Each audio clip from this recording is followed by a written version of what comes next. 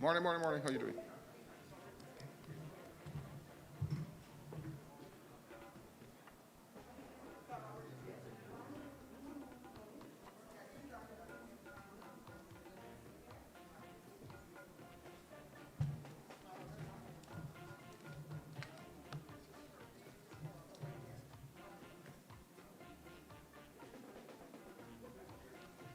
Okay, good morning, everyone.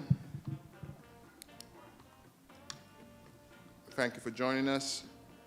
May I have the first speakers for this morning session? Please come to the stage, please, and take your seat. Yeah. So Barbados Tourism Investment, Short Lane, Barbados Tourism Marketing, Inc. Also, we would like to have Kenyan Airways. If you're here, yes, thank you. You can come to come up to the stage, and also Kenya Tourism Board. All right, we're live right now, online, and therefore we are getting ready to kick off our event this morning.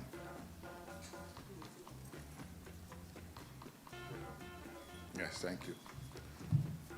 I will soon prepare. If you can just let those who are on the outside make their way in. Thank you.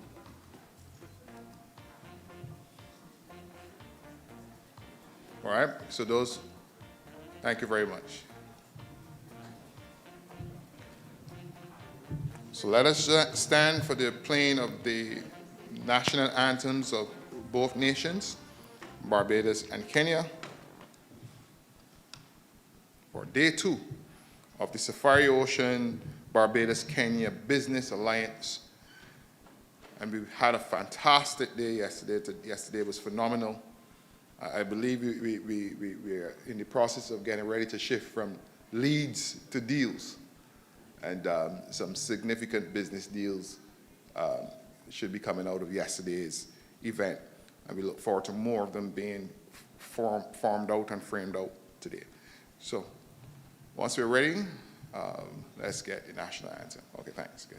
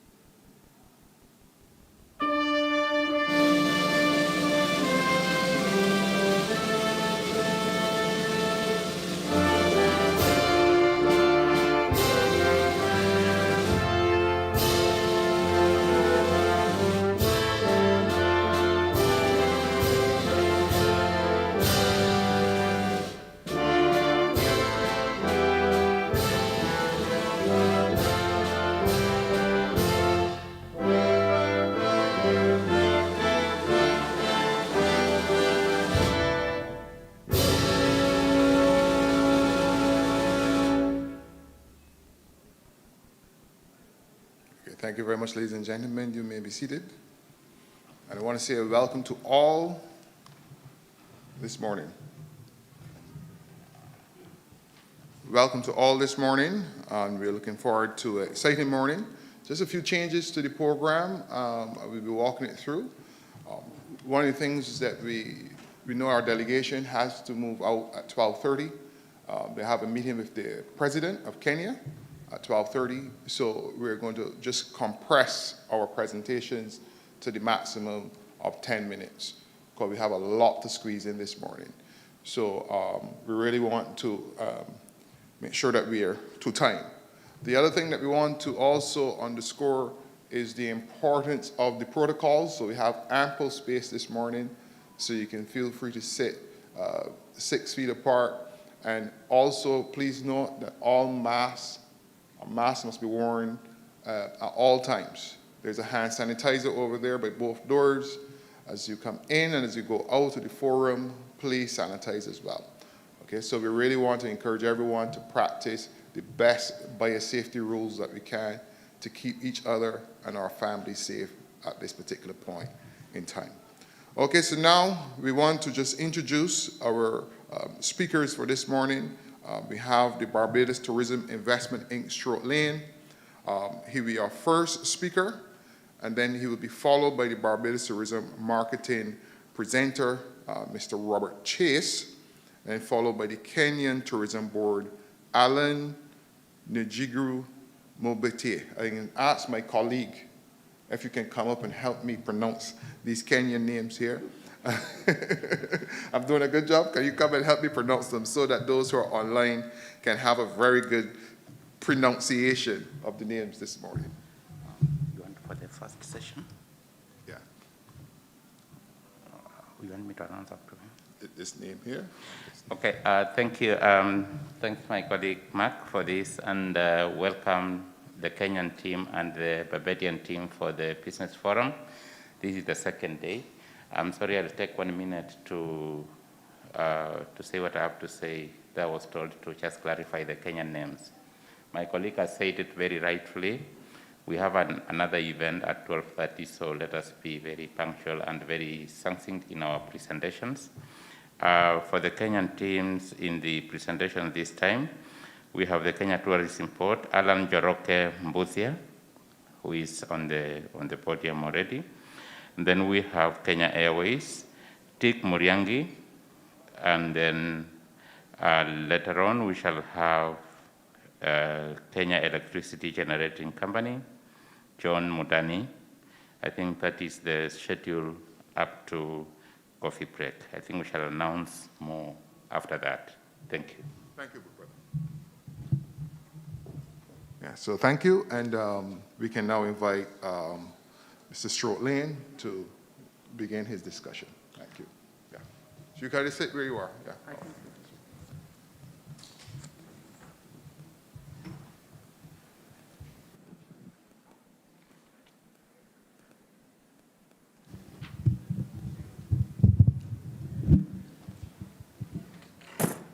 Oh, you have your mic. Okay. Hello.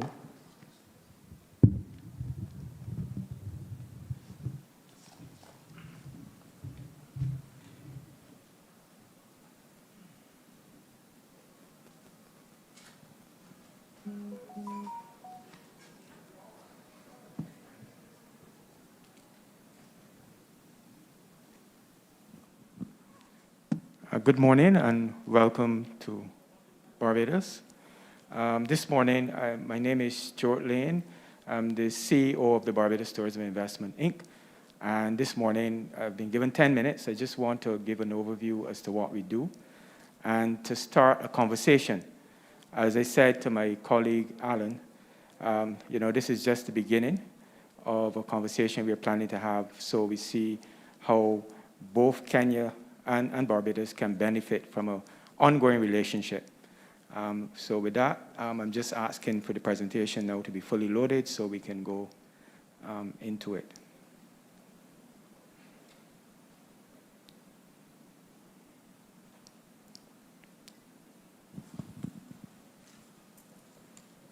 All right, so What I want to present this morning would be the investment opportunities in Barbados. And I also want to say who we are. We are the lead agency for tourism investment into the country, as well as urban regeneration. So it's a, so to speak, double barrel remit in terms of what we do. We try to make sure that the government's mandate, or mandate given to us by the government for urban regeneration, whether it be parks or boardwalks, all that's done, and then we facilitate tourism investment. We look to promote both local as well as foreign direct investment in the tourism sector. We also have project management of the urban regeneration projects. Now, I want to speak to what this looks like in reality. When we are looking to promote tourism investment, we have to recognize a few things. One, that the investor needs to be made to feel comfortable, so that's the facilitatory function that we perform.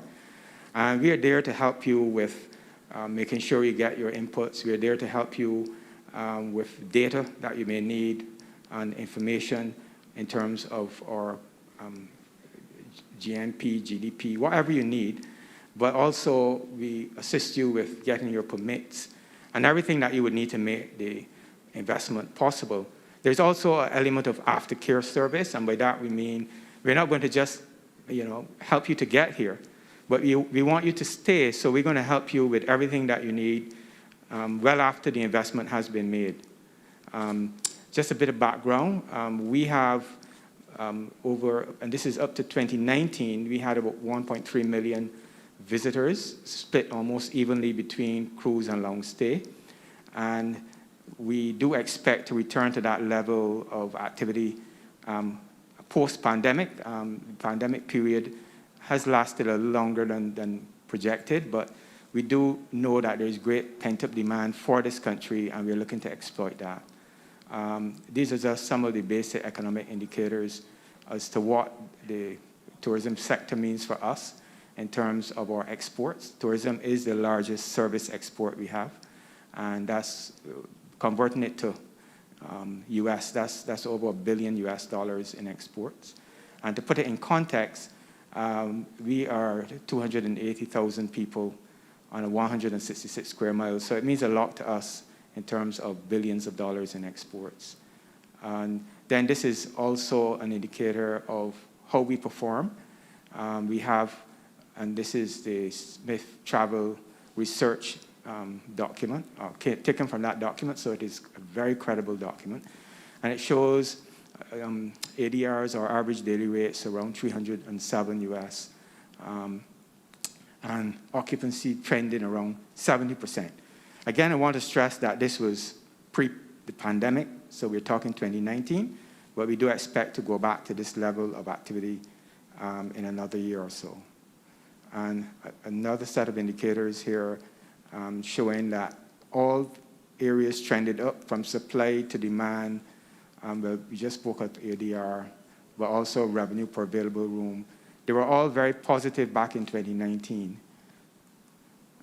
Now, in terms of getting the investment, we have discovered there are only two really good reasons you can advance and for having the investor come here. One, you must persuade the investor that it is easy to do business, and also that it is profitable, because all investment runs on IRRs and NPVs. I mean, we are competing globally, and so we have a good sense as to what it takes to get the investment to happen.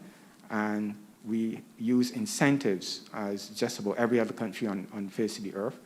And in that regard, the major act is the Tourism Development Act, which gives incentives to the construction of hotels and ancillary tourism development. And in other words, those inputs are duty-free, and then operationally as well. Now, in 10 minutes, I really can't go through this act, but it is available on our website, which you can have a look at the end.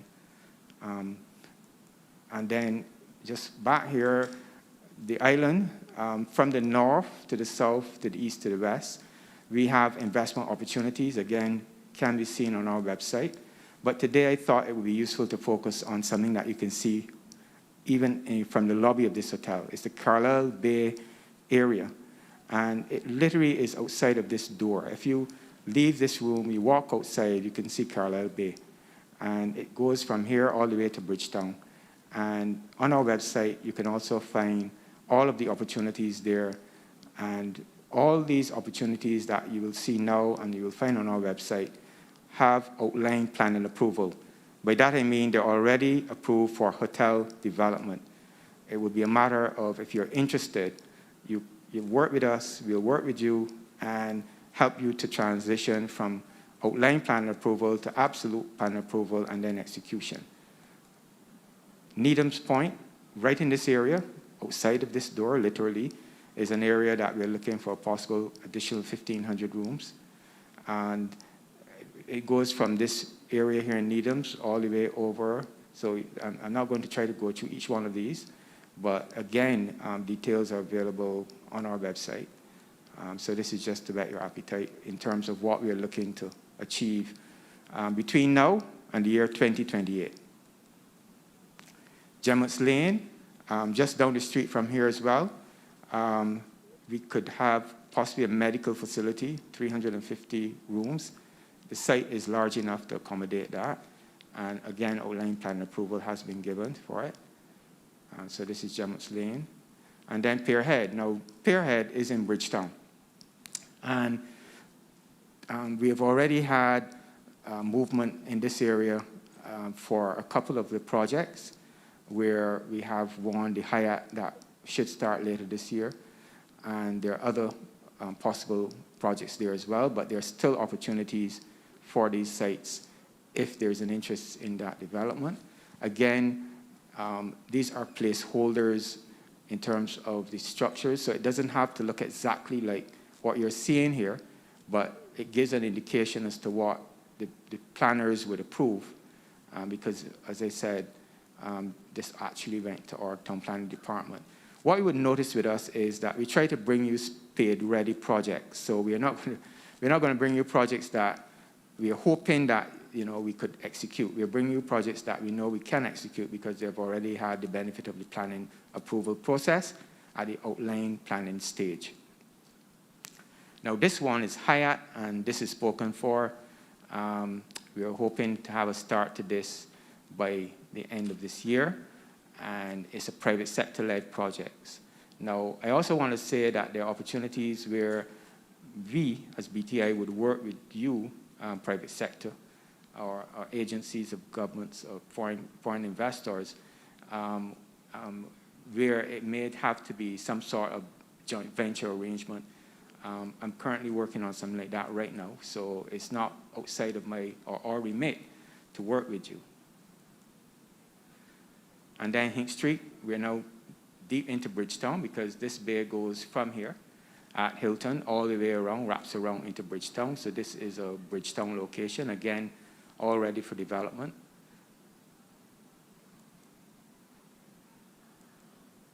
And Travers Way, also, now we're very close to our Bridgetown port. And if you're in Travers Way, you can look right back from Travers Way and see this hotel that we're in right now. Just look across the bay. So this is another area as well that we are looking for development. Kensington Oval. Now, I know Kenya, the country has a love for cricket, and Kensington Oval is the mecca for us and well known in this region and beyond. And it's not the development of Kensington Oval, but there is a tourism potential just outside of the Oval itself that we are looking to exploit and can be used for a possible sporting facility related to cricket or any other activity that may be relevant to Kensington or a wider area. But it is in this general area where the Kensington Oval is located that we're looking to develop as well. All right, what's the target?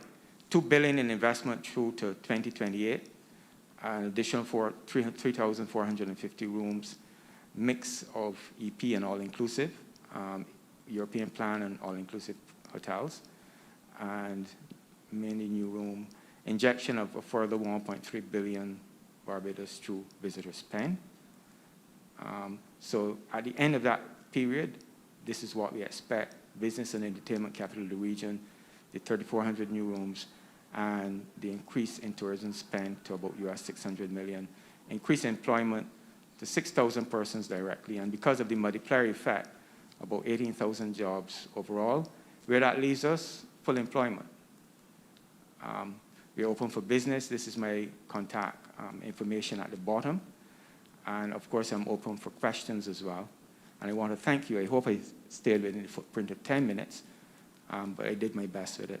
So thank you. As I said, it's a conversation. You know, Churchill once said, it's not the end of what was happening at that point, right? It was not even the beginning of the end. The most we could say it was the end of the beginning. So this morning, what I want to do is to open the dialogue. Conversations are of necessity two-way. So we're not only here to tell you what we have, but to hear from you as to how we can help you and help Kenya advance its tourism product and its tourism objectives and goals. So with those few words, I believe there's a little session for questions or feedback. But I want to assure you that we're here, we're open for business, and we've just started the conversation, which we can continue tomorrow and in the years to come. I thank you.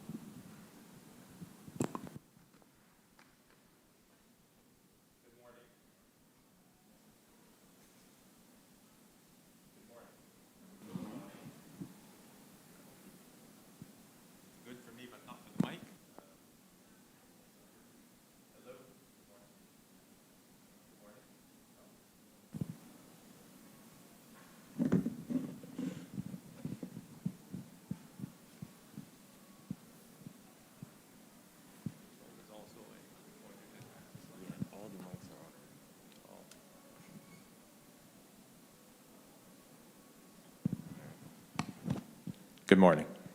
Is there a pointer for the slide?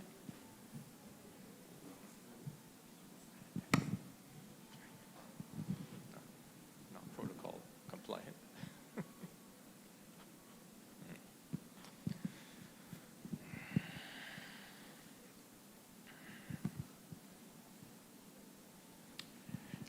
And good morning again, members of the presentation panel, protocols having been established, both COVID and otherwise.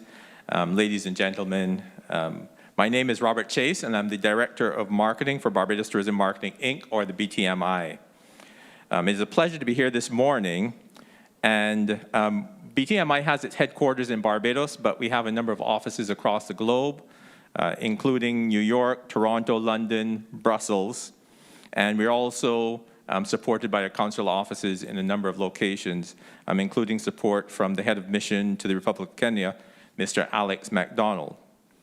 So as we partner to explore the opportunity for travel between Kenya and Barbados, and given that I am a marketeer by profession, allow me a minute, and I'll take no more than a minute, to share a story of two rookie salespersons. Let's call them Jim and Jane, assigned the brand new territory of the Sojourn Islands. They're responsible for the company's recreational professional snorkeling and spearfishing equipment, including fins, masks, and spear guns. As they hurriedly left the hotel and went to the beach, renowned for spearfishing and skin diving, what shocked and amazed both Jim and Jane was not one single diver wore a mask, snorkel, or used fins. Stunned, they both returned to the office where Jim rushed into their boss's office and immediately began to rant. "How could you give me this assignment on my first day out? Did you not know that no one in Sojourn has even heard of snorkels or dive equipment or fins?" And he promptly dropped his resignation letter on the desk, leaving his boss stunned. But before the boss could gather his thoughts, Jane came rushing in and hugged him. Perplexed and totally confused, he looked at her and she said, "I didn't know you valued me so much to give me this fantastic opportunity. I could not believe when I got there, and not one single person had yet bought their first snorkel, mask, or fin." Moral of the story, opportunity is in the eye of the beholder. As I look at, and I'm not seeing my slides yet, but as I look at the level of visitor arrivals from Kenya at this time, which hover around 1,700 or thereabouts out of our 712,000 visitors in 2019, one might wonder where is the opportunity. But in order to find the opportunity, sometimes you have to do a deep dive. You have to look for the pearls. So as I present this situation, I note that the majority of visitor arrivals to Barbados has come from the United States, or UK, Canada, Europe, our primary source markets, and the Caribbean. And of those 712,000 visits, only a small portion, around 1,700, came from Kenya. But we need to ask ourselves, are we Jim or are we Jane? In examining the opportunity, it is notable that in a relatively short time, about 2.5 decades, the whole Barbados tourism business grew from 224,000 long-stay arrivals to 712,000, a more than threefold growth to exceed $1.1 billion in revenue. Unquestionably, the growth is fueled by and dependent on the growth of airlift, and I'll address that a little bit later on. So, where do I suggest some of these oysters lie, both within and beyond the general organization of leisure and business travel? So as I do a deep dive on the data, there's no doubt that Barbados attracts high net worth travelers. So the luxury market is clear an opportunity. And I will speak to some of the properties and private jet facilities that help to facilitate this. But what are the other travel gems that deliver high value and prospects for investors? We see that destination weddings can be a major opportunity when high net worth individuals seek exotic locations, not just for bride and groom, but for the whole family and friends. The luxury version of these weddings run into hundreds of thousands of dollars, and the speed and ease with which one can get married in Barbados with licenses issued the same day make this a high value market for prospective tourism investors. As a multi-faith community and internationally successful destination, wedding planners, internationally successful wedding planners such as Brian Green, and with local service providers, there are many pearls to be found in the destination wedding market. Another gem in terms of group travel of high value is the area of golf holidays. In 2019, there was a significant number of persons who identified sport as their reason for traveling to Barbados, and admittedly, golf would be a small proportion of that. However, there's no doubt that the exceptional golf courses such as the world-renowned Green Monkey Golf Course at Sandy Lane, the Robert Trent Jones designed Royal Westmoreland, and the now redeveloped, and I'm told by many top golf travel agents, the previously underestimated Apes Hill course surely have been primary reasons for a number of travel groups to Barbados, not to mention property sales. In any event, I would recommend the group travel business, including that for meetings and incentives, as the opportunity is expected to grow. With the soon completed redevelopment of the Sam Lords Castle property by Wyndham Grand, delivering 400 new rooms, and with a strong focus on the conferences and family product segments, the future of the meetings, incentives, convention, and events market tourism segment in Barbados looks very promising. But a very significant travel destination, or travel point, I should say, because we're just a small destination ourselves, in Barbados is the Platinum Coast of Barbados. Steeped in luxury hotels and the regular playground of our very own Rihanna and Simon Cowell at One Sandy Lane, there's no doubt that luxury, exotic travel is an opportunity to be explored. Moreover, attention should be paid to the multi-destinational travel segment. Of the approximately 6,600 hotel rooms and approximately 3,000 villa and vacation rental rooms in Barbados, we see that over a third of the hotel rooms and villa rooms are of the luxury category, with names such as Sandy Lane, Sandals Royale, Royal Westmoreland, Coral Reef Club, Cobbler's Cove, just to name a few. Furthermore, with Barbados as the gateway to the Caribbean, multi-destinational travel with drivers which delivers longer stays, bigger holiday packages, is to begin given serious consideration. Currently, Caribbean Airlines, Inter-Caribbean, One Caribbean, Air Antilles, Trans-Guyana all provide active connectivity into St. Lucia, St. Vincent, Dominica, Grenada, Trinidad, Jamaica, Guyana, Guadeloupe, and Martinique directly from Barbados. But make no mistake, there is hotel product to match all levels of budget and pocket. With a number of A-class hotels such as the Hilton and the Crane, and quality boutique and small family-run and owned properties such as Yellowbird, Coconut Court, and Dover Beach. Hotels which repeatedly earn top TripAdvisor ratings along with many others. The hotel and vacation rental properties represent an opportunity of upward to 2 million room nights per annum. So there's significant opportunity to be found in Barbados. But the true beauty that is Barbados is not only in our white sand beaches and crystal clear turquoise waters, which has some of the best scuba and wreck diving in the Caribbean. There's beauty deep in the heart of the island, with the glorious wonder of our crystalline caves, such as Harrison's Cave, which has been one of our major attractions for many years, and recently began enhancement with the addition of a zip line ride and other soft adventure activities, this being the result of a new investment coming under a new management arrangement with the Chukka Group. But our beautiful soft limestone caves substructure does not always remain hidden below ground. It has given rise to our unique physical heritage and topography of gullies and hosts tremendous flora and fauna, including being the origin and home to the grapefruit, believe it or not, which was originated in Barbados. And the natural nursery of torch gingers and the pride of Barbados, which has harnessed into many picturesque gardens, such as Hunt's Gardens and Andromeda Gardens, and won many international flower shows, such as Chelsea Flower Show. The experience that can be found in our island are endless, ranging from Saturday at the Garrison Savannah, betting on or just marveling at the horse racing, or if you want an up-close experience, venture down to the beach an early morning where the grooms take the horses for a morning swim or short trot. It is a marvel to see and always fascinates all of our visitors. This is all found within our UNESCO World Heritage Site of Bridgetown and its garrisons, which received its inscription because of its relevance to the transatlantic trade and in part is part of our history and heritage tourism.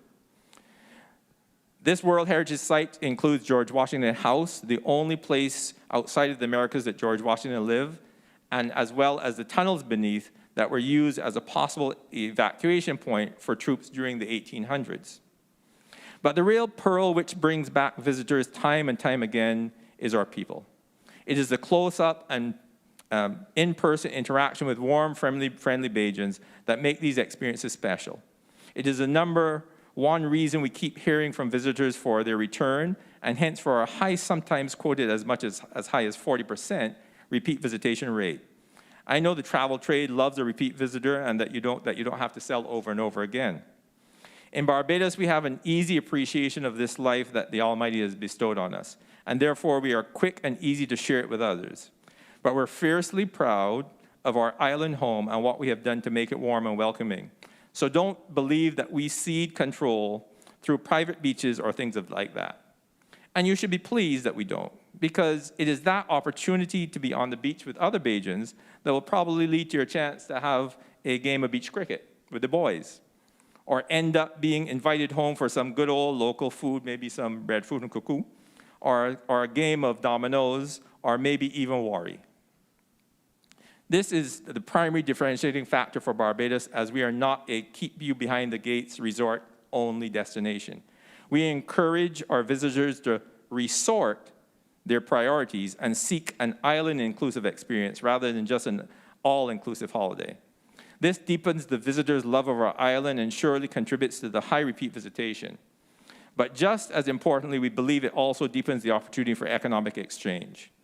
As we build out our community tourism offering, we encourage you to partner in this community tourism endeavor, whether it is by investment or by packaging. We know that many travelers today wish to leave the place they visited better than or as good at as they found it. Hence, we are very focused on sustainable tourism, which brings agriculture and tourism and volunteerism into close nexus with farm-to-table opportunities found, for example, at our Cocoa Hills Forest that overlooks our east coast, our Chalky Mount Clay Pottery Village. I'm sure that our way of life is one that many from the African continent will connect with. Our ancestry is deeply rooted in physical heritage,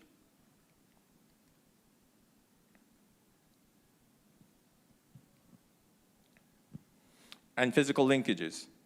As you start the hop, skip, and jump over the Americas, we are the first little hop after you skip over the Cape Verde Basin and before you jump into the concrete mass of North America. We are that oasis of green and blue. Our physical connection goes deep with the Middle Passage that brought African DNA to this side of the Atlantic, and that connection can still be seen with a visit to our rock called Freedom Village or the Newton Slave Burial Ground. We look, feel, dance, and enjoy life much like you do. So whether you come out for our Crop Over Festival in August, when you still see dances much as you would at home, or listen to the Tuk Tuk Band where you will hear percussion-based melodies that are familiar, or come for one of our Food and Rum Festival events where you will find breadfruit done in interesting ways, Barbados is a place where many persons from Africa in general and Kenya will feel at home. Yet the distance will make us a bit of an exotic place, and hence desired by those with means who crave something different, something exclusive. At the same time, there's no doubt that Barbados and the Caribbean brothers and sisters are thirsting to learn more of their African ancestry and to experience the world wonders of Kenya.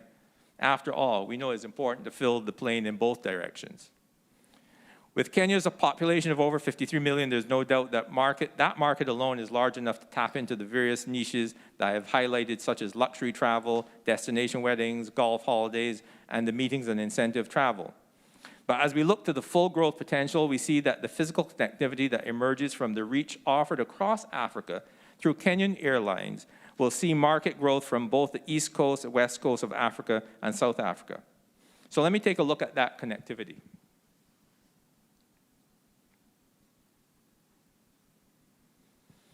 With over 9 gateways into Barbados, we are rebuilding from the ravages of COVID-19 and are projecting that for the current quarter, we will have over 72,000 air seats to Barbados, which represents an over twofold increase in the seat capacity over the fourth quarter of last year. This is in part due to the strong return of a number of our partners, such as JetBlue Airways, American Airlines, Air Canada, British Airways, Virgin Atlantic, and Lufthansa. But we're also thrilled to add to this capacity with new partners, including Aer Lingus flying out of London this October, and most importantly, KLM flying out of Schiphol in November. The KLM flight is of particular interest in terms of the prospect for travel from Kenya. Travel to Barbados from Kenya at the moment entails routes through one of these options, and the new KLM flight path presents the greatest opportunity for seamless connectivity. With Kenya Airways arriving in Schiphol at 6:30 a.m. Central European Time, there is more than enough time for connectivity to the 12:25 departure of KLM to Barbados.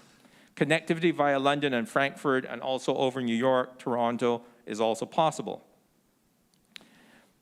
Last but surely not least, in the area of connectivity are the 2 private jet centers, the IAM Jet Center and the MJets, which provide service for private jets with exceptional concierge, fast-track services, and pampered privacy for the rich and famous.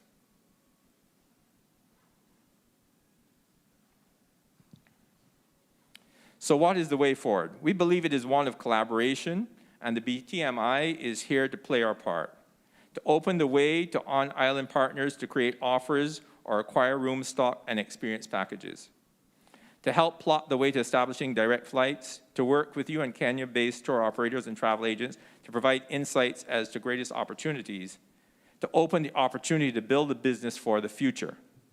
So as I wrap up, I will leave you with this little snippet or understanding of who we are and what Barbados has to offer.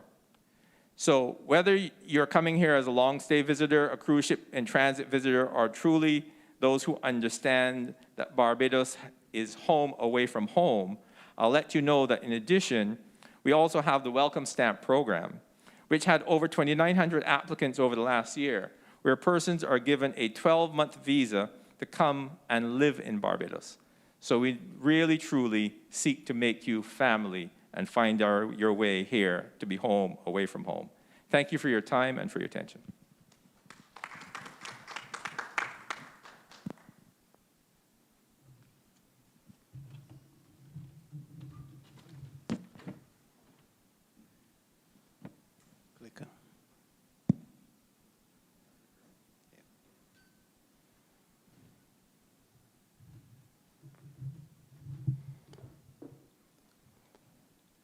government officials present, distinguished members of the Barbadian and Kenyan business delegations, good morning. My name is Alan Joroge. I am here on behalf of the Kenyan Tourism Board, which is the government-mandated agency that is responsible for marketing Kenya as a tourism destination locally, regionally, and internationally. First of all, allow me to say what a great delight it is for us from the tourism sector to be here in Barbados, in this lovely island that we look up to when it comes to matters tourism. You're doing a great job. You've positioned yourself very well in the market, and we look to learn a lot from what you're doing. If you could load my presentation, please. As we do that, let me just start off by saying that when it comes to tourism, I believe that our two destinations are more similar than they are different. Despite the vast space and ocean that separates us, it is easy to tell that our two economies are being very dependent on tourism. Our two economies having a great contribution by tourism to GDP and employment, as well as even the structure of the tourism sectors in the two countries with the BTMI and BHTA. I believe we really do share a lot of similarities. So who are we? We have these two brands. So I'm here today, we are in the heart of Kenya Tourism Board on the profile, but the brand that we go out with into the world is Magical Kenya. This is the brand that is well known all over the world, and this is the brand that we have over the years since we were established in 1997 gone out to position as a premier tourism destination, a destination that is aiming to be one of the top long-haul destinations in the world, and which I believe we have done a good job over the years, but more remains to be done.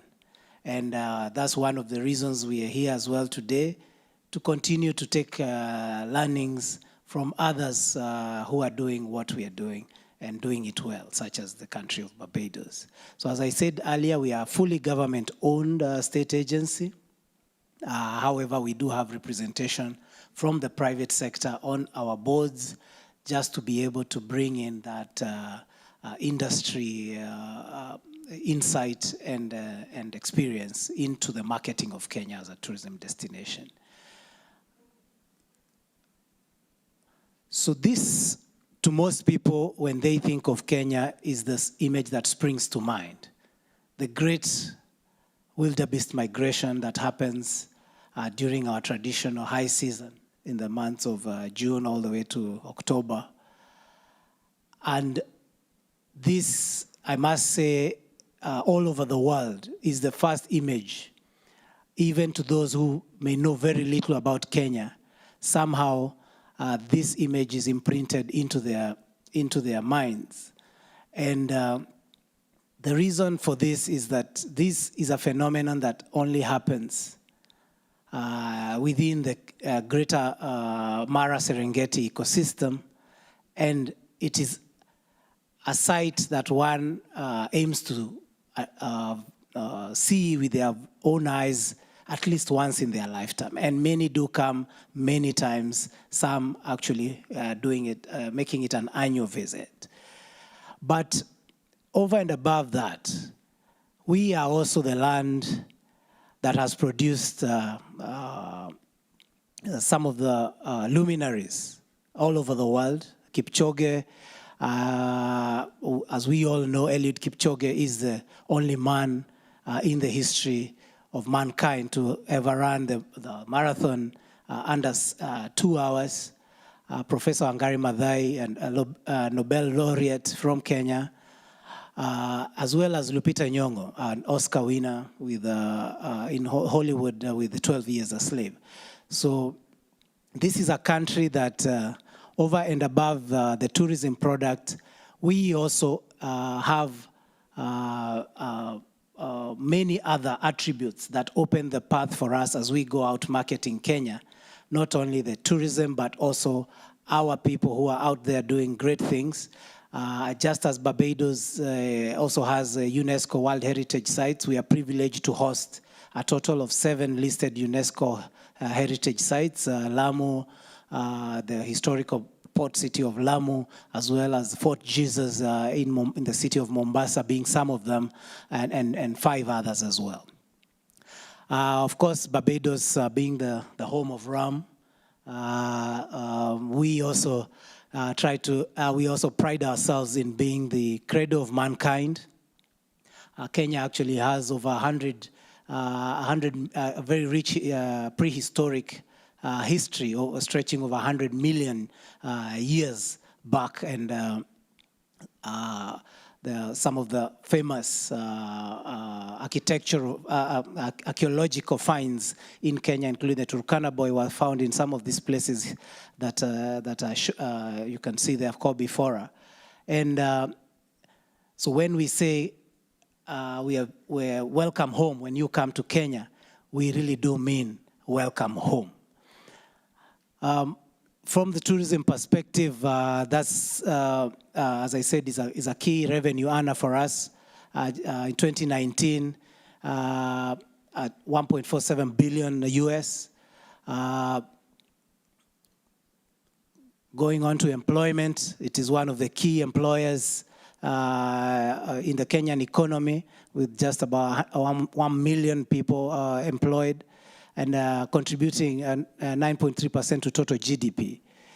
So from our top source markets, obviously some of our top source markets include our neighbors, Uganda, Tanzania, and the like. But from the international source markets, we do actually share the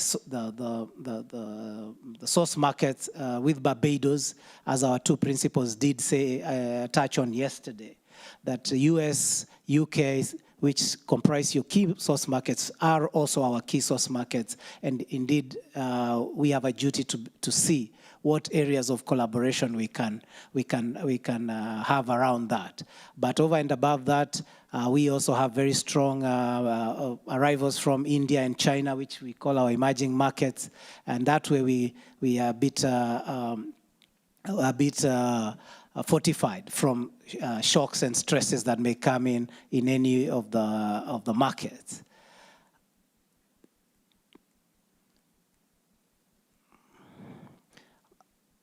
When it comes to visitation from Barbados, 532, not 1,000, 532, over a period of 5 years. So for the period 2016 to 2020, just about 532 Barbadians have made the trip over to Kenya. And this is a number that we are very keen to grow. And we are very keen to grow it because we do know that our product, our tourism product, is something that many Barbadians would love to experience, not only because the product that we have, apart from beach, is a product that many Barbadians perhaps would not have come across on the island. So our key tourism products, which I will just run through very quickly, just to be able to bring out the fact that the target that we were given of 50 million US dollars in terms of trade between the 2 countries, we believe that one of the easiest and low-hanging fruits to getting this done is actually visits between the 2 countries. And our three products that maybe many Barbadians would be familiar with are the safari product, for which we are very strong. The beach, we have very beautiful beaches as well. Diani Beach down at our south coast, having won many awards for being the best beach in Africa, as well as our Maasai tribe being very world-renowned. So when it comes to safari, it goes without saying that we are the original home of safari and original home of the authentic safari, and also home to the Big Five. We have over 480 kilometers of white sandy beaches and warm waters of the Indian Ocean, which is an attribute we share with the Caribbean seas that Barbados enjoys. But over and above that, we have the culture and heritage, being home to 42 tribes and having a very rich cultural history. And we believe that with Barbadians having an ancestral connection to the continent of Africa, this is an area that we offer, that we welcome Barbadians to come to Africa and to come to Kenya to be able to rekindle that connection. But over and above those three products, we are a land of diversity. Those just are the main products that we have, but we do have very many products, including golf, with over 40 golf courses in Kenya. We are very big on adventure. We are very big on kayaking, for example, mountain climbing, hiking, birding, ecotourism, camel safaris in our northern parts of Kenya. So in terms of a breadth of activities that one is able to come into Kenya and partake, we really do not have a shortage. So those are some of the niche products which I will not run through in the interest of time, but indeed this is only a drop in the ocean in terms of all the various activities and products that our destination has to offer. We also have a program which we have recently established over the last 2 years called the Magical Kenya Signature Experiences, and these are 44 of Kenya's curated and authentic experiences that we believe symbolize the best of what Kenya has to offer, some of which, and many of which you will not find in any other destination. You know, having breakfast with the giraffes through your window, maybe taking a helicopter ride over to the top of Mount Kenya for a day of fishing, or sleeping under the stars, as you can see there. So we do actually have some of the most fantastic signature experiences that we believe can, out of this journey that we have begun, bring many more Barbadians over to Kenya, and in that small way begin to contribute to the 50 million USD target that our principles have set for us. In terms of the tourism sector, Kenya has a very well-developed tourism sector stretching back decades. In terms of hotel chains, we do have the Radissons and Kempinskis and Movenpicks, of the world coming in. But we do also have indigenous chains such as Serena and Sarova that have a huge footprint across all our national parks and reserves, as well as smaller eco-lodges. And Kenya has actually stamped its presence as a key leader in ecotourism. As well, obviously, having a very well-developed tour or travel business that employs quite a number of people. When it comes to air connectivity, and my colleague Dick from Kenya Airways will be addressing this in the next presentation, but we are an aviation hub. The flag carrier KQ is connected to all the destinations across Africa, Europe, Asia, and now flying direct from the US which is obviously a big milestone for us. But over and above that, we do have many airlines, many of the international airlines are coming into Kenya. But over and above that, within the destination, as was pointed out, Kenya is a huge country.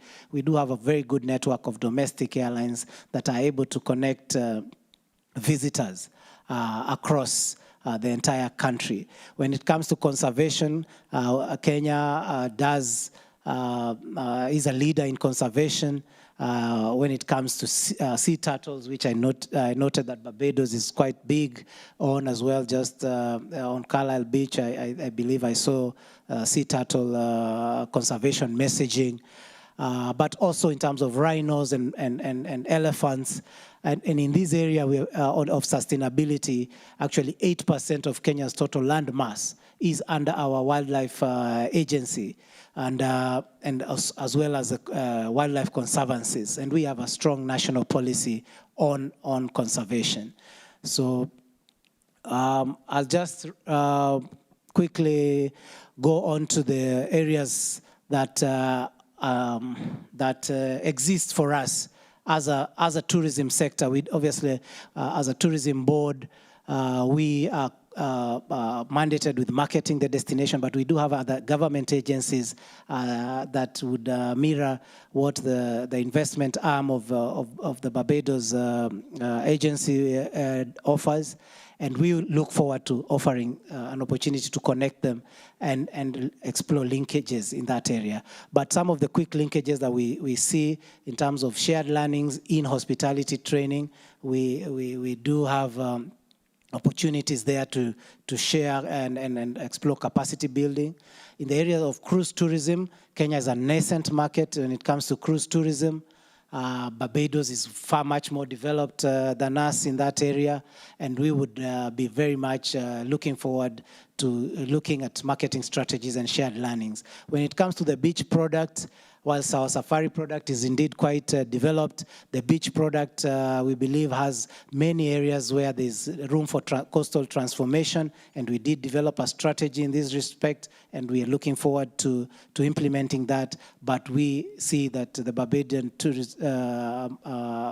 tourism sector can also come in a big way and help us in that respect. When it comes to charter flights, indeed, we also run many charter flights into our beach destination, and Barbados, I believe, does the same. And these are some of the areas where our two principals asked us to sit and see what we can do around joint marketing. And we would be very open to hosting travel media from Barbados into our country to begin to spread awareness about what Kenya can offer this market.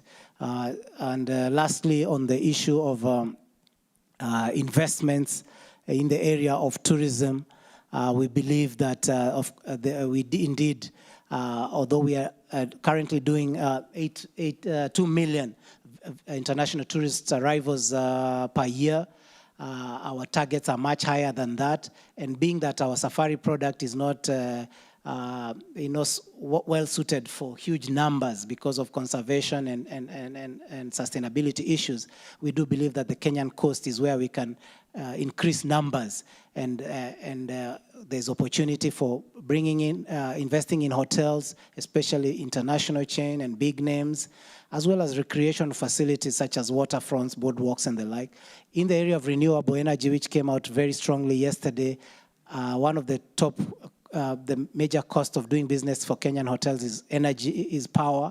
So we would be very much looking forward to see what we can tap into the Barbadian prowess in renewable energy. Charter flights, despite the long distance and the connection challenges that we have, there is opportunity for private charters for high net worth individuals and in the society, Barbadian society, to be able to come and experience our safari product with direct flights And we've seen a lot of that happening. We have the product for it to cater for such a target market. So that's just a representation of some of the areas that investment can happen. And I did already touch on them, as well as in the area of MICE, with Barbadian companies coming in for incentive travel to Kenya and the like.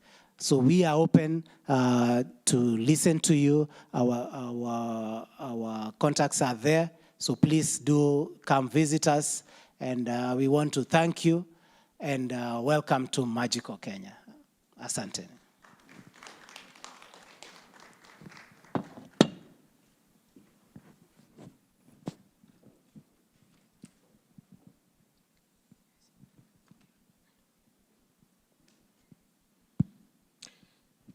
Good morning to all. I do not have a presentation because I think my marketing has been done by most of the speakers from yesterday. Mine is to now try and explore what is it that we can do. My name is Dick Murianki. I'm from Kenya Airways. I'm representing my CEO. Starting from yesterday, when the CS Betty Maina spoke, she drew a challenge. What is it that we can do to make travel between Kenya and Barbados easier or simpler? She gave me the full details of how she spent 27 hours from Nairobi to get here.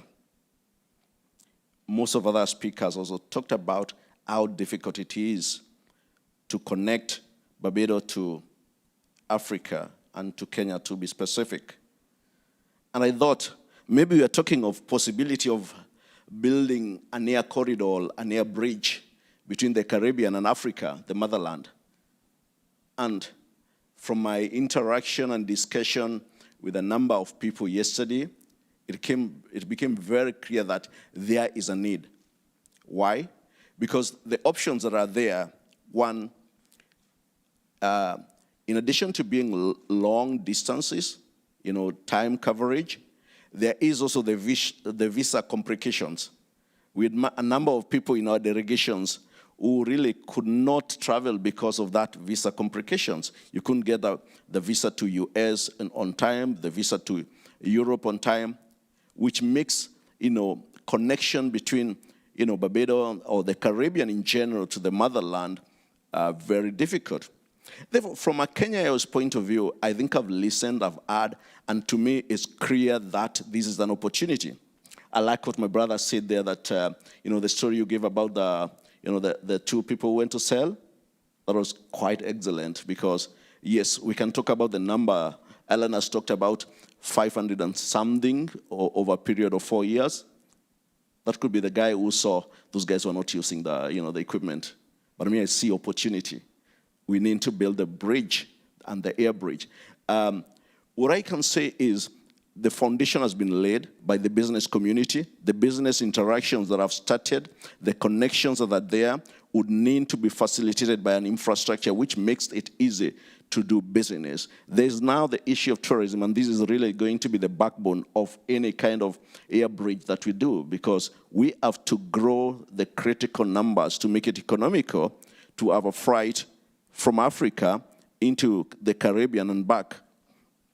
And there are various models, and from my interaction, what I've had, and really the commitment which I'm giving and which we're going to explore with our team back in Nairobi is, what is it that we can do? I'll be meeting some people who are doing airline business in the Caribbean, the Inter-Caribbean airline. I'll be meeting them, and that will be the first step now of seeing how can we do it.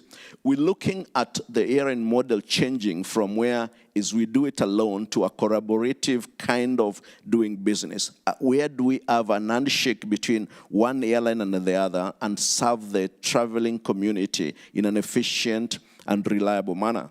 So really, it's going to be collaboration. It's going to be, modeling a product that will serve the needs.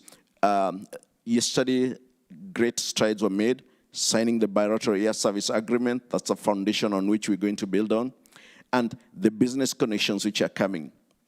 But I think the key thing which comes out is it will take time. It will not be tomorrow.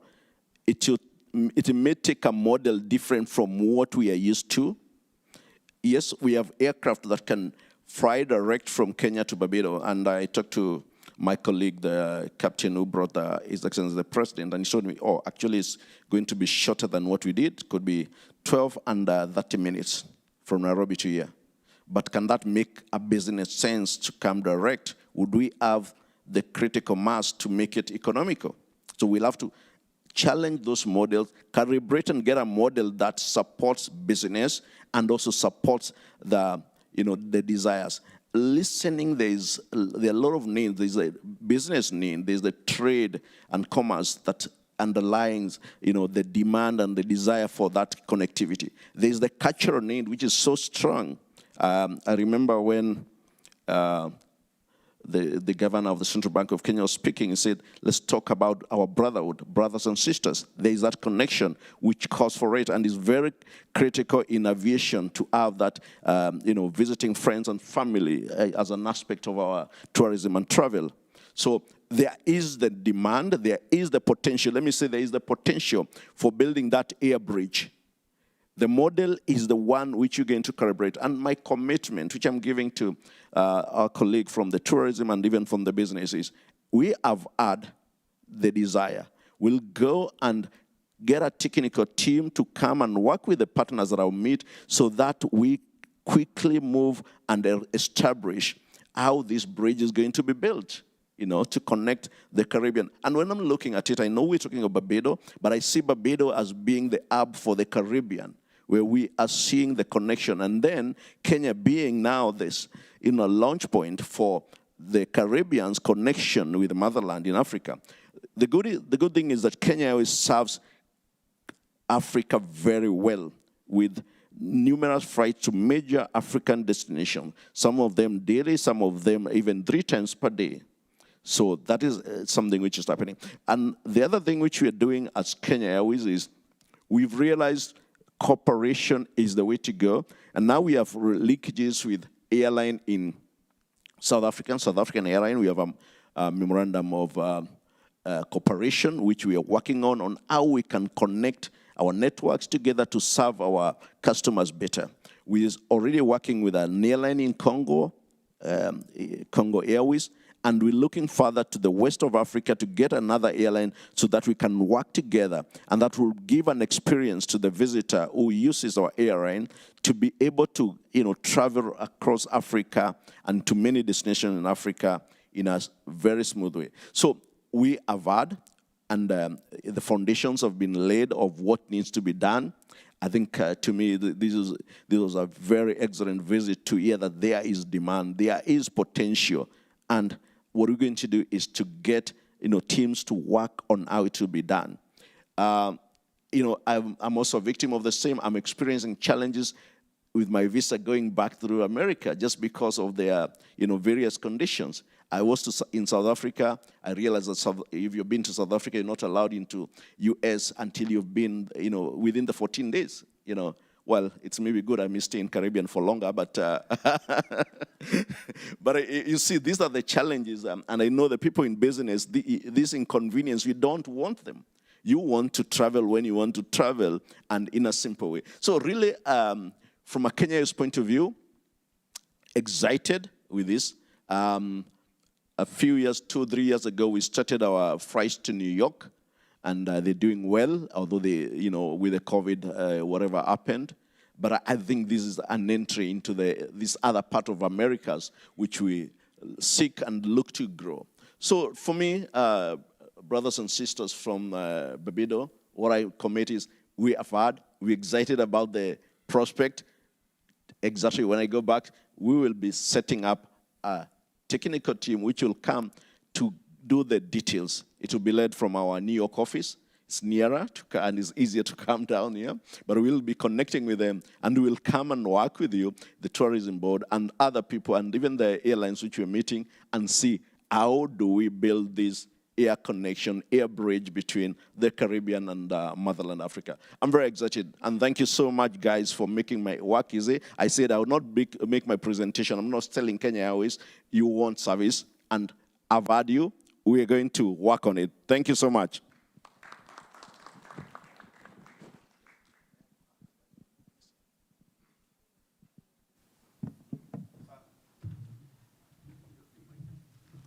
Okay, thank you. Just one question from one of our members of the audience, and then we will transition to break while we sanitize in here, and the other persons will come and sit on the podium. Okay, go ahead, Mark, please. Yeah, Go ahead. in terms of, you can use the mic. Good morning, everyone. In terms of travel from, let's say, the western coast of the continent to Barbados, for example, how do the trade winds affect the flight time? I think if I've gotten you asking it's near to, from west coast of Africa to Barbados. One of the models which we'll be discussing and the technical team will be looking at, could we have a flight originating Nairobi to a place in West Africa where it can also carry more of the people from there to Barbados, and on the return, also having one stop somewhere in West Africa. If you ask me, and if I was to choose, I'll tell you Ghana because of the historical relationship. It's an Anglophone country, just like us, like you. But again, I'll leave that onto the technical team. But yes, it's possible. It may lengthen the duration a bit for the person who started in Nairobi, because you'll have a ground time in, say, Accra. But, it's worth doing it. There is no visa restriction into Accra from, Nairobi and the like. So it's worth doing it, my brother. Thank you. Okay, so put your hands together for that. Our tourism prospects with Africa looking very, very, very, very, very good. So therefore, we want to thank our audience for those presentations. So ladies and gentlemen, we'd like to invite you to join us outside for break. It's a break that we're having a working break. So you can take your break and you can come right back in, and you can consume it while we continue with our presentation. So our next set of speakers will be coming up as this set is going out. And as you come back in with your break, so we don't break in and staying outside, you come back in so we can continue with the presentations. Thank you.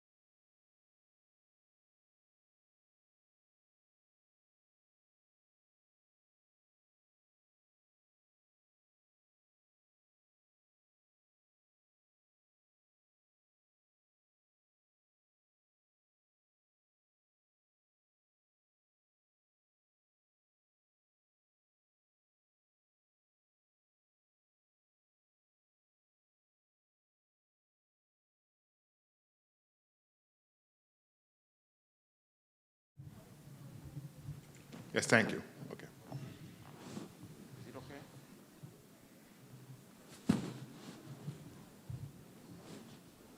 I think they're changing it now.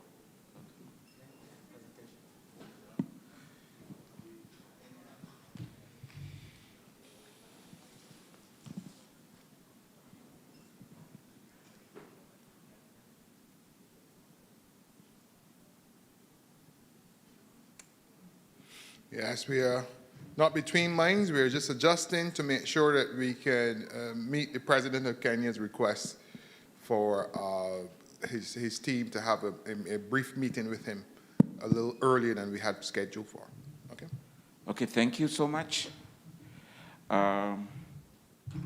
Members of the delegation, the Barbadian business community and Kenyan community, all protocols observed. My name is Dr. John Mudanyi, and I'm presenting on behalf of Kenya Refrigerating Company. Can I see it? I can't see the slide moving. Could you upload my slide? Thank you so much. Yes, I'll start there. That is the value chain of the Kenyan power sector. Kenyan power sector is what we call completely unbundled. So you have generation, standalone, you have transmission, and you have distribution.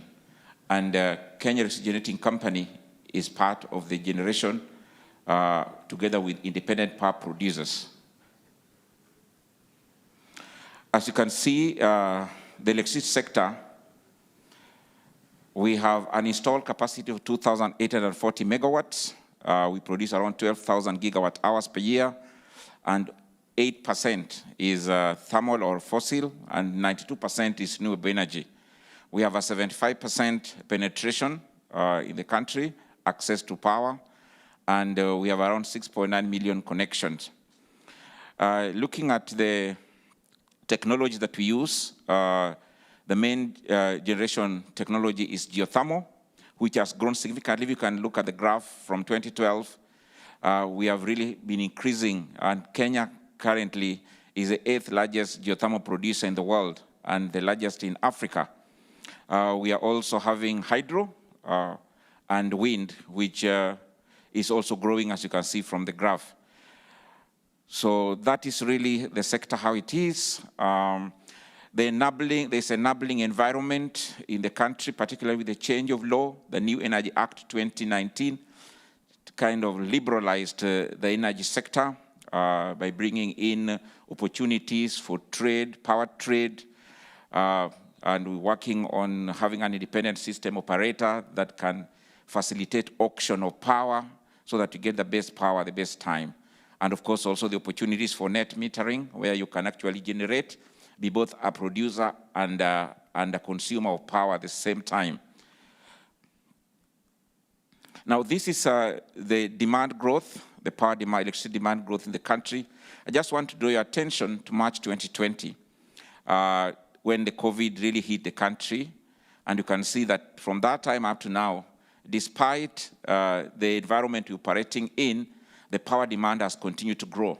And we have actually had an addition of over 70 megawatts demand during this period of COVID-19. And looking more into the future, how is the power demand projection? You can see it's expected to really grow. We believe that electricity drives the economy. And with the economic growth rate that's expected, we expect that demand for the power. We have given there 3 scenarios, kind of a low scenario, a vision scenario, and a reference scenario. And we expect the power demand to continue growing into the future. And therein is the opportunity, both for the suppliers and the producers and the generators, whether you're a supplier of equipment, you're a supplier of spare parts, or you are a technology provider. This is about KenGen. KenGen is 70% owned by the government of Kenya, but we have 193,000 shareholders around the world. 13% is foreign owned, by investors from all over the world. 7.5% is locally owned, and with local individuals owning around 8%. We currently, in terms of installed capacity in the country, we provide 64% of the share. The rest is provided by independent power producers. But we do produce over 80% of the renewable energy. Our installed capacity is there 1,818, and we're just about to add another 84 megawatts of geothermal early next year. And as I've said, 86% is renewable.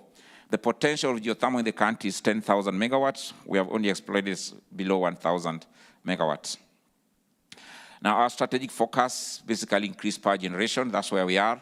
You can imagine if you are here, the time since we came here yesterday, if there was a power blackout. So the most expensive power is no power. So we really are committed to that, ensure that power is available, make it affordable, and we're the cheapest power producer in the country, producing power at around 5.2 US cents per kilowatt hour. And then, of course, we do create value for our shareholders.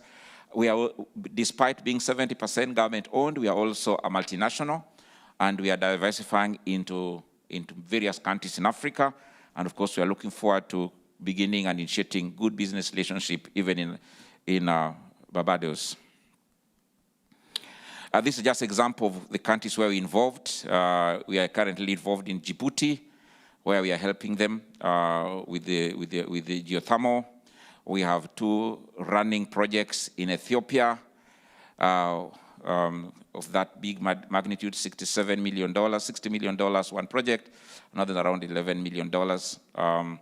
And then also we are, even within our own country, we are helping independent power producers, the ones that I've shown there, to explore, to drill, and to do all that they require so that can happen.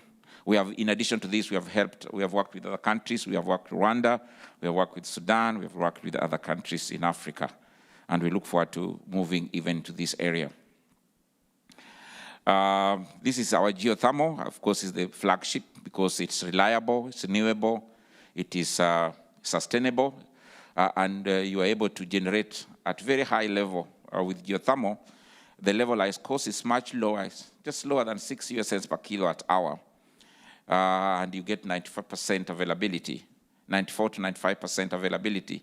Because once you drill, you can see on the right, on the extreme right, that's a well, a geothermal well that we have drilled, and you can see steam is coming. That's coming from around 3 kilometers underground.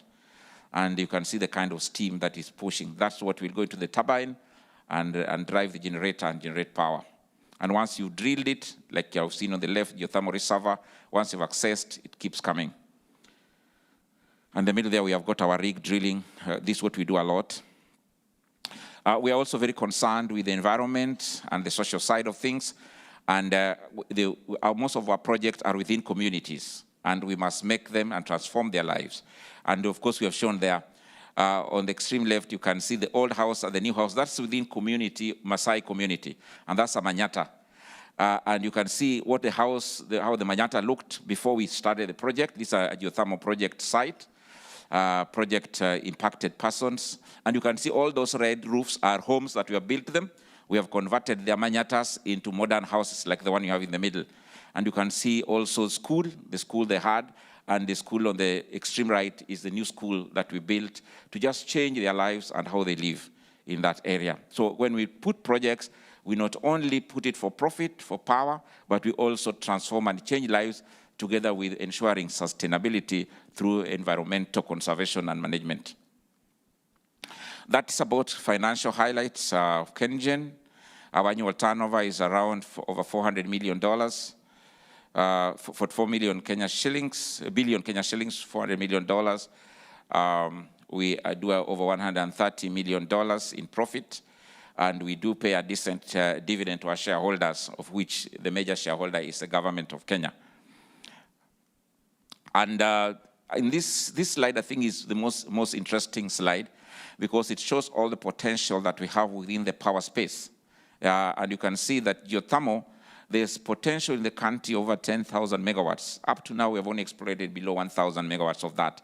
And this all is available within the Rift Valley, Cascade, and we're currently operating mainly in Naivasha, Olkaria area in the central part of Rift Valley, And of course, there are all opportunities that are yet to be tapped. Of course, we have independent power producers there and ourselves that are working. So if we are the one developing the site, we'll do the full scale. If it's an independent power producer, we'll provide the skill, the technology, the geoscientific studies, even the drilling technology they need, because we have both equipment and people. And in the middle there, we have hydro. Again, we have 800 over 800 megawatts of hydro, and we have got a lot of skills there, and that's a potential in the country. But of course, Barbados, I know you have a lot of wind and solar. We also have huge untapped capacity. We just have over 400 megawatts of wind that has been tapped. As you can see, we have potential of up to 4,000 megawatts. And also solar is estimated at 7,000. And this is the next phase that we are moving into. These are project pipeline, what we have up to 2020, what we have installed. We have got 83 megawatts of geothermal that we are going to be putting on the grid early next year. And then we have additional potential of 330 megawatts, which we'll be putting coming soon. And of course, those are potential areas. And into the future, we have got project pipelines, including wind, including geothermal, and also including hydro, the Karura hydropower plant that's available. So this is really what we can invite investors to support us, or we can also use our skill and technology to support others. And that is my short summary of the energy sector. Thank you so much.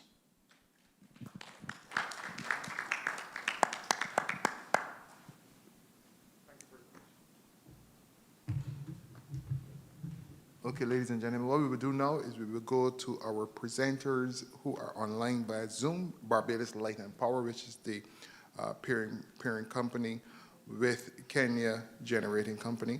So just join Barbados Light and Power on Zoom. Thank you.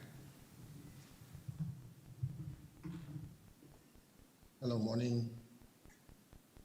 Just wanted on behalf of the management of Light and Power to extend a warm welcome to His Excellency Kenyatta and also his team from Kenya. We do hope that you are enjoying your visit, even though protocol has already been established. So just wanted to welcome you. That being said, Rohan Seal, Director of Asset Management from BLPC, and I'll be presenting today to give you a feel for our story. Are you able to see the presentation?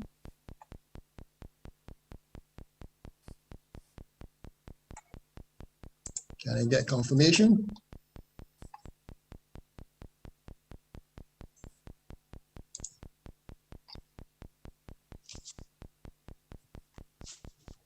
Okay, let me go again.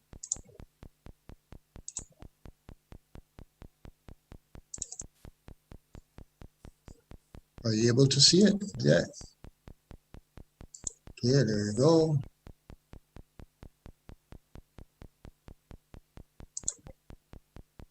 Okay, so today I'll be presenting on Light and Power's story over the years and giving you a feel for how the electricity generation in Barbados has progressed to enable the country to continue to prosper economically. Well, we would have been born around 2011, and since that time we've been powering our nation's progress since 1911, and this actually helps us to appreciate why we are around and why we continue to serve reliably since that time. And it is because our customers count on us every day to power every moment of their lives, and also they do look to us to power a sustainable tomorrow. So many persons who are familiar with the evolution of utilities could recognize that we have progressed from a time when we would have been promoting things like rural electrification, whereby we would have been encouraging persons to consume electricity and trying to develop the electricity market. But now we have actually transitioned after over 100 years to really seeking to enable our customers to be able to be empowered to make decisions about their energy usage.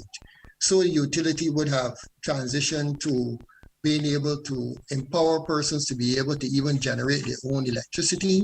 So they've actually transitioned from what we call consumers to being what we call prosumers. And you will see later on in one of our slides that through the efforts of the utility by facilitating distributed renewable energy, that footprint has actually grown to a significant 49 megawatts on the grid.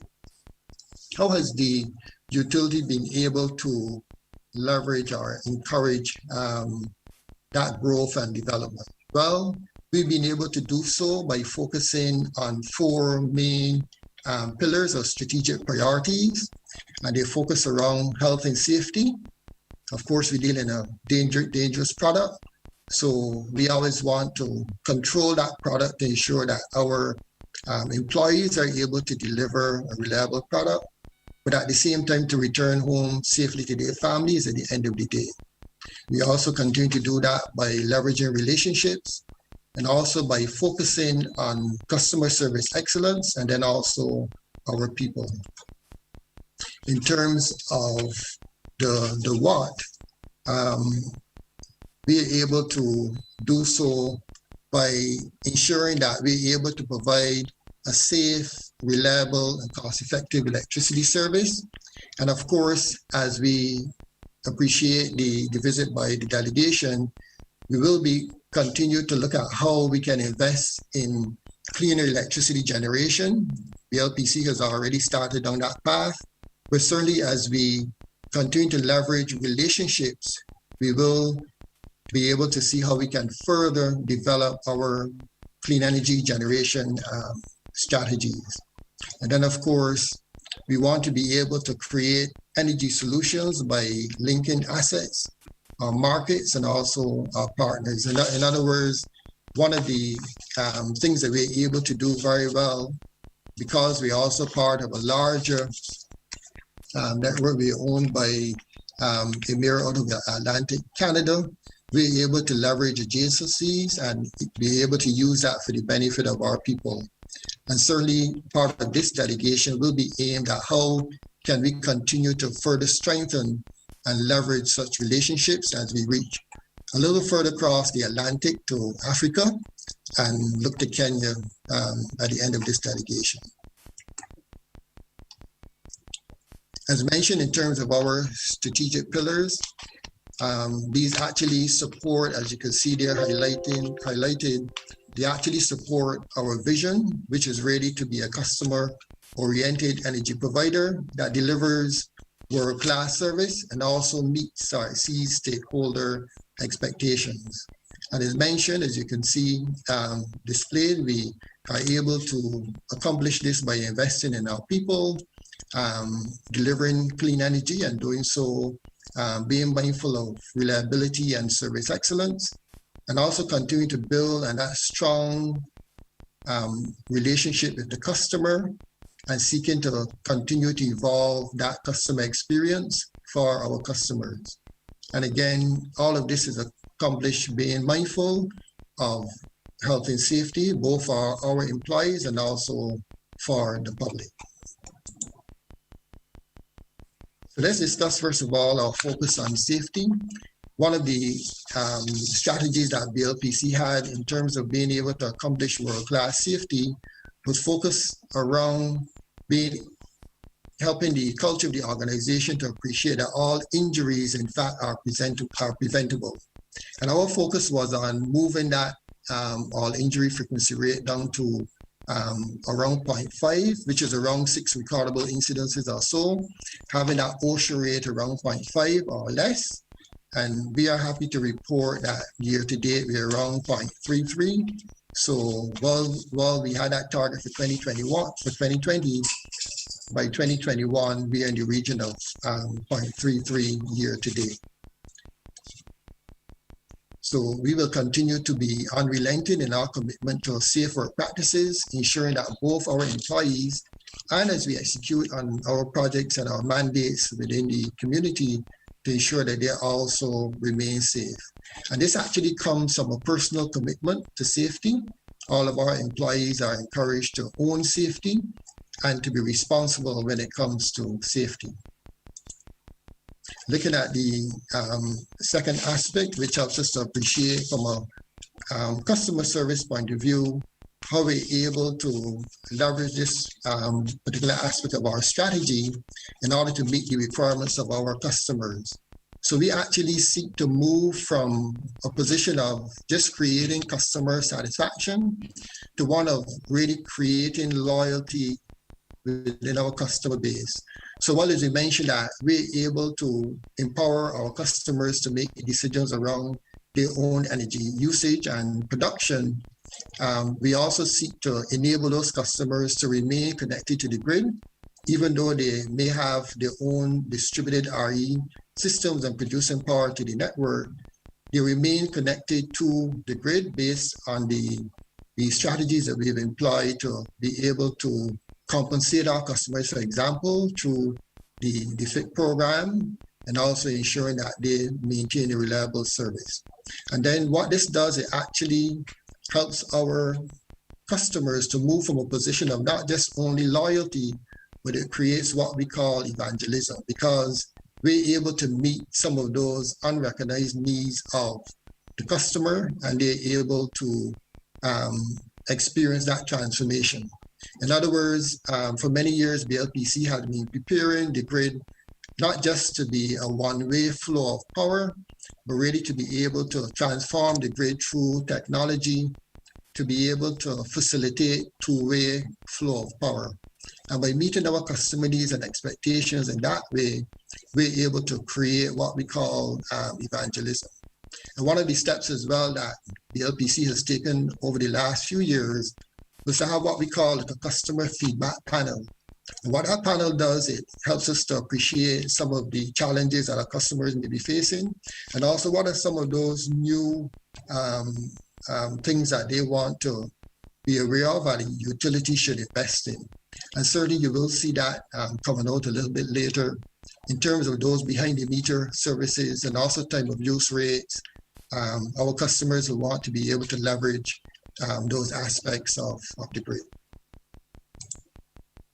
And then, of course, we're able to deliver safe and reliable power by ensuring that we also take care of our employees. And how we do this is to ensure that our employees' experience is according to the four pillars that I mentioned there.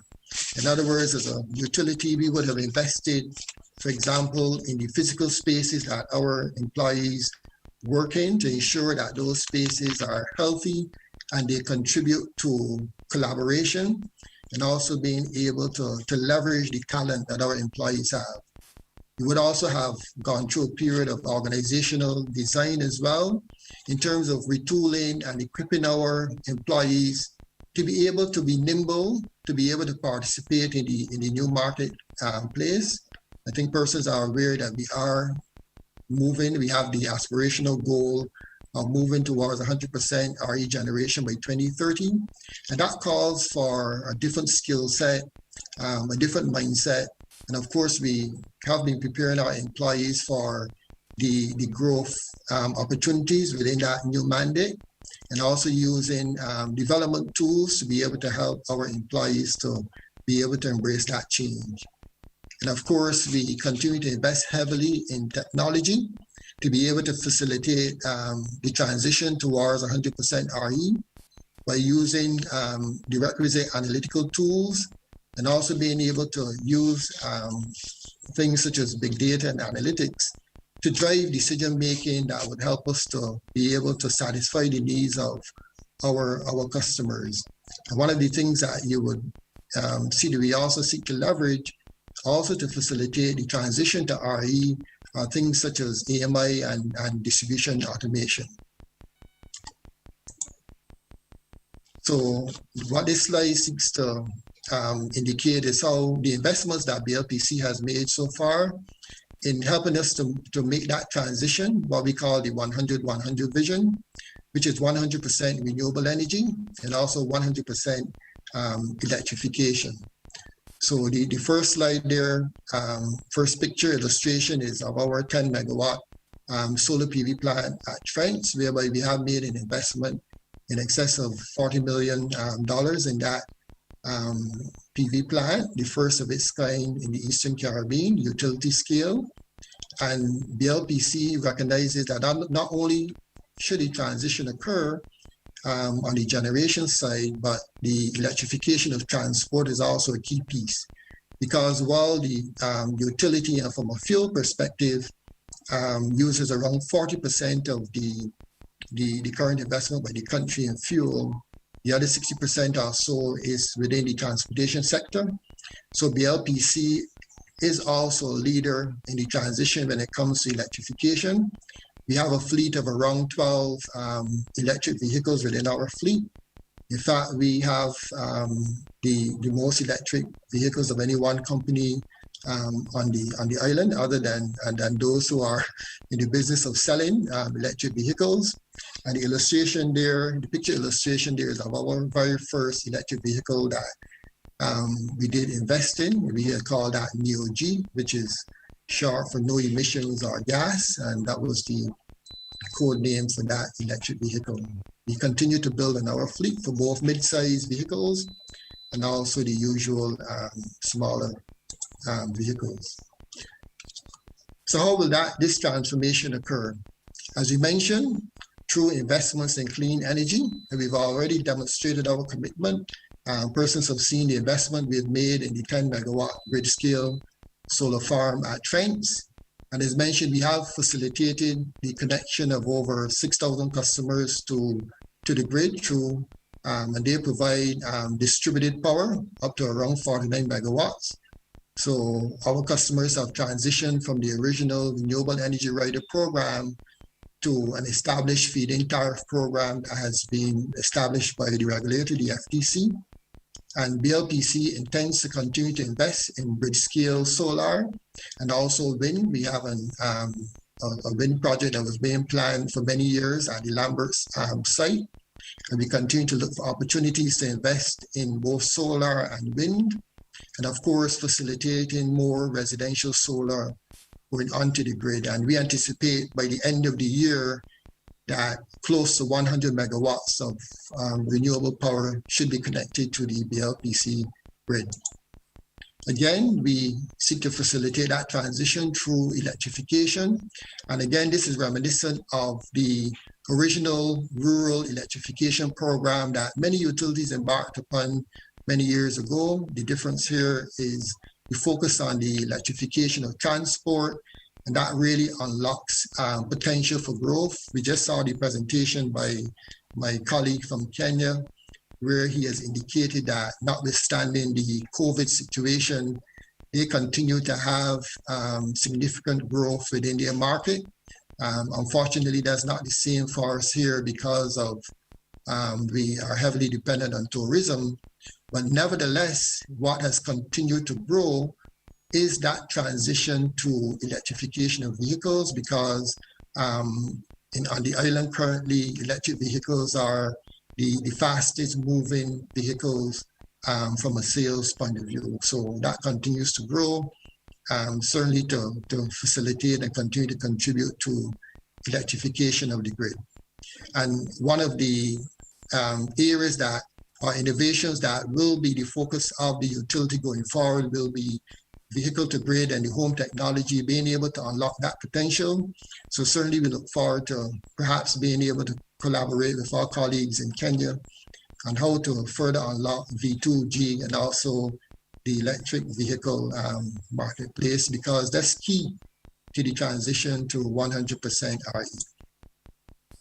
And again, as a foundation for smart grid initiatives, and automatic or advanced metering and infrastructure program is key to unlocking that potential and providing value for our customers. And BLPC has already completed their transition to over 120,000 meters, replacing the legacy meter with smart meters. And that's part of our grid modernization program, because that has the potential to unlock further customer benefits and also being able to unlock potential benefits such as time of use rates at the residential for our residential customers. We already have that for some of our large power customers, but what AMI does through that communication infrastructure, it allows residential customers to be able to benefit from that as well.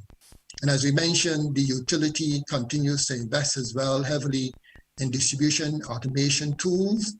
We have installed in the last 3 years or so distributed automation of what we call intelligent switches that allows us the flexibility of being able to detect where faults occur in the system and then reconfigure the system automatically, but doing so safely so that our customers experience an enhanced form of reliability. And that what distribution automation also unlocks as well is the potential for further renewable energy penetration by reconfiguration of feeders and being able to allow individuals to continue to remain connected to the grid and also increase that penetration onto the network as well. So that transformation is already underway. As mentioned, we've made heavy investments and that will continue to do so in the near future. Again, this highlights the transitioning strategy, the fuel to asset strategy that the LPC has already embarked upon. In other words, we are transitioning from heavy investment in what we will call a fuel-related charges that are subject to the volatility of the world price per barrel for oil to more fixed rate or renewable energy charge. And that allows or helps us to be able to stabilize rates for our customers and be able to unlock that particular benefit or potential. Again, as part of the transitioning process, as we highlighted, is the electrification piece, whereby we transition not only the traditional legacy generation or legacy fleet, and also that used by our industrial and commercial customers, but actually examining the electrification of transport, which is a significant potential as well. And again, as we highlighted, we do have the obligation to serve. And as a utility, we are creating the necessary platforms, both on a real-time basis and from a distribution automation perspective, to ensure that there is the provision of the connection to the grid of all those smart devices and platforms. And this is aimed at allowing our customers to be able to make informed decisions. So we do have that commitment to optimize the grid and allow our customers to be able to make decisions around pricing and how they will use energy in the most efficient way. So what did this mean in terms of the transition? For our organization, we are continuing to proactively improve our safety culture and performance, seeking to be more flexible and nimble within the changing economic and regulatory framework. And as a business, we have sought to optimize our processes as well, our costs, our system losses. In fact, that's one of the benefits of implementing an AMI program. Our system losses have improved significantly. And then moving towards a more customer-centric organization. And we have mentioned a lot of the tools that we have embarked upon to enable our customers to be part of the process and the decision-making. As mentioned, we continue to make significant investments in clean energy, and also focusing on improving our processes and our productivity and efficiency. And we leverage enterprise systems such as our AMI, our meter data management system, distribution automation, and also mobile workforce, again, to bring that clean energy to market and to ensure that our customers continue to benefit from being able to make informed choices through online payments and other online facilities as well. Again, our people is big to this equation because the success of our organization is driven by to the extent that we invest in our people and the development of our people. And that has occurred. And certainly one of the other aspects, in addition to retraining and retooling our people, we are also equipping them to ensure that we can leverage partnerships and adjacencies. And we do look forward to building that relationship and that partnership with our brothers in Kenya. So I want to thank you, and this is the end of my presentation. Thank you for your time.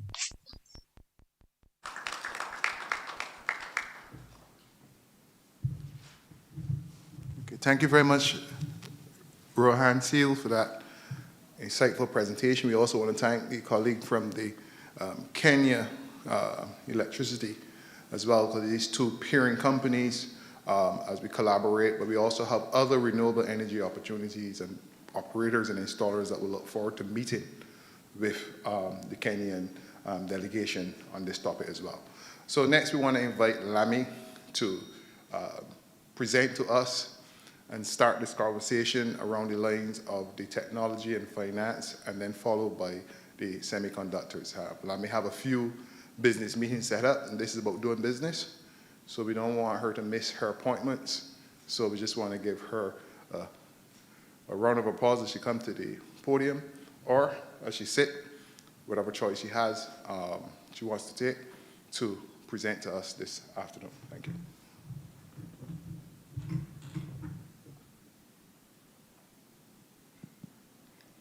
Hello? Oh, okay, great. Hi, everyone. My name is Jihan Abbas. I'm the founder and CEO of Lami. I'm going to take you through, what we do in a second. So our main focus really is democratizing access to insurance by digitizing the value chain. So we really see ourselves as the future of digital insurance. Great. Can I have the clicker, please?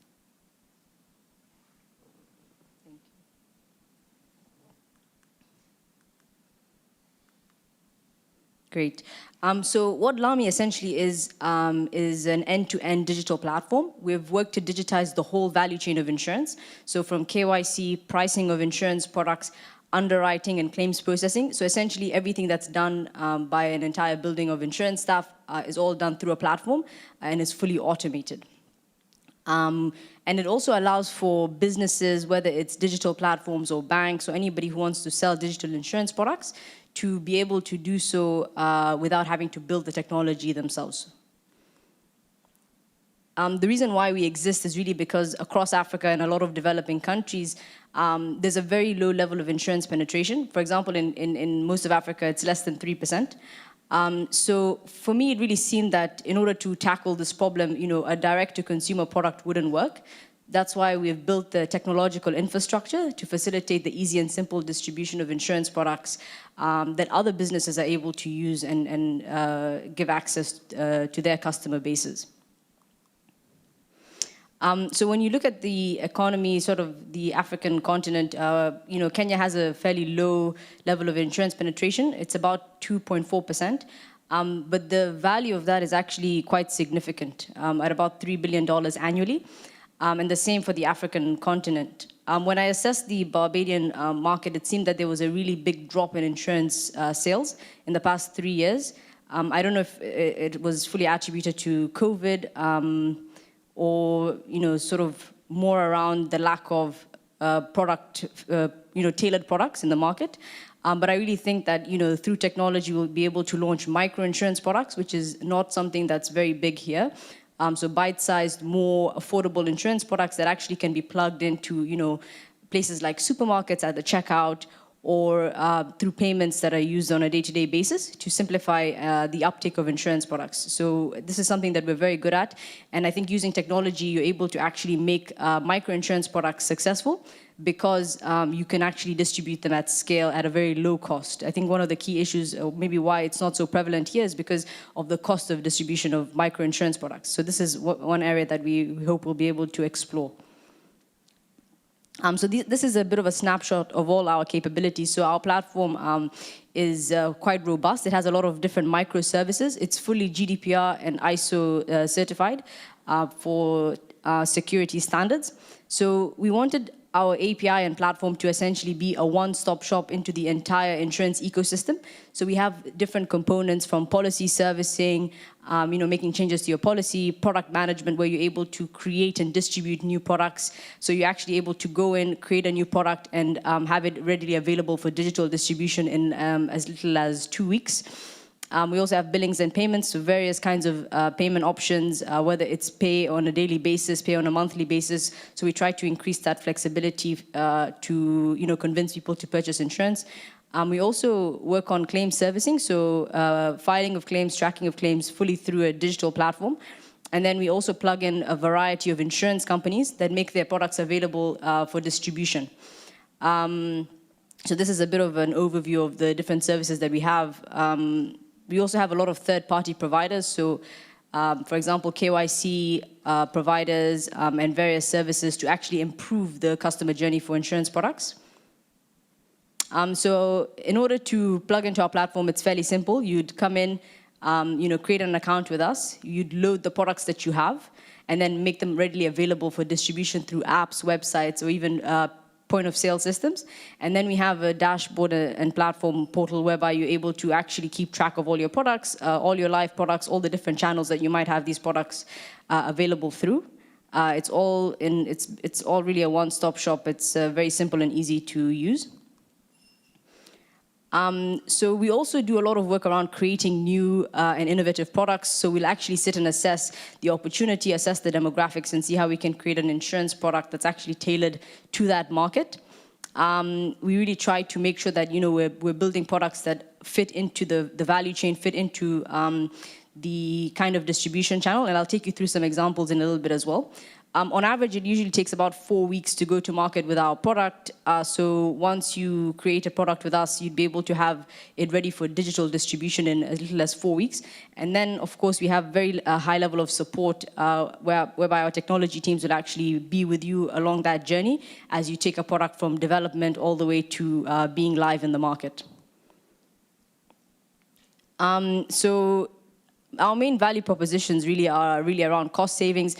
I think a lot of insurance companies, spend exorbitant amounts of money buying technology, and once they buy it, it's not really flexible, and it's something that they're stuck with. But we have a pay-as-you-go model, whereby you plug in, and now you're able to launch your products without having to commit to buying a huge system for a very high cost.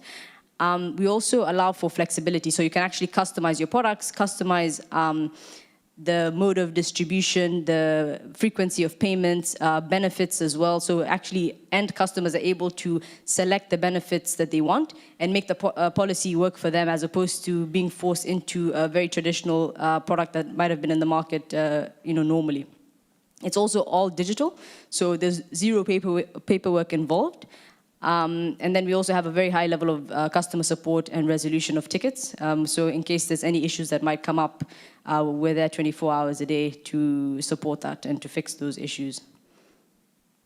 So I'm going to take you through a few examples of how our products have been distributed or how our platform has been used by partners. So this is an example of a digital logistics platform that operates in Africa. They were looking for a very simple and easy goods in transit or carrier's liability policy that was on a per-trip basis, which actually does not exist in our market. They also wanted it to be plugged in fully into their e-logistics platform to minimize paperwork, and they wanted the product to be flexible and inexpensive. So what we did for them is we plugged in the product into their platform, and what happens is once a transporter is accepting a trip to move goods, they'll automatically be onboarded onto the policy, and the policy will terminate at the end of the trip. So it makes the whole process super easy and simple. And they can also file claims inside the partner platform just to make sure that everything is in the same place that the transporters or the users are used to using on a day-to-day basis. Another example here is a car insurance app that we launched in January of 2020. This was the first car insurance fully digital experience in the East Africa region. We streamlined the process of buying car insurance from about 2 days to get a quote to less than 2 minutes to purchasing your policy. Through this channel, we've sold more than 7,000 policies, and we've underwritten actually more than $700,000 in premiums. We also have a large variety of underwriters that have joined to sell their products through this channel. Initially, we only had one, but now we have about 20. The whole process is fully digital, from purchasing all the way to claims processing. A third example is in the banking industry. We work with, the opportunity that we saw in banking is really that, the whole journey of banking is fully digitized. So you use online banking channels, you're using mobile banking channels, but when you want to buy your insurance, they'll come and ask you your name, your identity information when they already have that, they should already have that actually when you open an account. So for us, we saw that as a huge opportunity to launch digital bank assurance. This is a bank, Stanbic Bank. It's in, I think, 33 markets in Africa. It's one of the biggest banks, Pan-African banks. They're using our platform for bank assurance, which is for all insurance sales within the bank. We saw a huge opportunity also to start recommending products because, of course, the bank knows your transactions. They know if you've had a child or if you're purchasing a home. So they're actually in a very good position to recommend the right products at the right time for you. So this is one of the examples of a use case of our API and platform. So this is a bit of a snapshot of some of our partners. We have more than 25 insurance companies on our platform and a really large array of partners, distribution channels, and use cases of our API. This is a little bit about the team. First is myself. My background has mostly been in finance, but I'm really passionate about the insurance industry and solving the low insurance penetration problem. Secondly, we have our CFO who has a strong background in private equity, working with the largest private equity companies in Africa. And then lastly, we have an underwriter with more than 15 years of experience. So she has a critical role in designing products, designing a lot of the experiences that we have on our platform and through our distribution partners. Great, so that's it. Thank you all for listening.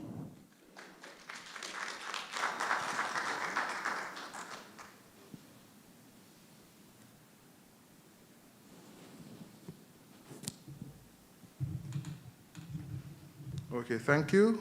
And we really, really enjoyed that overview of that technology.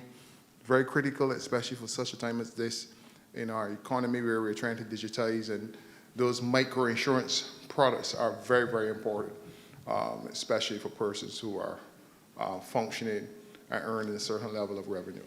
So thank you very much for your presentation. But what we want to do is just ask you to, because I think you have a host here, you have a few meetings that are scheduled right now, so we'll allow you to leave the stage to enter, to participate in your business meetings.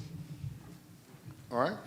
We are the time is crunching, but we want to have that finance conversation as our last conversation.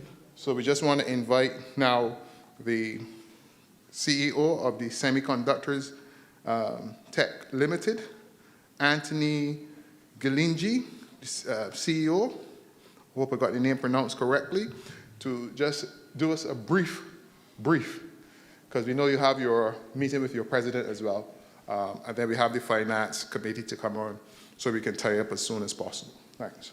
Okay. So you can either sit there or come here, whichever you prefer. Okay, good. If you're coming here, just sanitize quickly.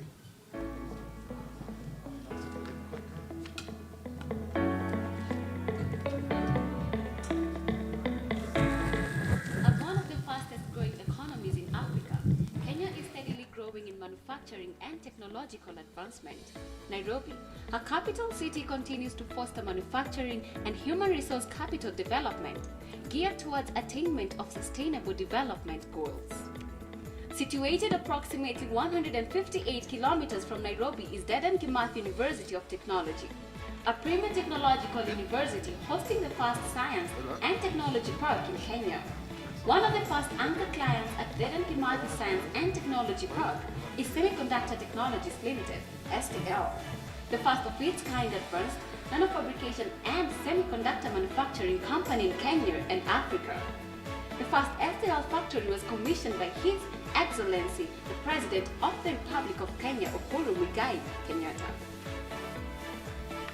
STL is a nanofabrication and semiconductor manufacturing company in Kenya. Our mantra is where silicon meets savannah, and our vision is to be the preeminent semiconductor manufacturer in Kenya and in Africa. We are at a time when technology innovations are needed to make the jump to the fourth industrial revolution. Kenya and Africa are ready for the challenges of becoming a middle-income economy. STL is on the cusp of commissioning thin films nanotechnology lab, advanced lithography lab, Testing and Environmental Lab, and Black End of Line BEOL Final Manufacturing and Packaging Lab, and providing solutions in food bioresources by providing inline solutions for food quality assurance. STL collaborates with Dedan Kimathi University of Technology in research, innovation, technology transfer, and training future techies. I'm Professor Drango Kioni, Vice Chancellor and Chief Executive Officer of Dedan Kimathi University of Technology, a public university in Kenya. STL brings to the university state-of-the-art, cutting-edge, industry-standard laboratories and know-how. STL has partnered with the university to create synergies for competitive research and development and manufacturing of semiconductors.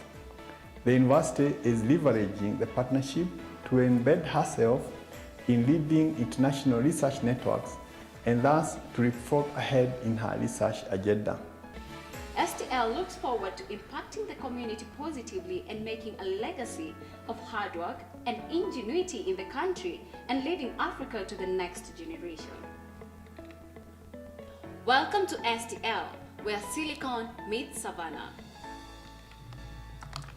That's what I'm talking about. So ladies and gentlemen, it's an absolute honor for us to be here. I represent a vast team of professionals.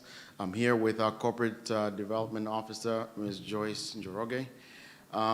First of all, I want to start by being grateful for this occasion and grateful for His Excellency for seeing it clear to bring all of us together.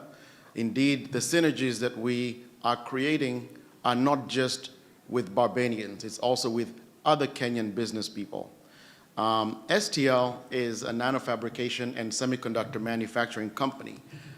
We are located in Kenya, and as you know, in business, you don't want to be 1 mile wide and 1 inch deep, so we are focused into 4 distinct areas in the semiconductor business.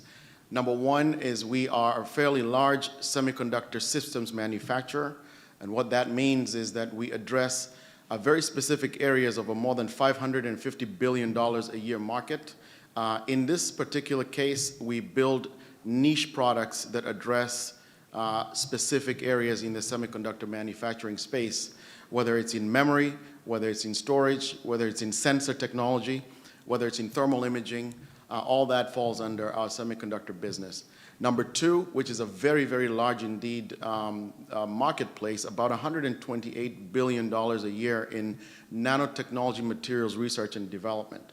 Indeed, this is one area where I think that Kenya and Barbados and the greater CARICOM area can really collaborate because it brings together academic institutions, it brings together government, it brings together private institutions to create intellectual property, which can then be monetized in the open market. The third part of it is we do wafer foundry services. That includes finished products, finished semiconductors, unfinished semiconductors, or overflow wafer production. This is a business model that works very well in the United States, in Israel, and in the Far East.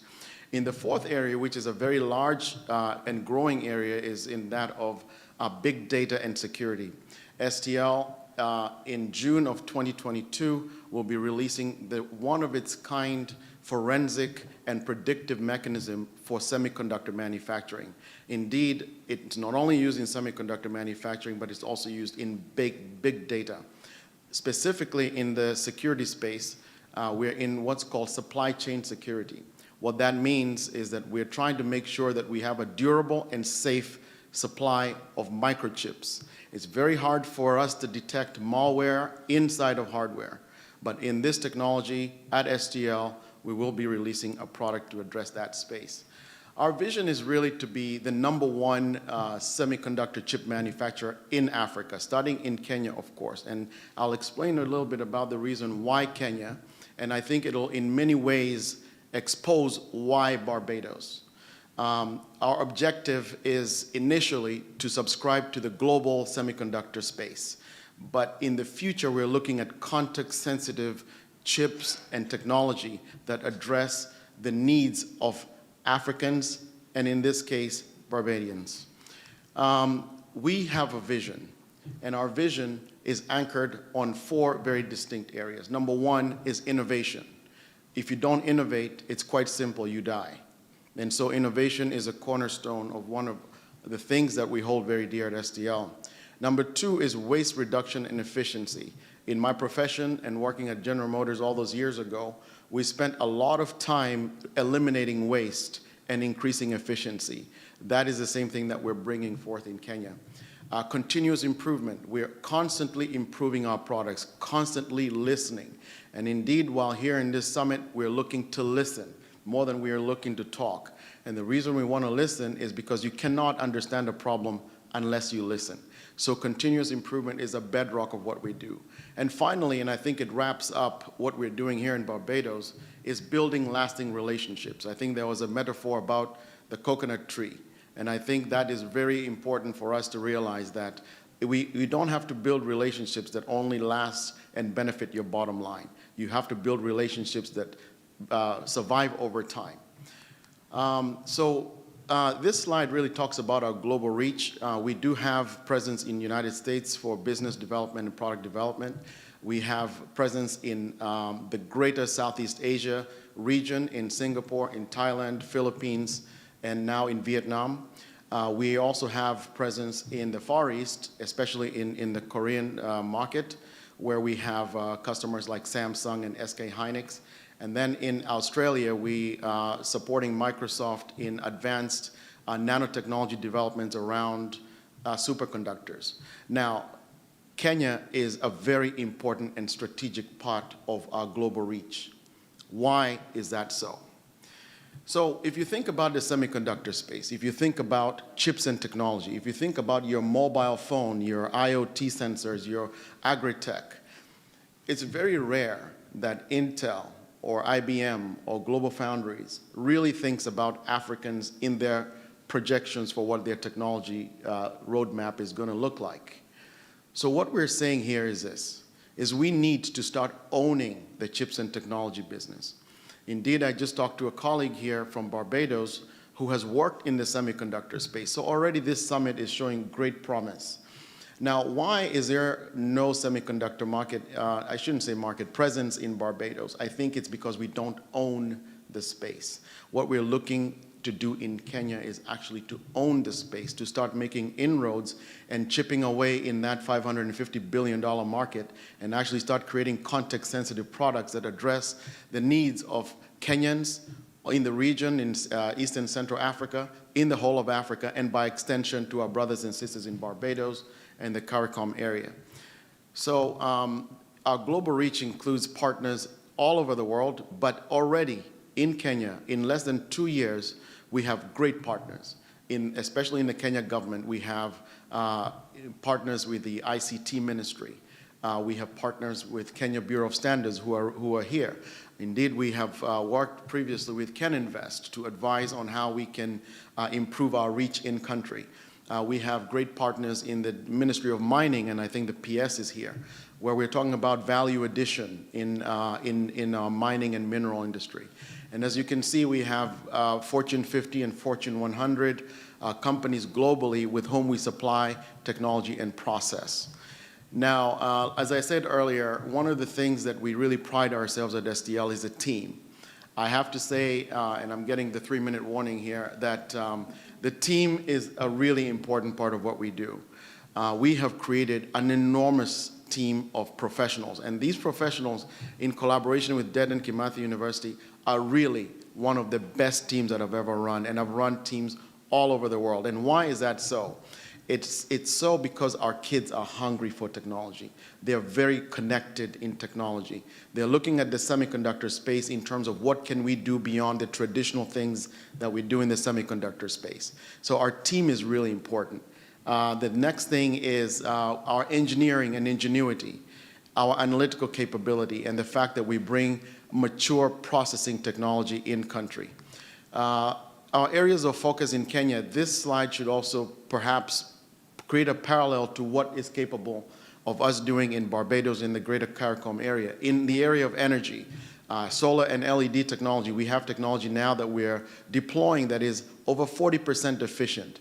albeit in the R&D space at the moment, but certainly can be commercialized, in superconductors and in carbon sequestration. So those are technologies that address not just energy, but the environment. We just talked about cybersecurity. In terms of mining and petroleum, value addition in mineral sources, and also in gas extraction. In agri-technology, we're looking at sensor technology, Internet of Things technology, distributed communications for soil sample. In other words, you can distribute sensors in the field that report the health of your soil, which is really the base of your agriculture. In quality assurance and biotechnology. I think I have a 1-minute warning here, so I'm going to skip through our achievements and go to community outreach, because this is really important. Yet, a few days ago, I was talking to some folks who are really wondering about STL's balance sheet, our income statements, and so on, which are quite great, I might add. However, the basic thing about being a human being is giving. It's not just receiving. And so we have engaged in quite a bit of community outreach. The number one thing that we're trying to do is in creating a domestic supply chain. Domestic supply chains are important because they actually uplift the community around where we do our business. And we do that because if we can uplift the community, if you uplift one person, you're actually uplifting 3 or 4 people that they depend on. So community outreach is a really, really big part of what we do, and we believe that for every dollar that we spend, 30% of it should really help the community grow. So we've gone into training of welders, masons, and other commercial activities around uplifting the community at large. Now let me talk about global impact in the last 1 minute. There's UNCTAD 15 that's going on now, and that's why His Excellency the President of Kenya was here. Let's talk about the global pandemic, COVID-19, under the 3 thematic areas. What COVID-19 has shown us is that no one nation can defeat a pandemic by itself. It's not possible.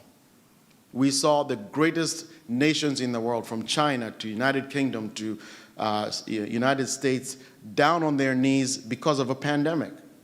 And so what that did is that created a normalization of sorts, which means now they're willing to listen. They're willing to listen to people in Barbados that might have solutions to the COVID-19. They're looking to listen to us, people in technology, who might have solutions to COVID-19. And so that normalization is one silver lining in a very abhorrent pandemic. But I think it's up to us to seize the opportunity to make our voice heard. Otherwise, we will always be relegated to the people that receive technology and not those that provide. In climate change, we have to insist on being at the table, because the habits of the people in China affects the people in the United States, as do the habits in the United States affect Kenya as an agricultural country. So we must insist on being part of the solution. Thirdly, and finally, economic sustainability. If we engage our communities, if we engage each other as partners, we will be in a position to uplift each other.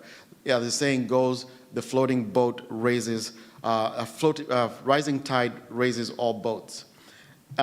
So in closing, really grateful to be here. Happy to all the people that have contributed to this conversation. We have already made inroads with Barbados and some of the members of the business community. We're really glad to do that. Remember, the semiconductor space is a ubiquitous space. In other words, there is always something for everybody. And so let's see how we can do that. In terms of the direct flights, Kenya Airways, please give us direct flights so that we can expand our supply chain into Barbados and the Greater CARICOM.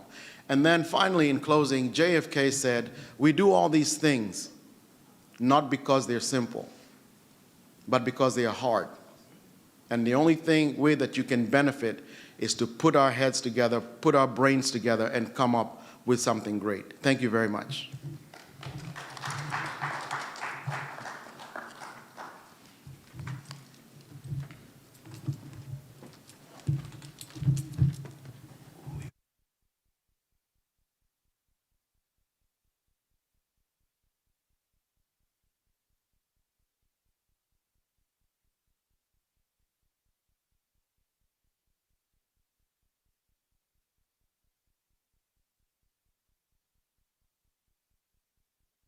Thank you this morning.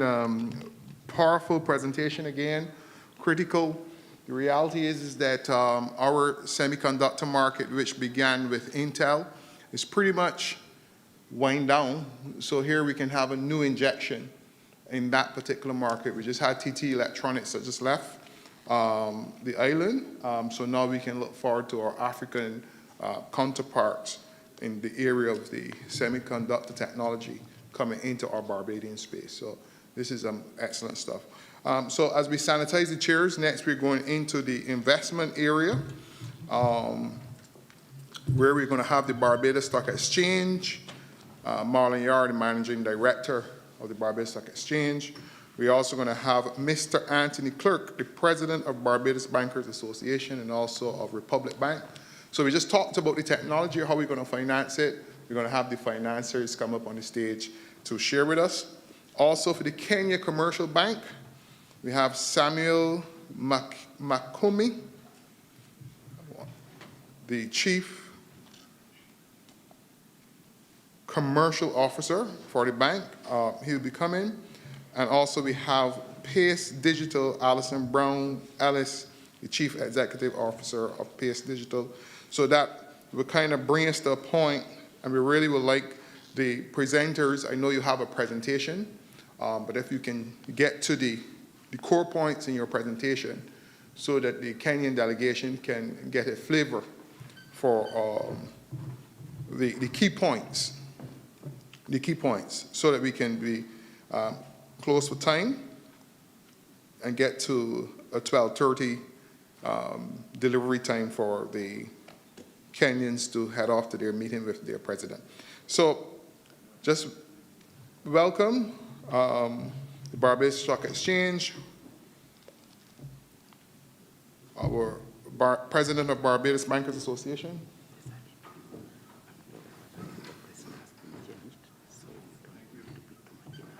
So change to 9? Okay. So the issue is, let us not be in a hurry to finish at 21st side. Okay. Let people present. Okay, great. That's good news. Okay, great. Just got some good news from the Kenyan delegation, so we can relax a bit. The president is accommodating this forum at this point in time. So thank you very much, Mr. President of Kenya. So Pace is here, good, and so we will continue our presentation. So we will start with Barbados Stock Exchange, and then we will have Mr. Anthony Clerk, Kenya Commercial Bank, and Pace Digital. Thank you very much. Thank you. You need this? Yes.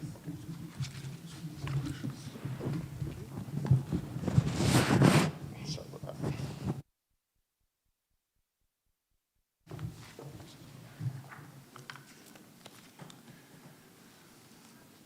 Good morning, everyone. First, let me thank the ADC for inviting me to be part of this discussion today.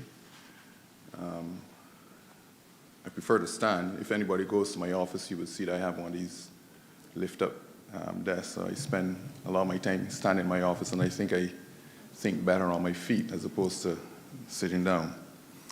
I have been to Africa. I've been to 3 countries in Africa. I missed the opportunity to go to Kenya, but I've been to Morocco. I was in Casablanca. Had the opportunity to go across to Marrakesh. I also went to Ghana and spent some time in Accra. Even did some shopping in Accra. I bought myself one of these African suits. I was wondering this morning, should I wear it today or shouldn't I? But I opted for the traditional Western look. Is my slides ready to go? Oh, good, thank you. The title of my presentation this morning is "The Case for Barbados as an emerging market of choice for raising capital and using the Barbados Stock Exchange as a listing platform for your securities." I was very much intrigued by the presentations today, and it seemed like all of us are saying the same thing. We need to find ways to work together. We need to find a bridge for us to get across to Africa and Africans to get across to us. And I'm hoping that because of this forum, that we do make progress in getting there. So let me talk a bit about the Barbados Stock Exchange Group. It's made up of 3 companies. The parent company is the Barbados Stock Exchange. Its subsidiary is the Barbados Central Securities Depository, and a subsidiary of the BCSDI is the BCSDI Custodian Trust Services, Inc. The BCSC, or the parent company, caters to the needs of local, regional, and international companies for the listing of their securities on the board of the exchange. So we are a reputable, internationally recognized stock exchange operating a secondary market for the trading of equities and fixed income securities. There are 4 main markets of the Barbados Stock Exchange. It's the main market, which trades the equities, listed securities, not only here, but regionally. Then there's the fixed income securities, and that is gaining some life now with the restructuring of debt, and persons are looking to trade these fixed income securities of the government of Barbados. The innovation and growth market, which was previously called our junior market, and this caters to SMEs, small to medium-sized enterprises, and it was designed specifically for that. It was, as I said previously, our junior market, but we rebranded and relaunched it back in 2019 to be called the innovation and growth market. And we did that because we felt that the name more suited what these companies were all about. They are innovative and they are on a growth trajectory. So it's for those SME companies who see themselves that way. And then finally, which is going to be the focus of my presentation today, is our international securities market, which we launched in 2016. And the international securities market is primarily set up to list securities which are in hard currencies, US dollars, pound sterling, Canadian dollars, Chinese yen, whatever. Hard currencies are out there, and the equivalent for the Kenyan monetary denomination. The second company in the group is the BCSDI. It's a wholly owned subsidiary of the Barbados Stock Exchange. It's a limited liability company, primarily acts as a registrar and transfer agent for public companies and mutual funds. Simultaneously, it manages clearing and settlement of trades for those listed public companies through the real-time gross settlement system of the Central Bank of Barbados. So those are the primary companies of the Barbados Stock Exchange Group, and we're well suited. The final company which came into place only this year is the BCSDI Custodian Trust Services, Inc. Is a wholly owned subsidiary of the BCSDI, and it was incorporated early this year. And the primary function of this company is to offer custodian and trust services for the mutual funds, pension funds, stat funds of the insurance companies. So we are a custody company, and we do also offer trust services. We are licensed as a corporate and trust services provider under the Corporate and Trust Service Providers Act. We established the BCSDI to deliver cost-effective and dependable custodian and trustee services to members of the financial industry by leveraging the BCSDI's existing knowledge base and extensive experience as both a registrar and transfer agent and a provider of depository services. Now, I want to stick to my 10 minutes. I have a number of slides, but I'm going to jump through them and focus on one particular slide, and that is that of when I said about the international securities market. What I want to highlight in this particular slide is that the Caribbean and Latin America are well positioned to satisfy the needs of the investing and the issuers in Kenya and Africa as a whole. And that's one of the reasons, too, I was able to visit those other African countries, Accra, Ghana, and also Morocco. And I missed out on the opportunity to travel to Kenya. I wasn't part of the delegation that went, I think, latter part of 2019.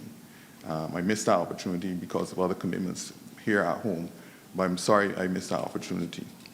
But what I want to highlight here is that the Caribbean and Latin America are rife with opportunities, and Barbados stands as the hub from which you can launch your investing and capital raising opportunities. Barbados has a number of benefits to facilitate that, and my next slide is going to highlight that. But the key thing to understand is that Barbados, it can be that hub, can be that bridge for Kenya to launch into opportunities in Latin America and North America. And we are positioning ourselves and position our international securities market to allow companies to be able to establish themselves here and use Barbados as that hub to continue to develop and grow their markets. So let me speak a bit about Barbados, a case for Barbados, and then move on to a case for the international securities market. Barbados is regarded as one of the Caribbean's most established jurisdictions for tourism and business. We have a very well-developed international business sector or global business sector. The combination of its historic renown as a stable, modern, treaty-based, and cost-effective jurisdiction is paired with a perennial focus on operating strategically as an international business hub of choice for the Western Hemisphere. The Barbados Treaty Network of 40 double taxation treaties, 9 bilateral agreements and some 9 information exchange agreements is unmatched in scale and scope in the Caribbean. It's a fantastic framework that allows us all to attract business to Barbados, and we utilize it as a key conversation starter for us when promoting our international securities market to prospective companies. We also use this treaty framework as an inspiration for creating our own framework of alliances for the international securities market, which have taken the form of an exchange recognition for the BSC under the Income Tax Acts of variant jurisdictions around the world. Barbados' well-developed legal system is derived from English common law and statutes, and Barbados' modern corporate law is modeled on the Canadian Business Corporations Act. The island is also a signatory of the OECD's multilateral instruments, further reinforcing Barbados' desire and goal and commitment to maintain international standards.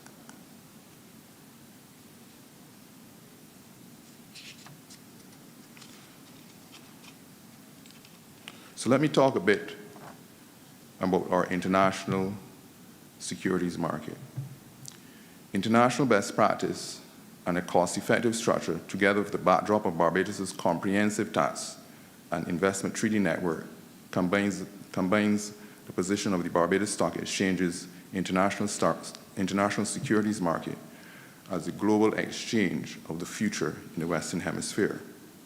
The ISM is a global market exchange operated by the BSC, designated as a recognized stock exchange by Her Majesty's HMRC from the heart of the Caribbean. This designation was achieved on the 2nd of April 2019 and was conferred in the UK under Section 1005 of the Income Tax Act 2007 of the UK. So we are a recognized stock exchange by the HMRC in the UK. This has material implication as arisen as a result for securities residing in any of the BSC's market. The HMRC definition of either listed or not listed will apply for the purposes of the legislation in the UK. So in plain English, what does this mean? This means that the legal definition of being listed, which would normally hold only if the securities were being listed in the UK, will hold when a UK company or a Kenyan company decides to list securities on our ISM. By being recognized directly by the HMRC, we effectively have become an extension of the UK's capital market. So being listed on our exchange, on our international securities market, or for any market for that matter, sorry, that's my lunch call.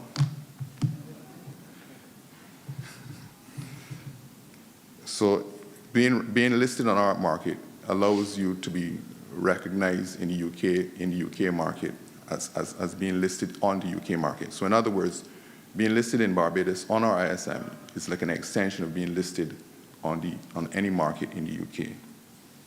This is certainly a boon for companies from Kenya wishing to use and utilize Barbados and utilize the Barbados Stock Exchange. So what are the benefits? There are certain benefits as it relates for investors. So, for example, eligibility of the BSE listed securities to be included in pension plans of the UK and individual savings accounts, the potential for inheritance tax allowances, holders satisfying BSE listed debt securities to avail to the quoted Eurobond exemption. This is a mechanism that ensures exemption from withholding taxes on distribution. So you use us and you have those benefits that exist for UK companies. So benefits for issuers are quite favorable. Listing securities on the BSE's HMRC recognized market can provide market eligibility for them to be offered directly or as part of a package offering to the gamut of investors resident in the UK. So you can tap into your diaspora in the UK as well. Companies looking to finance acquisitions can use our recognition for structured finance transactions. We envision a growth in the use of special purpose vehicles, which are subsidiary, bankruptcy remote corporate entities that can be used for either risk sharing, securitization, property sales, or transfer, or asset transfers. By lending funds through the BSE's ISM designated recognized stock exchange, Kenyan companies can enhance their access to global markets. This is largely due to the fact that international investors can receive interest payments without the deduction as a result of availing themselves to the quoted Eurobond exemptions. The BSE intends by the end of this year, 2021, have a similar status in Canada, as we had submitted to an application to the Ministry of Finance in Canada to be a designated stock exchange. So our stock exchange here in Barbados will look to provide exemptions not only in the UK but also in the Canadian market as well.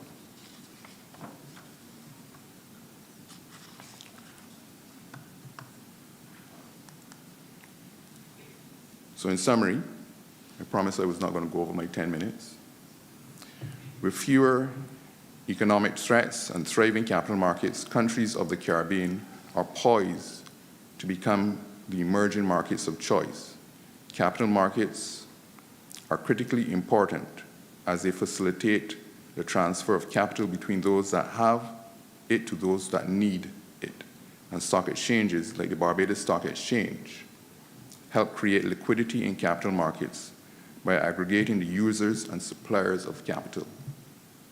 2, the combination of right-size regulation, quality service providers, a cost-effective and tax-efficient market structure, and Barbados's world-class reputation coalesces to position the BSE's ISM as an ideal market for the future's most innovative and forward-thinking companies. 3, Barbados' treaty network allows for comprehensive corporate structuring through using Barbados as a conduit for capital. This network is extremely attractive for prospective listing companies as they realize they can access a wide suite of bespoke services beyond simply issuing or listing securities on our ISM. And conversely, the BSE's pursuit of international recognitions have and will be of great assistance to companies domiciled in Barbados, should they originate from one of our specific recognition partners or jurisdictions. Yet to be domiciled in Barbados, an ISM listing will only strengthen substance arguments with regulators in their home jurisdictions.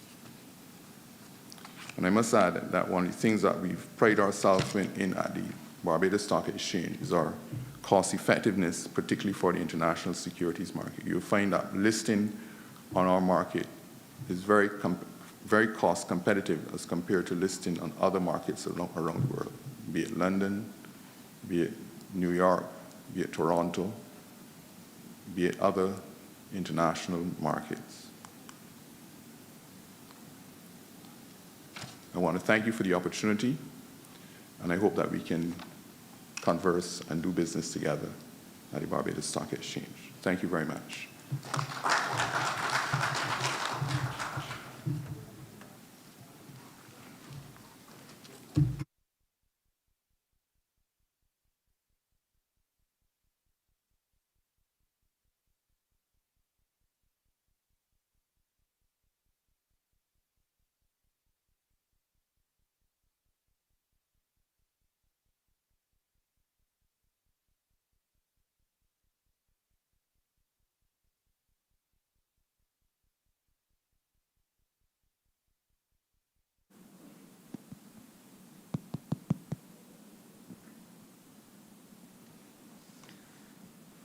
Still morning. Good morning, everyone.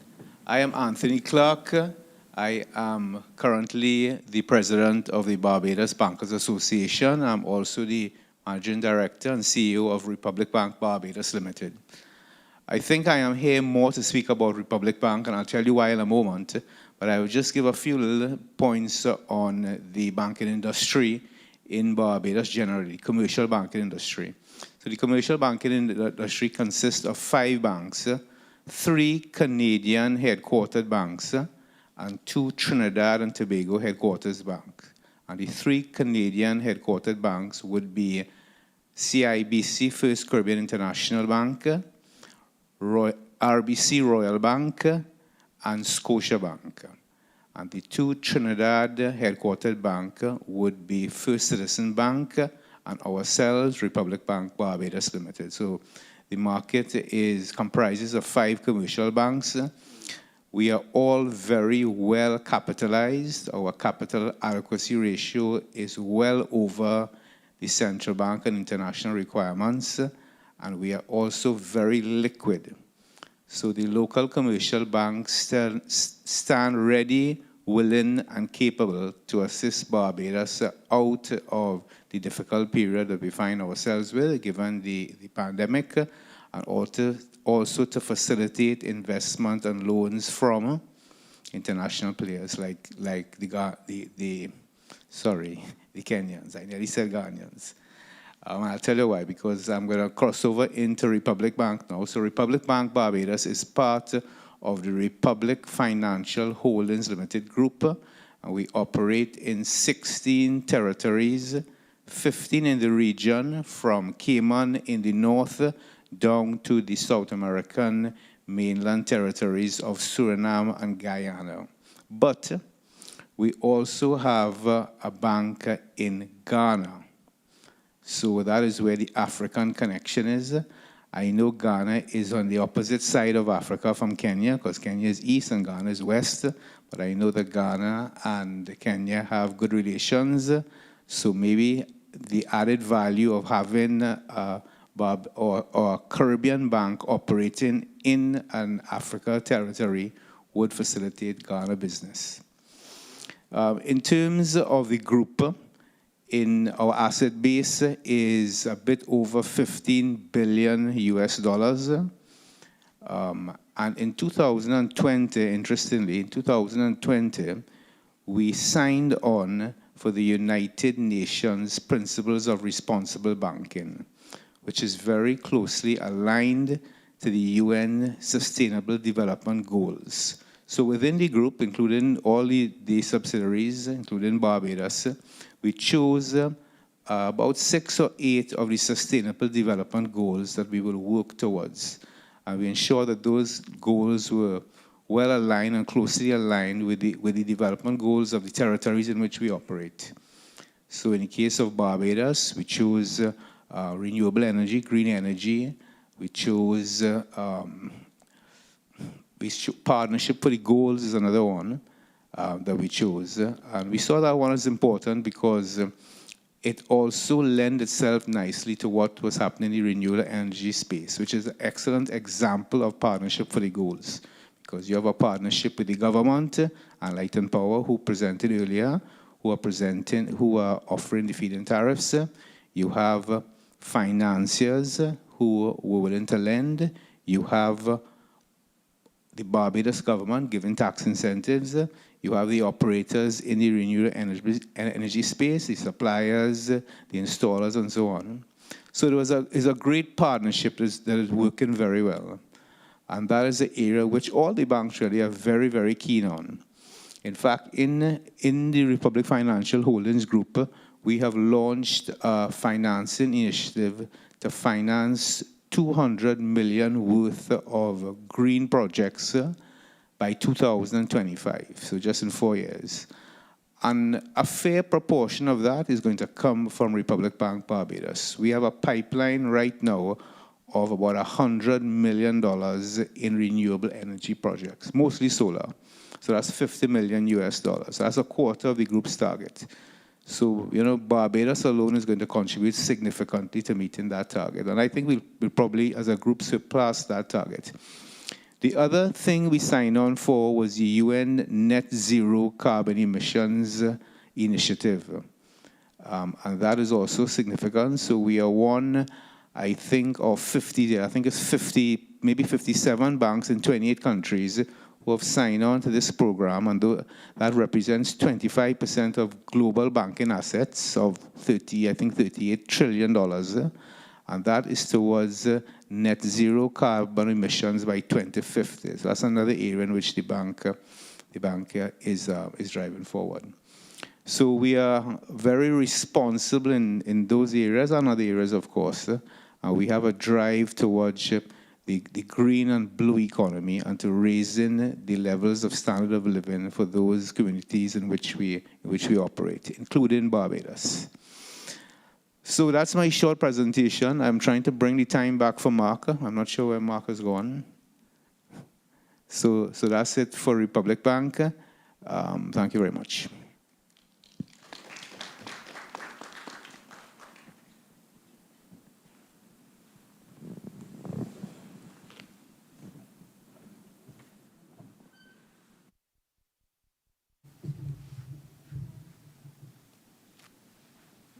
Yeah, good morning. I'm from KCB Bank Group. My name is Samuel McCormick, the Chief Commercial Officer. Angela, I'll save us time by playing a very quick video.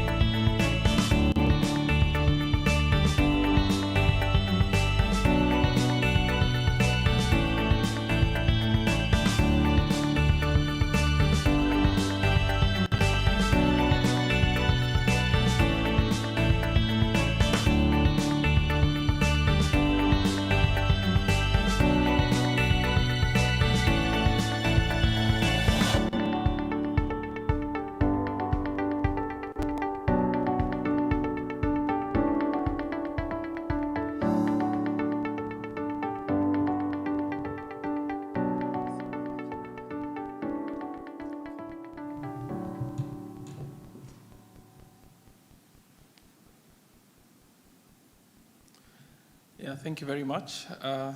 Angela, the presentation. Yeah, this is a quick overview of the KCB Group PLC. Although we have repeatedly been called the Kenya Commercial Bank, even in the Kenya franchise, we are no longer Kenya Commercial Bank. We are the KCB Group PLC. And this is because we are no longer strictly a Kenyan institution, and we thought it should be represented that way in our name. So even in Kenya, we are actually KCB Bank. That's an introduction to who we are. And our current strategy is called KCB Beyond Banking. We recognize now it's no longer just about taking some deposits and giving loans. And our strategy really focuses on the very best in customer experience. So I think just sitting here, we are listening to the customers. We are the largest corporate and also retail bank in the region. So we are thinking, what does our customer want? What do people want? What are the corporates here looking for? And so our focus is really to be the very best in customer experience. It's beyond just banking. It's beyond taking deposits and giving a few loans. And the other very central part of what we are doing as a bank is driving a digital future. We no longer consider ourselves to be a brick and mortar operator, but moving more towards digitizing everything that happens in banking. So it's customer first, with leading value propositions, listening to the customers, what do they want, what do the business people want, and the other issue is making us very digital. So again, moving towards digital, and we'll talk about digital transactions and how much they comply. We are in the East African region. I said before, we used to be, when we first left Kenya, where we started many years ago. KCB is actually 100 years plus old. And this is because we started when the railway was being built in 1896. And people said it was the railway to nowhere. So people say, why have you gone to Trinidad? It looks like it's to nowhere. But I think it was the foundations of what became the KCB Group, the ancestor bank, which was National Bank, then National and Greenlist Bank. Then it became the KCB, Kenya Commercial Bank, and now the KCB Group. So it's about maturing and moving and changing. So we are the only bank that is in the entire East African region. So we are the gateway bank in the gateway country, because we are in Kenya, Uganda, Tanzania, Rwanda, Burundi, and South Sudan. That is what our CARICOM is. That's the East African community, the East African region. But we also have a representative office in Ethiopia, which we hope to transform into a bank when the licensing requirements and the regulations change, so we can also be in Ethiopia, which is a huge market with about 100 million people. But we have a rep office there, and we do some transactions there, some trade work. Within Kenya, we have both KCB Bank and Kenya, it's called KCB Bank Kenya, and the National Bank of Kenya, which we acquired some time back. And that gives us a big footprint of around 300 branches. And then in the entire region, we recently made acquisitions in Tanzania. We also did an acquisition in Rwanda of Bank Populaire de Rwanda. That's why you'll see we have both BPR as part of the KCB Group and also KCB Bank Rwanda. So even in Rwanda itself, we have over 150 branches in Rwanda, and because of our acquisition of BPR. So we are really the gateway bank to the gateway country in East Africa. Our shareholder profile, I just want to say not too much here. We talked about, there was a stock exchange here discussion.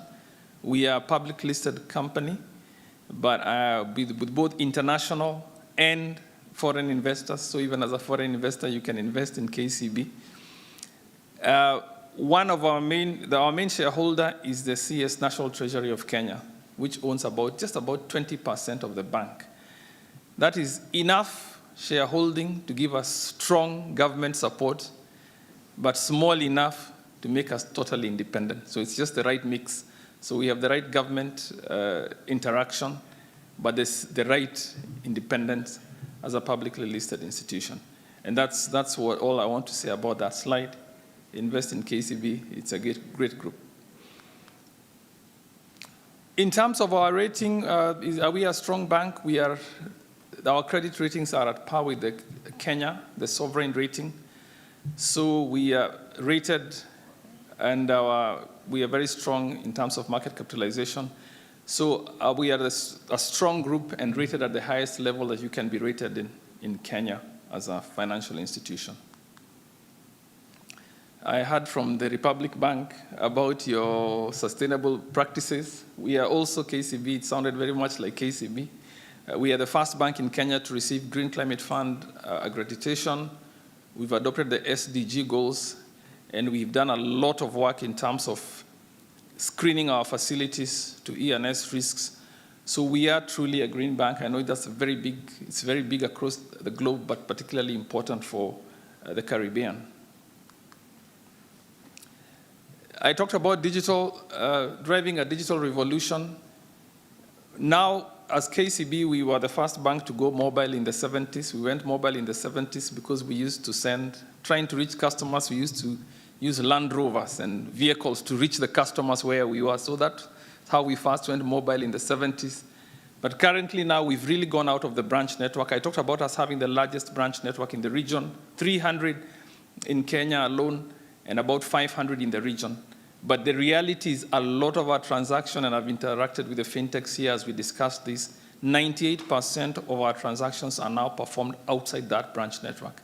So it doesn't matter how big your branch network is, if you don't go digital, if you don't reach customers through mobile, through cards, through other means, then you cannot truly reach your customers. So as KCB, deepening digital products, we feel that even although we are at 98%, we still feel that it's a tip of the iceberg. In terms of the transactions that can go digital out there, we had the conversation from Lami about insurance. We still think there's a lot of ocean, a lot of space to go into making ourselves very digital. And I think our interactions here in Barbados have really been around the digital space, how it can be enlarged, how we can work together. And that's because we really, really want to look at growing our franchise in the digital world.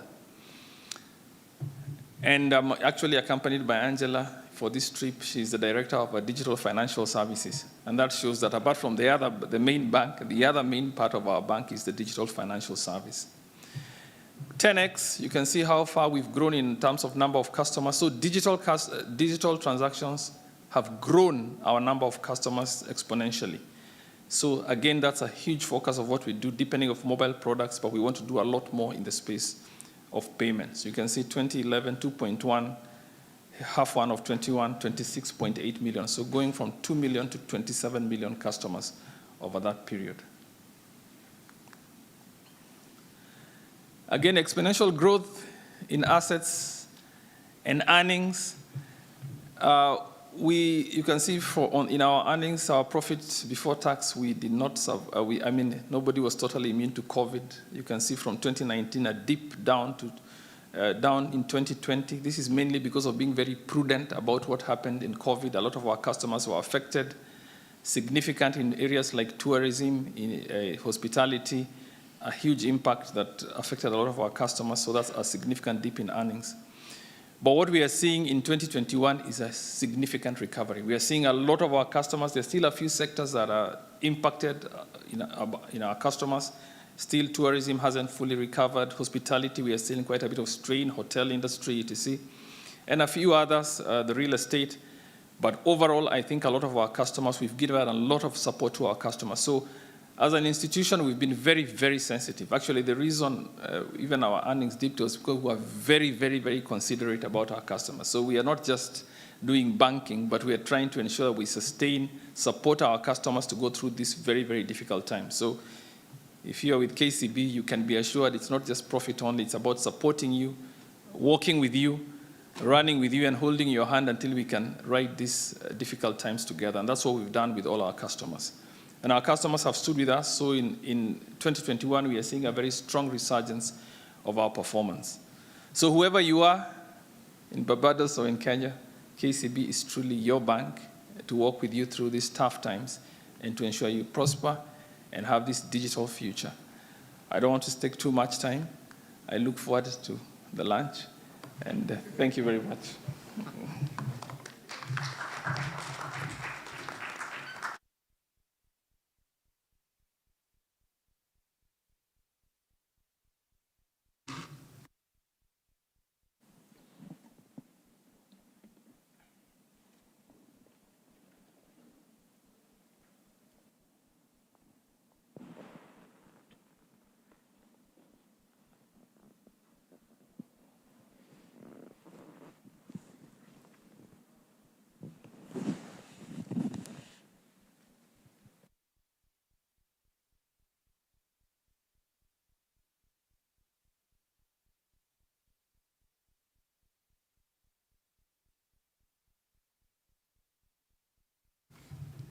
Good morning, everyone.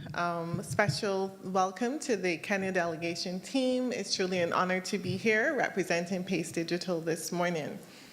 Let me see if I can figure out how to work this thing. And there we go.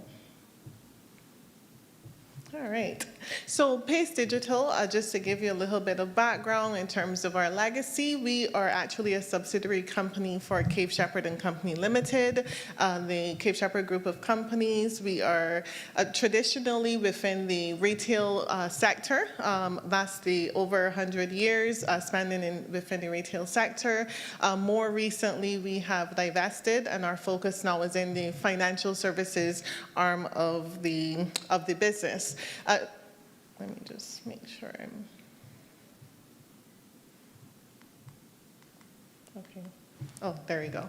Just in terms of the points I'm going to cover this morning, we see ourselves as a credit card industry, as a player within the credit card industry, but more so we are focused on moving within the digital space. And we've spent quite a bit of time over the last 4 years just continuing to evolve and bring various innovations to our customers, and that has really led to the rebirth of our name, so transitioning away from Cape Shepherd Card to Pace Digital. So just very briefly, we started out as a retail store card in the 1980s, so we're just over 40 years old in terms of our various iterations. In 2010, which is where I joined the organization, we adopted an expansion strategy that really saw us bringing merchant acquiring to the fore. We actually moved away from our store card and started to introduce strategic partnerships with external business partners, which allowed for acceptance of our credit card outside of the retail store.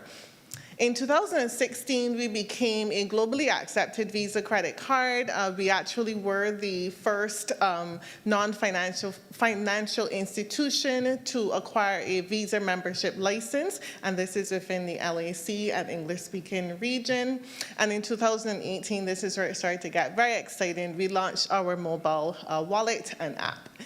And 2 months ago, we actually rebranded to the name Pace Digital, and that is all because of our digital-first mindset. At this stage, our footprint really is about ensuring that we can continue to stay with the times, stay ahead of the times, and really introduce solutions that allow for a digital future. So just a quick look at our roadmap and what some of the things that we have done with this digital-first mindset in mind. We have essentially, in 2018, as I just said, we've launched our digital app. Since then, we launched the app with 2 focuses in mind. One, empowering our customers, so things like just basic balances, transactions, being more self-sufficient in terms of being able to manage their account with us on the mobile phone. We later brought an innovation, which was the introduction of person-to-person transfers. I believe the team would refer to that as P2P.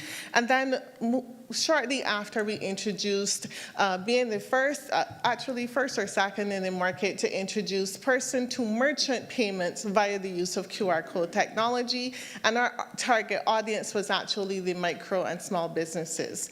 In terms of the next layer of our digital strategy, we also started to to engage in strategic partnerships. So we engaged with the Ministry of Innovation, Science and Smart Technology, and this is with the acceptance, the digital acceptance, I should say, of land tax payments. And that is a very important partnership for us and has been very well received by the Barbados market.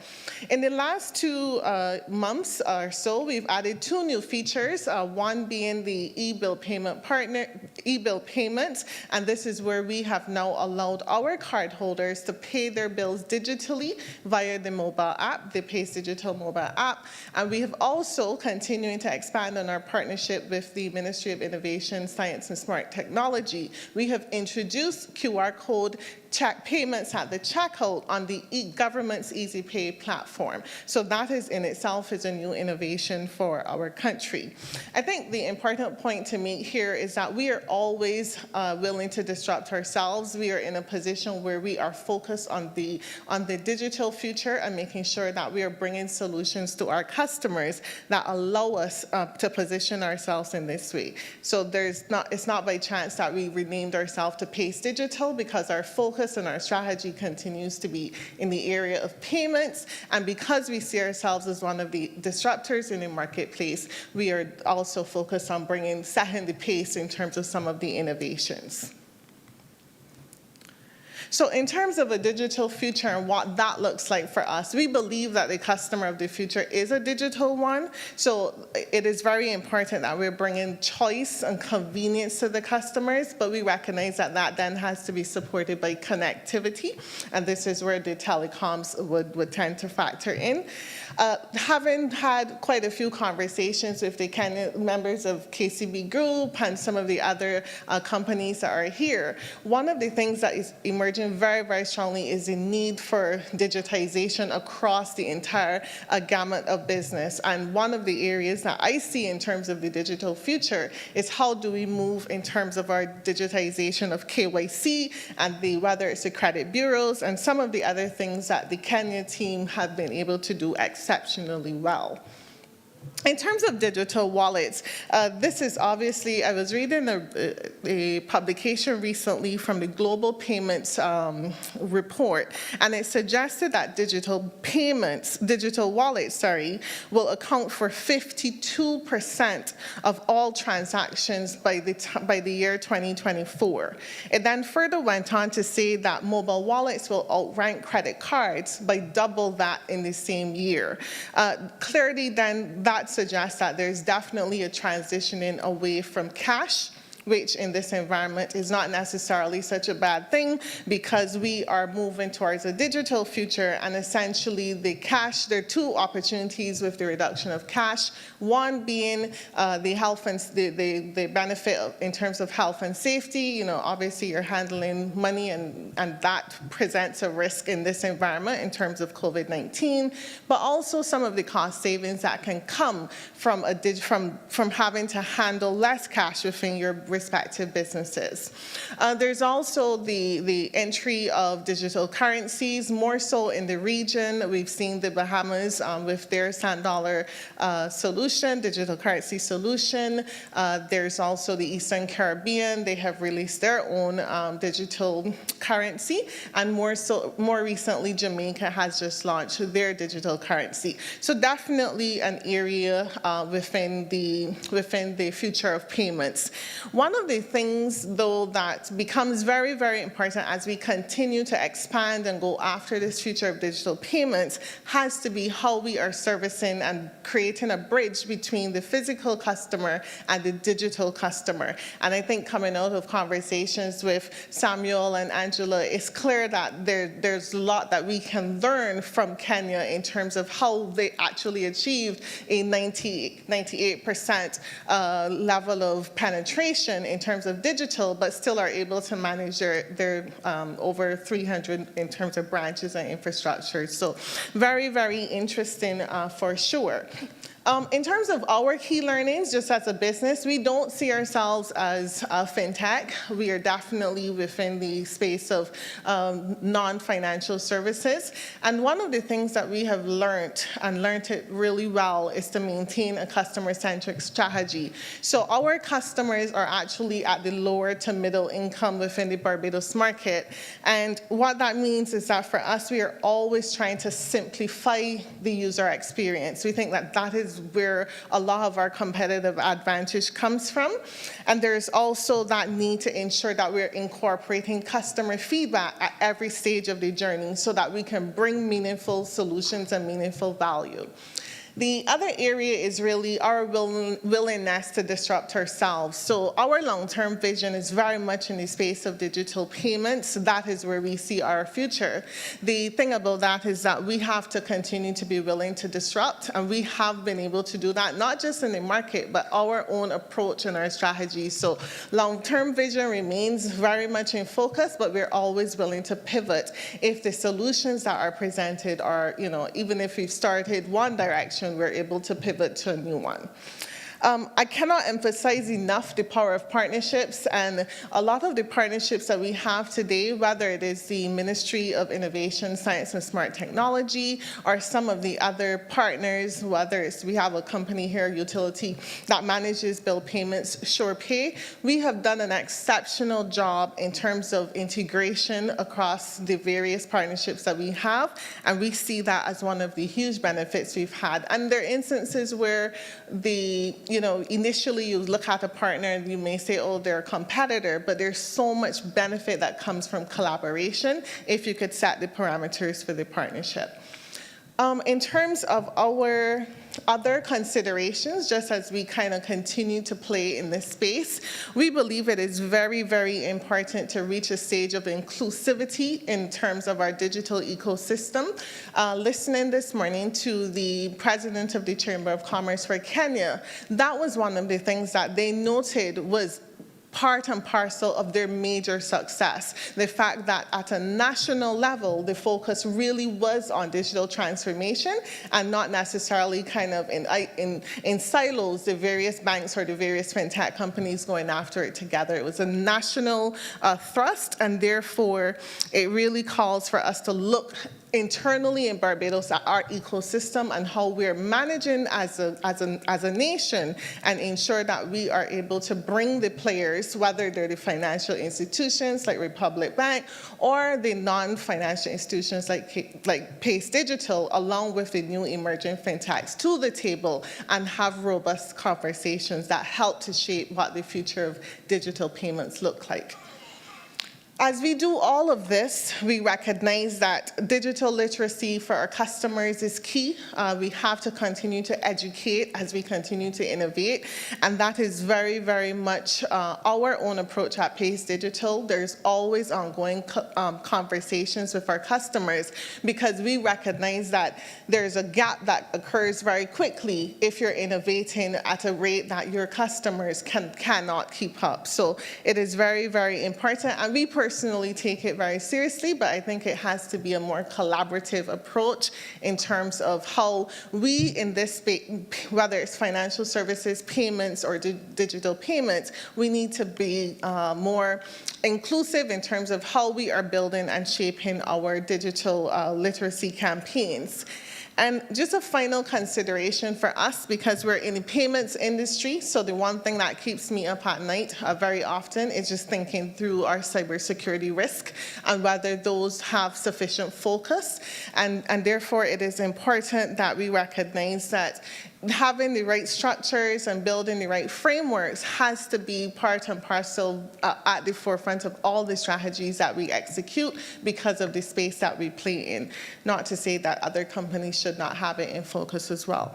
So where we see ourselves going, and this is not just Pace Digital, but as a country, especially after spending the last 2 days with the Kenyan team and being able to listen to some of the stories, whether it is from the team at Safaricom or the KCB group, it's really understanding some of the things that they have done well. So I actually, in all of the conversations, it's almost like a case study for me, where I'm looking and recognizing that we need to, in Barbados, have some real serious conversations around our national payment solution, recognizing that one of the things that really drives us and is the ability to build an ecosystem that allows for robust transactions and settlement.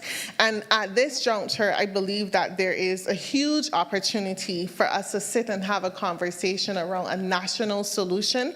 There's a huge dependency in Barbados on the card associations. This is the Visa and the MasterCard networks. And we're seeing the challenges now that is presenting to us as a country, just in terms of the level of foreign exchange that we have to manage, and just how any change at all within that particular network then trickles down to us. So just in terms of whether we're at a stage where as a country we should be thinking about building a national solution that is inclusive and allows for a space for everyone. And I think that that's another point the Kenya Chamber of Commerce also made, that for them, when they decided that digital payments and a digital future was the way to go, they got really, really serious about treating it as a national initiative and building the infrastructure and investing in the technology at a country level. In terms of the regulatory changes, just kind of having a conversation around where we are as a country. I do know that the National Payments Bill has been passed, and we're waiting to see how that is operationalized. But I think a point must be made that we must ensure that there is not a mismatch in the strategy of the various financial institutions and the fintechs and the non-financial institutions like Pace Digital, in terms of where we are in our business strategies and where the regulation is in the current moment. And a perfect example of that would be the fact that we're moving to digital KYC onboarding and just acquisition in a digital way, but yet there's a huge need, well, there is a need for wet ink when we're talking about onboarding customers. So just making sure that the strategies are aligned. In terms of strategic partnerships, which is another consideration, I think it is there's huge opportunity, whether it is learning from the successes that the Kenya team has had, and in conversations with Angela, it took them quite a few years, but there was a clear roadmap, there was a clear strategy, a clear focus and clear outcome, and because they've gone before us and had the learnings, I think there's huge potential in terms of being able to sit and understudy and learn, and maybe opportunities for investment could also emerge as well. And then just the final point for me would be the fact that as a country, we would have outlined, the government of Barbados would have outlined a digitization strategy, and the question I had on my mind the entire week of this particular forum is, where are we with that strategy? Because there must be a point at which we're assessing where we are and also assessing whether we need to reassess some of those strategic priorities that were identified in the original plan. So that is it for me. Really thanks to Export Barbados for the invitation to come and share this morning, and really wishing all of the Kenyan team and a safe travels back home. Thank you.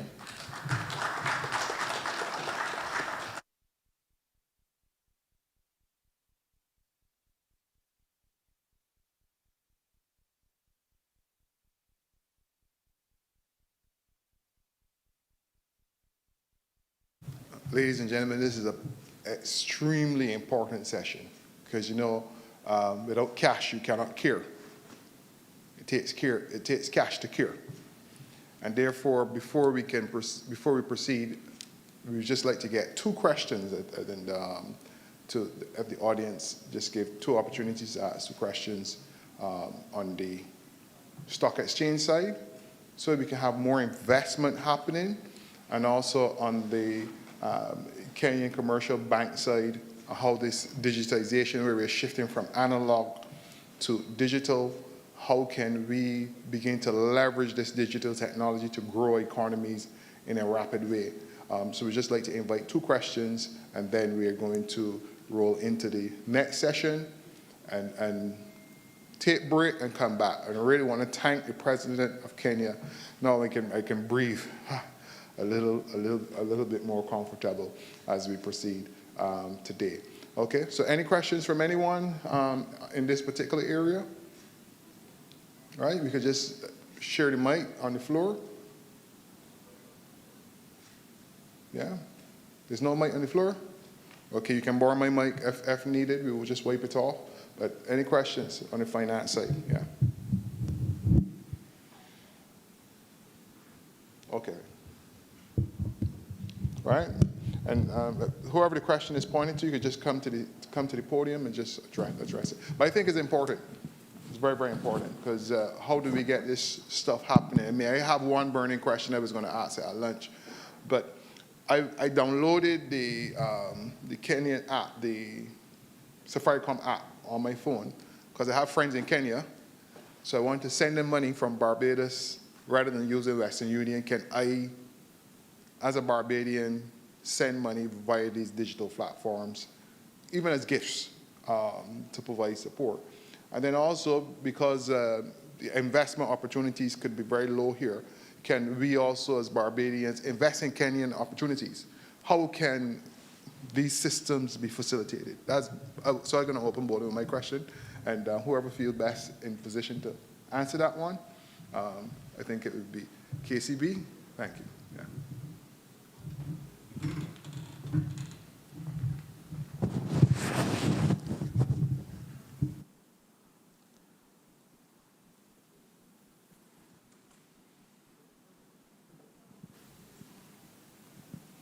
Hello, I think the question about the Safaricom app, the best person to answer it seated right there.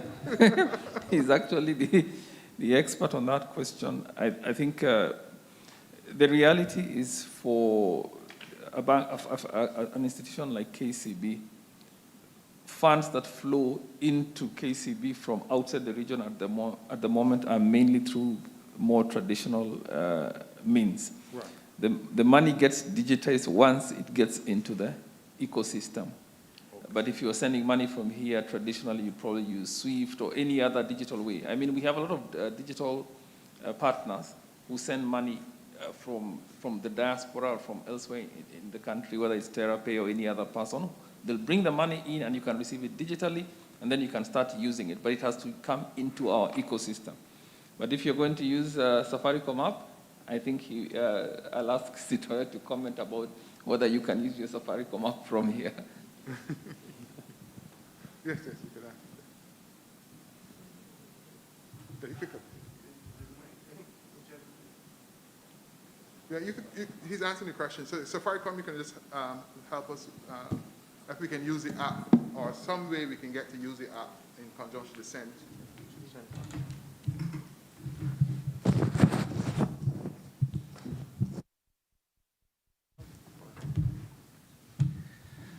Good afternoon, and it's a really good question, and this is what we were speaking with Pace this morning in our meeting about international remittance. We do provide, today in over 200 countries you can receive money into the country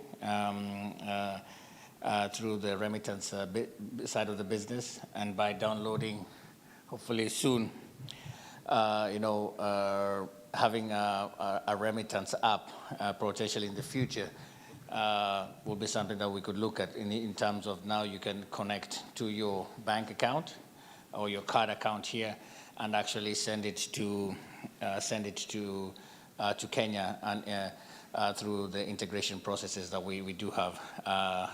Of course, we do have to ensure that we're in compliance and that we have the right licenses for both send and receive between the markets and the regulators, so that that is approved and becomes a corridor like what Sam has mentioned. But we do, we have had those discussions the past few days in terms of how do we look at remittance as a service to some of the companies that are actually here. And we're looking forward to those discussions. Thank you. Thank you. Thank you. Oh, sorry, I think the governor, I would like to say something on that.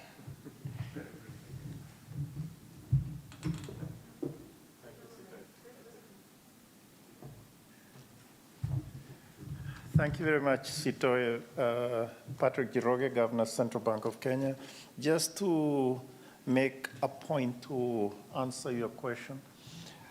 As a matter of fact, we are trying to make it much easier for external investors, right? It's part of the improvements we are making in the national payment system. So at this moment, there are various projects that are underway. And hopefully by first quarter of next year, we will have, we'll have developed things to a point where even foreign investors can directly, through various channels, could be even Safaricom app, but could be KCB, whatever, they can actually go directly through those, let's say, gateways,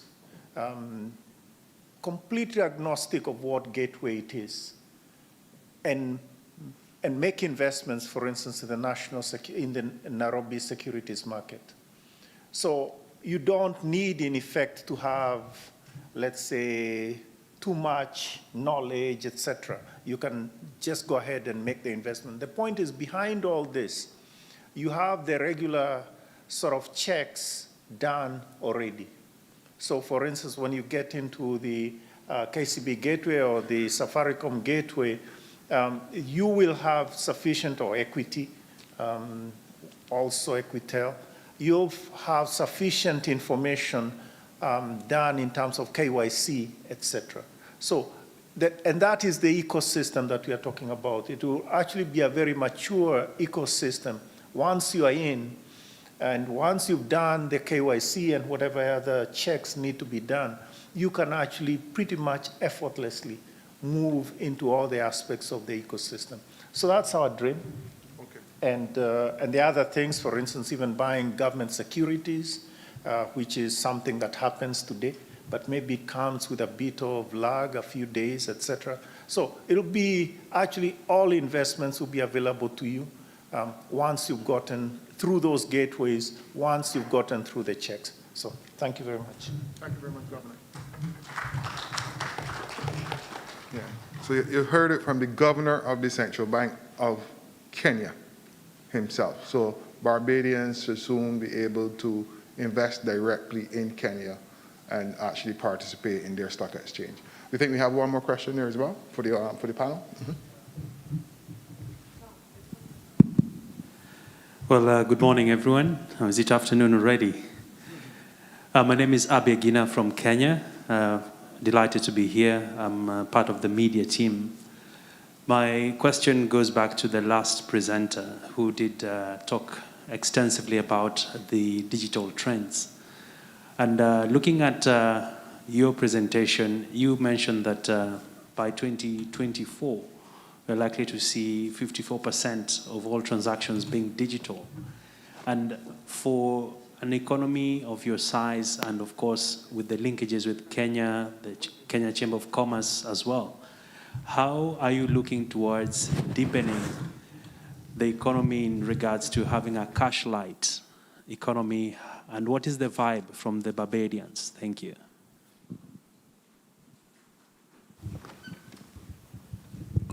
So just to clarify, the reference to the 54% was actually a global report that was referencing, but really good question in terms of the response from the Barbadian public and where we want to go. I would definitely say to you that we're nowhere near where we need to be in terms of the digital payment adoption. It is an area that I can speak specifically from our business, and even something as simple as paying your bills online. We are now starting, and this is after COVID, or not after because we're still battling with it, but since the beginning of COVID, we're now starting to see the percentages move in the right direction. So prior to COVID, persons would still find their way to the branch network to be able to make those payments. So if I were to quote a number, I would say that we've gone from under 20% in terms of online payments, and we're now closer to 38%. So definitely starting to see a move in the right direction. And then in terms of transfers, person-to-person transfers versus person-to-merchant payments, I would definitely say the response for person-to-person transfers was much greater received than person-to-merchant. So that is where I actually see the opportunity to learn from the Kenya experience, because you guys have done it and done it extremely well. You're at 98%, and that speaks volumes. And I know a huge part of that has been your agent model in terms of having agents all dispersed all over the country. So definitely a ways to go. I'm not sure if my colleague Anthony wants to add to that, because he does represent the Bankers Association and may have some more stats that he can share.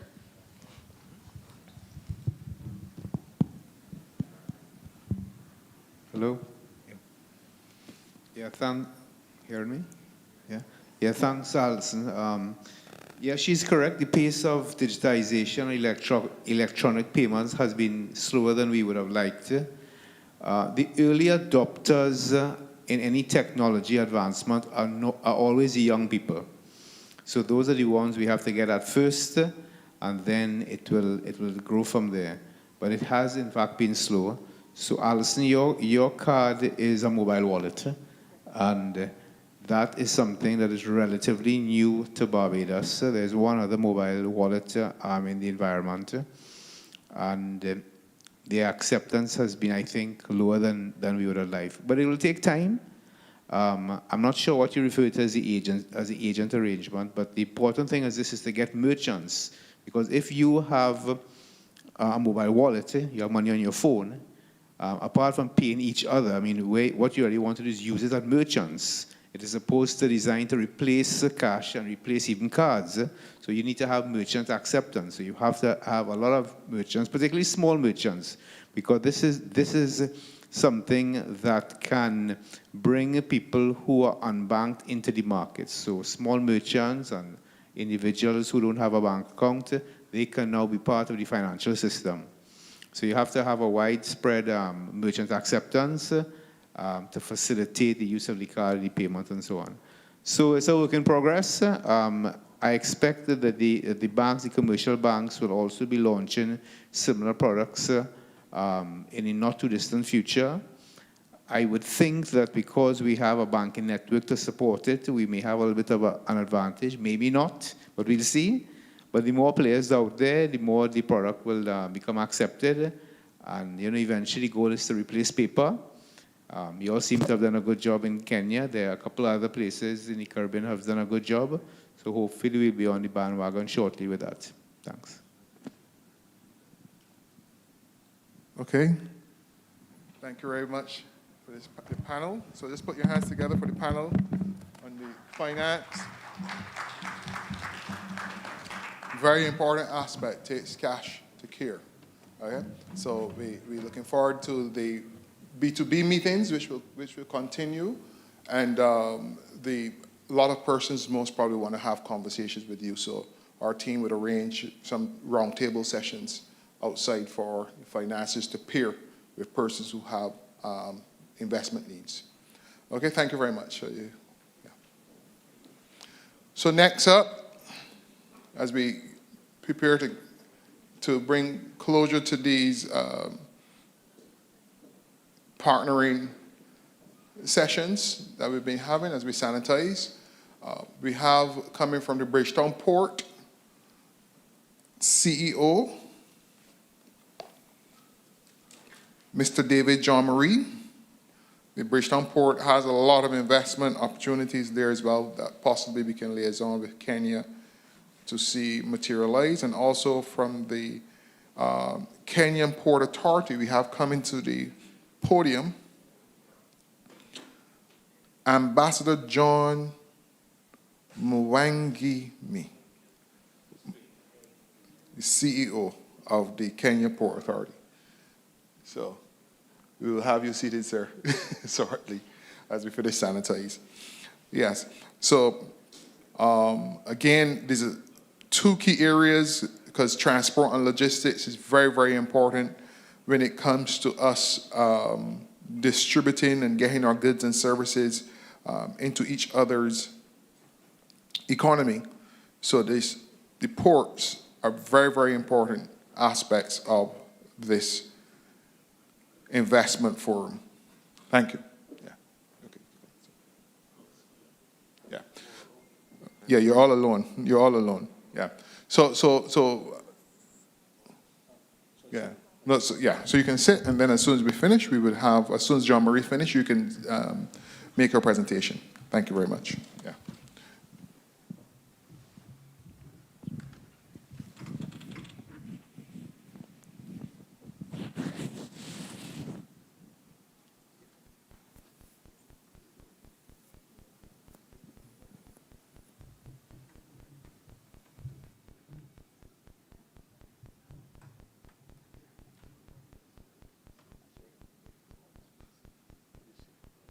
Good afternoon.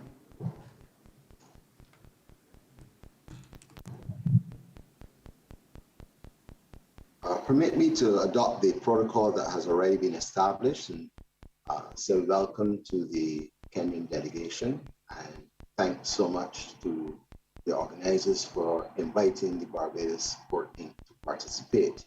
I am not David Chongri. My name is Ian Stewart. I'm the Divisional Manager Operations at the Port of Bridgetown, and it's indeed an honor to participate here this afternoon. I do have a brief presentation, which I hope guide us in our conversation.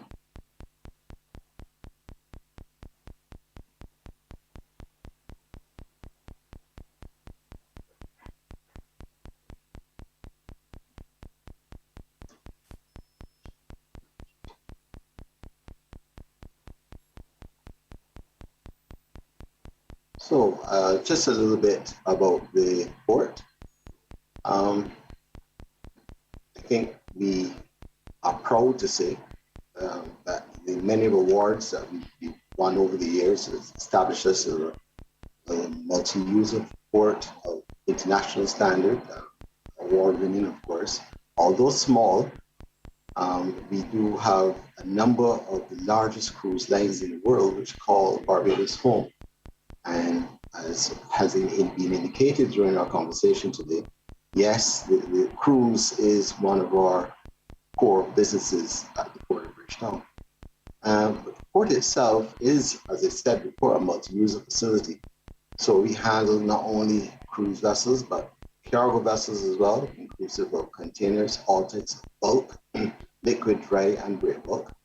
And indeed, it reflects there on the type of vision that we have. So our vision has been to be the most innovative green maritime hub in the world by 2030. A vision that we've taken very seriously and it's been adopted really in our mission. So we are very customer focused, cost effective, and really try to be as efficient as possible as we drive our value in cruise and cargo services and product development. Of course, we do this while trying to satisfy our customers, our stakeholders, and employees. So just to give a view of our role in trade and shipping, we are the major point of entry for 9% of goods that come into the port. And through our network of freight services and customers can depend on us for also exports around the world efficiently and seamlessly. So we've done a lot with regards to trying to transform a port as well as dual approach, not only for port transformation, but national development. And we have a clear vision supported by a number of deliverables, which have been outlined in our mission critical objectives. So from 2018, we've outlined an approach going towards 2030, where we've, in our initial years, we focused on people and process efficiency. And during the last financial year, we went on to looking at creating value in our businesses and investment models. And of course, highlighting the use of technology and security and having a sterile port. During this financial year, we've gone a step further towards the green initiatives. We are procuring a new incinerator, utilizing it for waste to energy transformation. And of course, expanding our alternate energy areas, while last financial year spending over $10 million to upgrade our equipment fleet, moving from diesel hydraulic equipment to more hybrids and electrical. In the coming financial year, we're focusing on our infrastructure works, and some of these projects I will outline to you later in the presentation, focusing a lot on some of the areas that we need to ensure that our infrastructure in real estate development is materialized. And of course, during the coming year, we'll be going towards ensuring that we have a green port, high use of technology, and providing areas for research and development. Of course, we continue though to grow and expand, and we've marked a pathway forward for deeper integration in port into upstream and downstream services. And of course, while developing and upgrading our business model, and this is one area that we'd like to highlight. We've completed both our 10-year master plan and our 5-year business plan. The master plan going from 2020 to 2030 and our business plan from 2021 to 2026. So the articulation of some of our plans you see here in our presentation some of the infrastructural improvements, our berth expansion, green technologies, I will show you just in a minute. So we have a long list of business objectives, from points of ensuring that we can position our cargo operations into a strategic partnership through PPPs with any interested parties such as yourselves, improving berthing capacity for crews, diversifying our revenue streams, ensuring our modernizing our labor reform, adopting a new growth agenda, reducing our cargo footprint, of course, ensuring that we have a very good digital service ecosystem. Our convergence of security is one very good example for the region.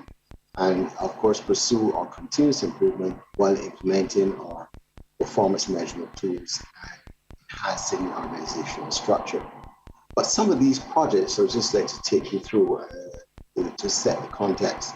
What you're looking at is just an overview of the port itself, highlighting some of our master plan initiatives. The port is located on the southwestern side of the island. So from your left, that's the north side of the island, and to your right, the southern side. So starting from the north, we're seeking to provide a boat repair facility and also an aggregate berth for storage as well. The aggregate berth is really necessary right now on the island as we are depleting our natural sand deposits on the island. So we were forced to import sand. So we're building an aggregate berth there.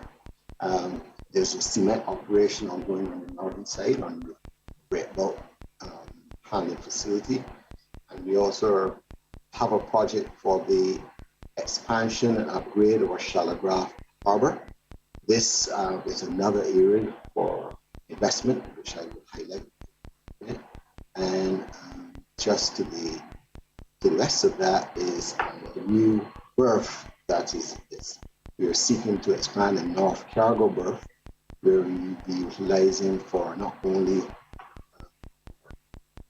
local cargo imports, but for sure transshipment and to facilitate logistics. And with regards to logistics, in the middle of the port, we're seeking to have a new container freight station and a central container examination facility.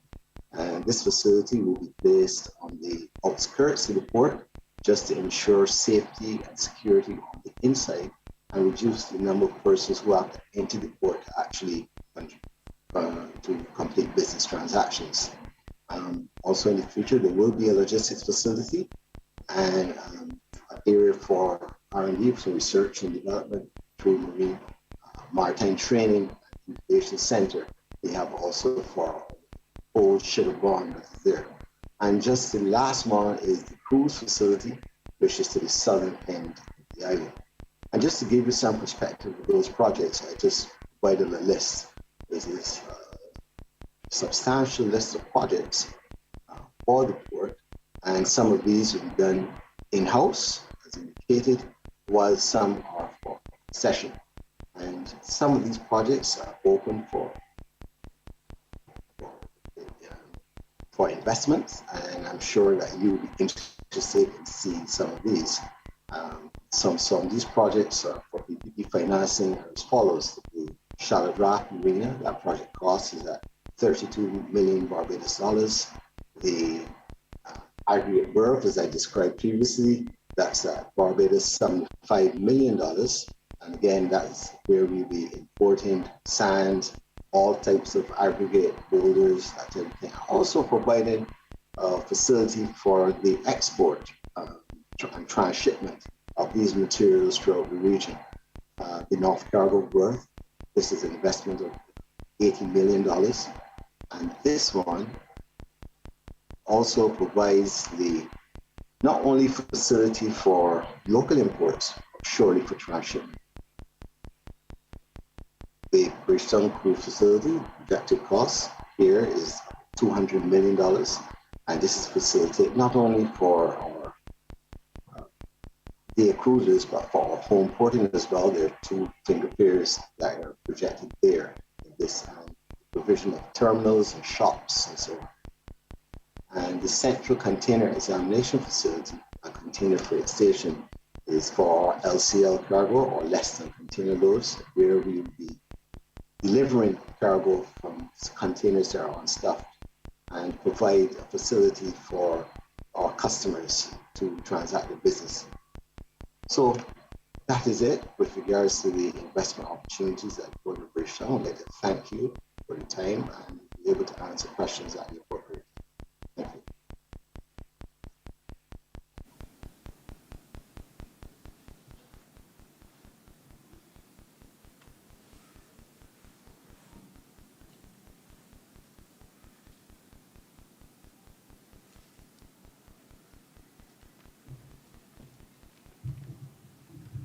Okay, thank you, Bridgetown Port Authority, for that presentation. Now we would like to introduce Ambassador John Mwangimi, CEO of the Kenya Port Authority, to make his presentation. Thank you.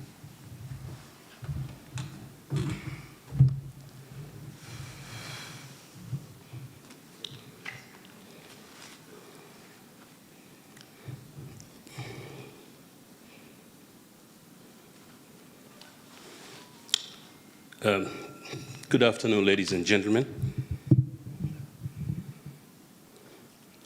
First of all, I'd like to also adopt the same protocols that have been adopted. And I'll spend the next 10 to 15 minutes talking about our vision or strategic plan, what we want to do. I had a very big presentation today, which was about 25 pages, but I thought it's full of numbers and graphs, and it's not very useful to convey what we plan to do with our friends here in Barbados. So I thought I would speak around, give you a preview of the plan that we have. I'm glad to be here. It's not my first time to be in the Caribbean because I've got some relatives in Jamaica, but I've never been to Barbados. And when I found out I was included in this Kenyan delegation, one of my small sons said to me, "Dad, you're very creative. Are you going on vacation?" And I said, "What do you mean?" He said, "What has the port of Mombasa got to do with Barbados?" So I spent some time talking to him about the plan we have. I convinced him. So I hope in the next 10 minutes so I'll also let you agree why I'm here today.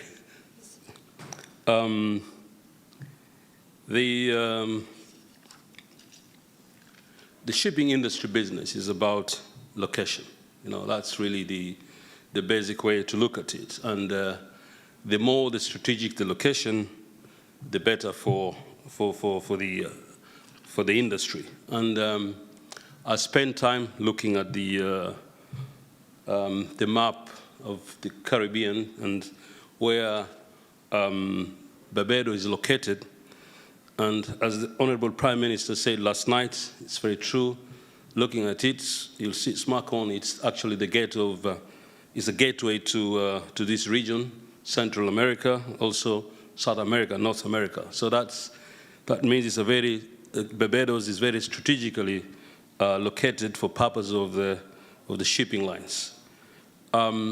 If you look across the African continent, we are also very strategically located. You know, if you divide the world into half, the Western Hemisphere and the Eastern Hemisphere, we are right in the middle. So, and we have 2 ports. The old one, which is the Kilindini Port, Mombasa Port, which is perhaps the oldest institution we have in the country. Trade has been going on for hundreds of years, if not thousands, and Mombasa was at the center of this global trade then, as it is now. And then now we have built a brand new port in Lamu, which is about 300 kilometers further north. And that also created us an opportunity in terms of location to not very far away from the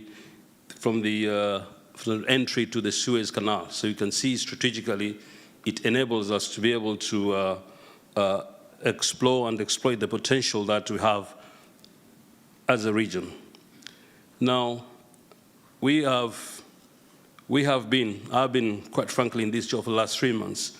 And one of the things that we've been doing, and attempting to ensure that we do is we want to redefine our business, the way we look at our business, because business definition is very, very important in terms of creating a strategy for growth. So we want to walk away from the narrow perspective of definition as container handlers. Now, that's a lot of people, when they hear about the port, that's what they think first. But we want to define our business as a global tool for trade. I think that's, and then that is really in line up with what we've been talking for the past 3 days, and how we can leverage both our opportunities here and in Kenya. This plan, we have a plan. And this plan is based on 3 key pillars. 1, thinking big and thinking global, thinking connectivity, and thinking partnership. So that's how we're building up our strategic plan. And I will go through in terms of what kind of strategic posture we want to adopt to be able to move our business from the very narrow definition into something much more important and impactful for our country, for our region, and also across the Atlantic, as we plan to be talking and working with the brothers here in Barbados. While Barbados is situated 1,000 miles away from us, I've had the opportunity of talking, just to digress a bit in terms of what opportunities lie. I've been talking to one of the big shipping lines, and I did realize while discussing that the opportunities, for example, we have seen and that we can exploit together. It's, for example, Colombia is exporting flowers into Europe, and it's 10,000 miles away, perhaps more, and delivering their products at a more competitive pricing than ourselves, because they're doing it using refrigerated containers. It is something also that we are looking at. And therefore, it means it is possible to, and of course, they're transshipping it through the Mediterranean in Morocco. So it's very possible also for us, if we can establish direct contacts lines between ourselves and the port of Barbados, then we'll be able to leverage some of these opportunities already are being exploited by others. And the best way to look at it is the kind of investments that we're making. 1, we have now spent almost $1 billion in the last 5 years in investment in, first, the new facilities in Lamu, which is going to be the biggest port in the East Africa region. Number 2, once completed, to the Durban in South Africa. And also we spend a lot of money now upgrading the current facilities we have in Mombasa with new berths, container terminal, 2 new container terminals, and a 3rd one on the way. So if you look at that plan, we're looking at preparing ourselves to be able to, number 1, have the connectivity that we're looking for as part of our pillar. And number 3 also, we are looking at partnering now with strategic partners who, I'll talk a little bit about more what we're going to do to enable us to be able now have a wider reach. Now for one of the things that we intend and will be discussing with our brothers and sisters here in Barbados in terms of the MOU we're looking at and how we'll cooperate.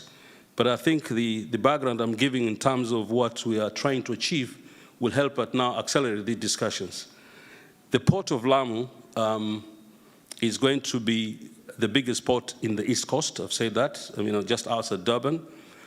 It's at completion, we're planning to have about 32 berths. And this is the type of investment that will allow us to receive and service the post-Panama ships up to 425 meters. So what does this mean for us? It means that we can actually shift some of the transaction business from the eastern side of the Indian Ocean towards ourselves.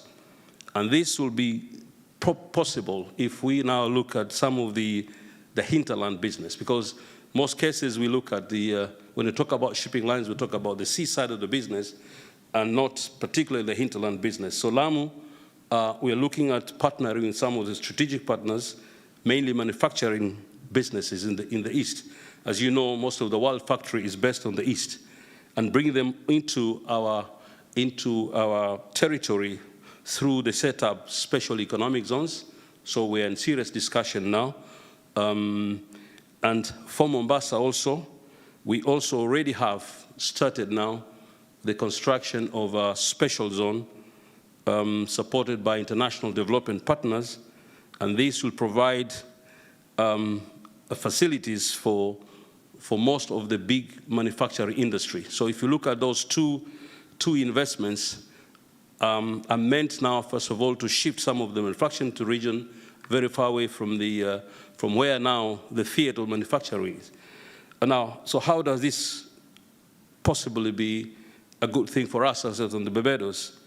As Barbados, as the gateway for this region, does actually having a lot of transshipments. I think if they're importing things either from Europe or from the eastern side of the world, we can shorten this distance by looking at one key possibility, or two, perhaps.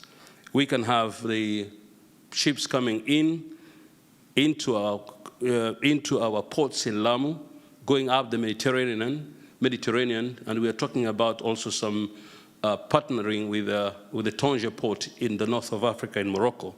And that will also provide us with an opportunity now to reach through the Mediterranean, the port of Barbados. So there's something that we need to work together, and we shall be refining that strategy.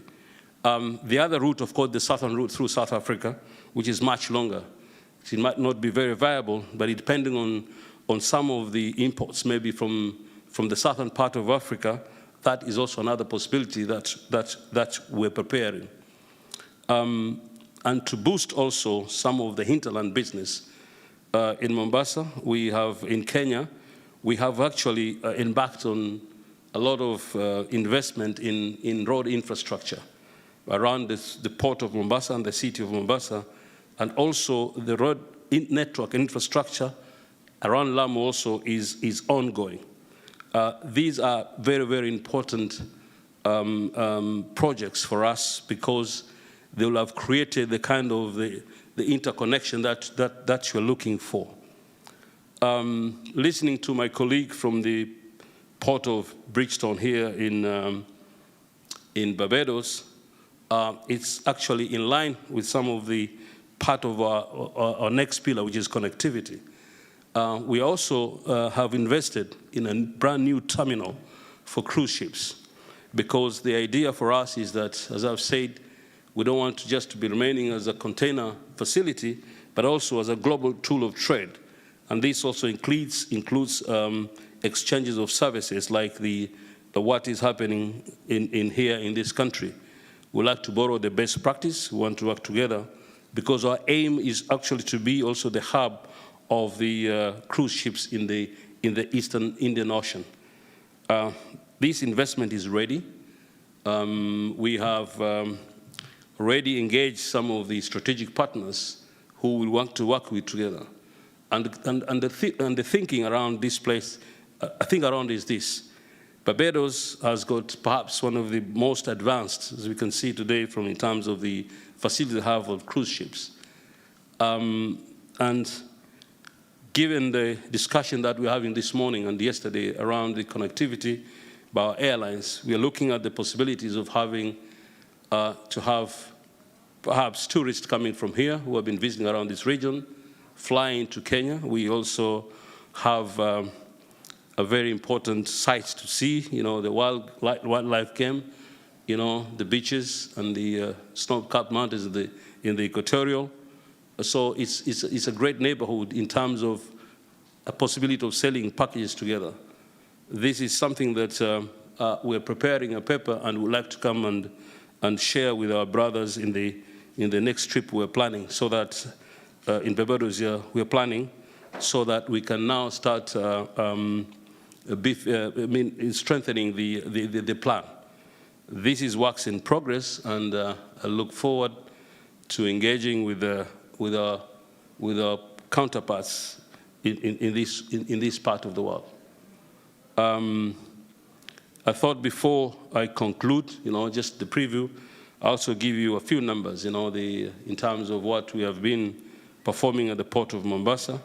We have also been impacted by the corona problem, the COVID, in the past 2 years. So our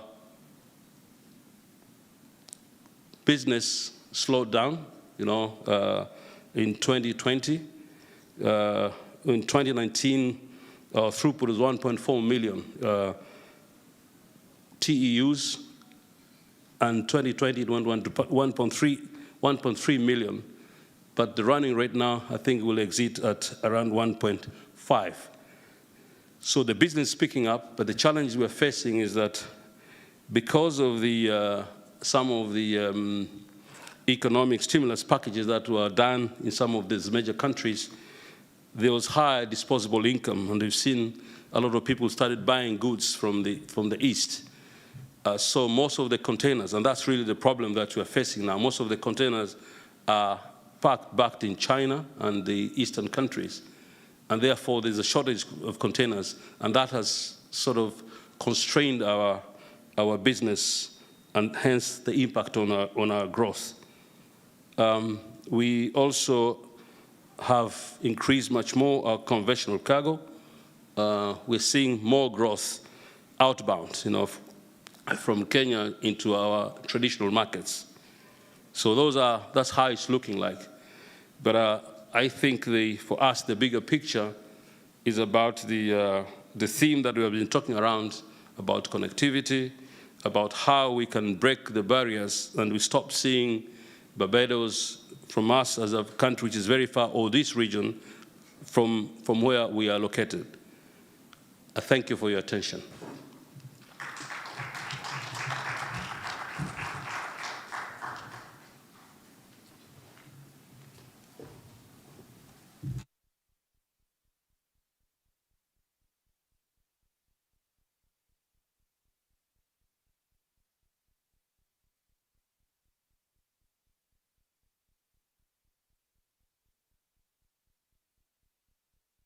Very much for that presentation, Ambassador. It's just showed that we can make this happen. The reality is that we send goods from China, which is further than Kenya.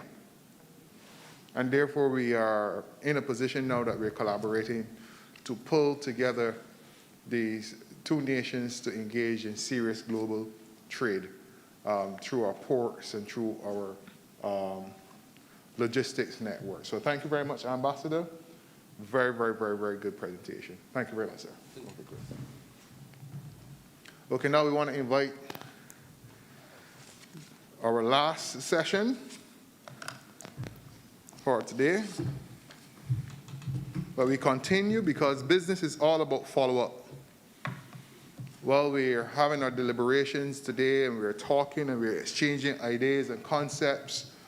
And as we meet in our B2B sessions and we are solving problems, it is really about how do we follow up, what's the follow-up mechanisms, how do we keep building the relationships, and how do we close these deals and deliver. Well, one of the things that we want through this Safari Ocean experience is delivery of results. We want to deliver that 50 million plus of trade, yeah?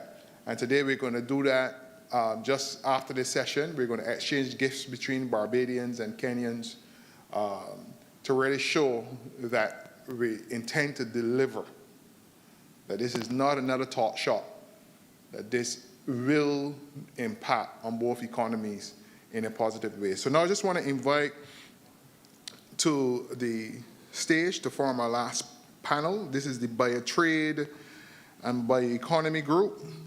This is my passion. I really do believe that the life sciences and biotech and biotrade, especially for these two economies, is critical. And we can't do it without standards. We can't do it without our plant protection department, because biotrade has a lot to do with plants and stuff. But let's get our panels to come up on the stage. So first we have Barbados Plant Protection Department, Mr. Ian Griffith, officer in charge of plant quarantine. Then we have Kenya Plant and Health Inspectorate Service, Professor Theophilus, love that name, Mutui, yeah, Managing Director. Then we have Mr. Hayden Ryan, Director of Barbados National Standards Institute. And then finally we have the Kenya Bureau of Standards, Lieutenant Colonel Bernard Injari. Thank you, sir, Managing Director. So this is our final panel. One of the things we're going to do, we're going to package this, broadcast it. We're going to have it on the www.Safari Ocean's website for those who want to download. You can have access to all the presentations as well, so that we can collaborate and continue to work together, all right? But if you're doing serious business, we already started to serve lunch for those who are outside, but we want you to get into your particular business discussion. So I know the Airways guys are having their discussion, so you have your lunch together. The finance guys have your discussions, and we continue with our breakout sessions around lunch going forward. But first, I just want to introduce the first presenter in this last session, the Barbados Plant Protection Department. And again, we just want to keep it brief so that everybody else who are in the room can also get out to have lunch as well, and then we close off as soon as possible. Thank you very much.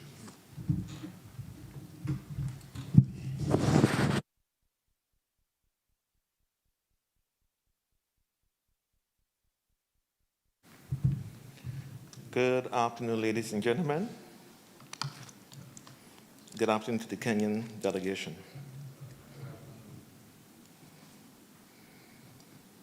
As the MC said earlier, my name is Clydine Griffith. I'm the head of the Plant Protection Division, the Ministry of Agriculture. I'm going to be very brief here today. I don't want to keep you from lunch. All right. So today I'm going to give you a very brief synopsis of the Plant Protection Unit, what we do and what we're about. Our mission statement, let me just read that to you, and that is basically to maintain the phytosanitary integrity of the plant biodiversity of Barbados while securing food sovereignty, food security, and facilitating trade through the detection, diagnosis, and the use of effective management techniques guided by appropriate internationally accepted principles of plant protection. Now that is a mouthful. But basically what it is all about, what it basically says is that when you combine what we do in plant protection, it is a matter of preserving, protecting, and developing our agriculture and our plant diversity.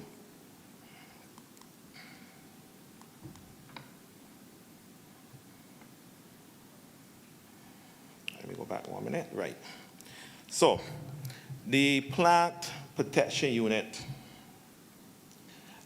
basically operates on the processes that manage the plant health status of Barbados. We use regulatory and legislative measures to ensure that we protect our plant resources here in Barbados. Now, there are a few areas that make up the Plant Protection Unit. These are the Plant Quarantine Unit, Entomology, Plant Pathology, Weed Science, and Pesticides.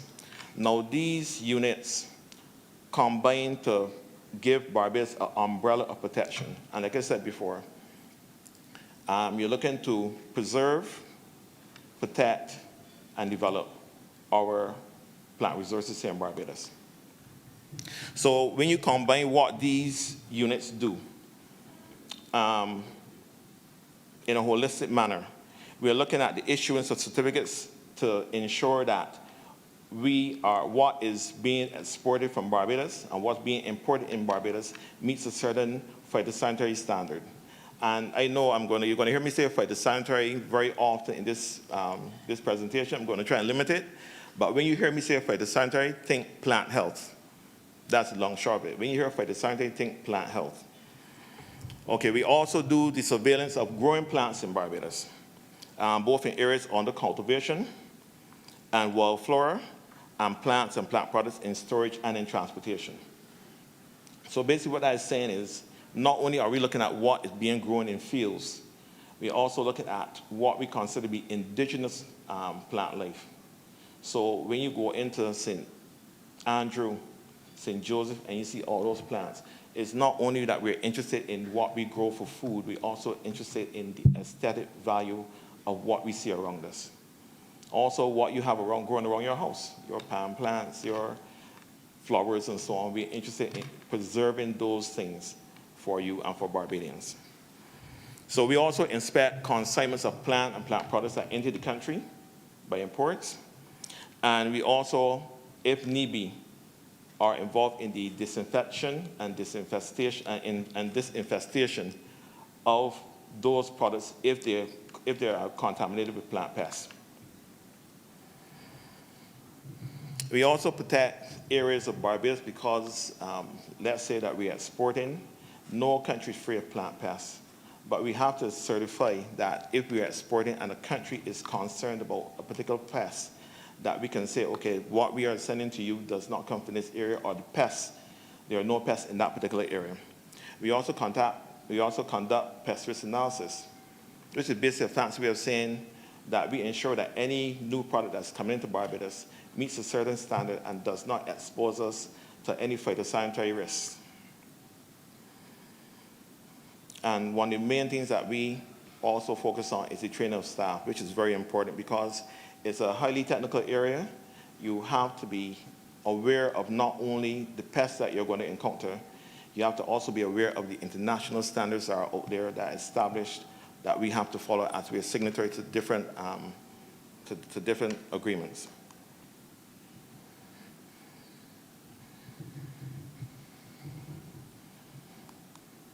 Move on. Right.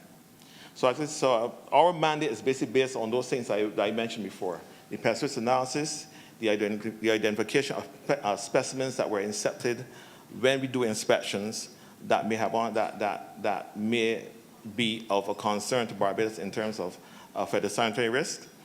We also offer technical assistance to farmers on site, so you will have officers going out to farmers in their fields, identifying pest problems that they may encounter. We hold farmers clinics, and we try to, and we always attempt, as I said before, that to increase the knowledge base of our staff by ensuring that they're exposed to various educational projects and so on. We also offer, the Plant Protection Unit also offers assistance to the Pesticide Control Board.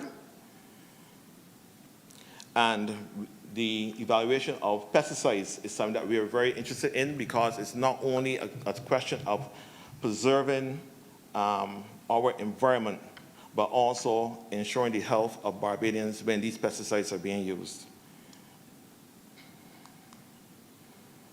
Now, the Plant Pathology Unit, as I mentioned earlier, is concerned with the identification, the control and management of plant diseases in the island, or what we intercept coming into the island. The main issues that they are now working on are anthracnose in yams, the sweet potato viruses. You may not be aware of this, but sweet potatoes have a multitude of viruses that affect them. So we're looking at how that affects the yield and so on. Citrus greening, which is now affecting lime trees, orange trees, and so on in Barbados and around the world. It's not only Barbados, but it's throughout the world. And Panama disease in what we call figs, which is the type of banana. When it comes to plant pathology and dealing with diseases that affect plants, the way around, or the way to improve and to develop what may be affected by these diseases is to ensure that you can identify resistant and tolerant cultivars.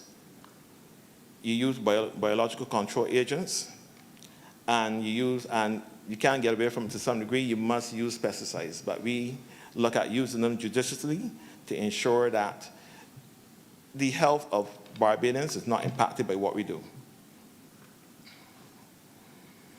The areas of cooperation between the Plant Protection Unit and Kenya, if possible, if it comes down to that, is that we're looking for probably the exchange of plant material, which is very important because it's always good that you increase and develop the base of the crops that you grow.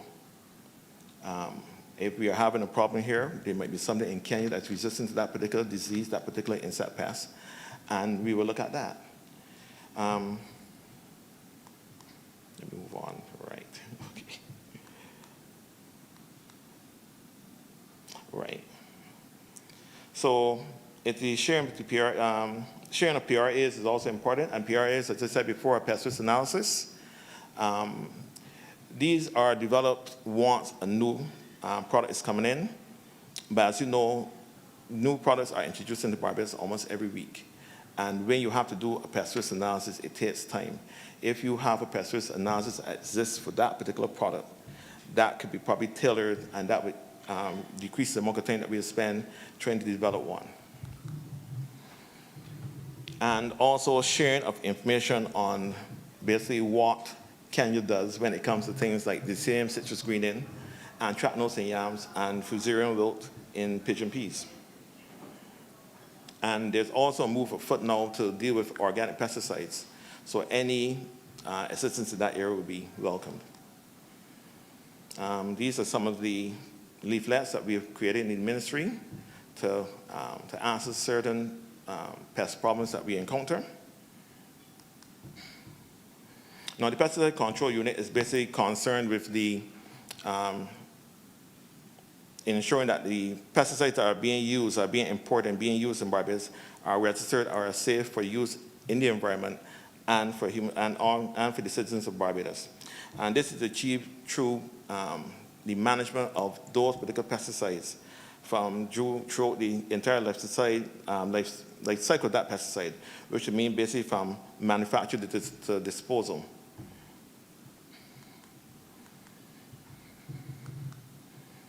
Right, so this management process deals basically with the registration of these pesticides when they're being imported and when they're being sold in Barbados, monitoring to ensure that these pesticides are registered,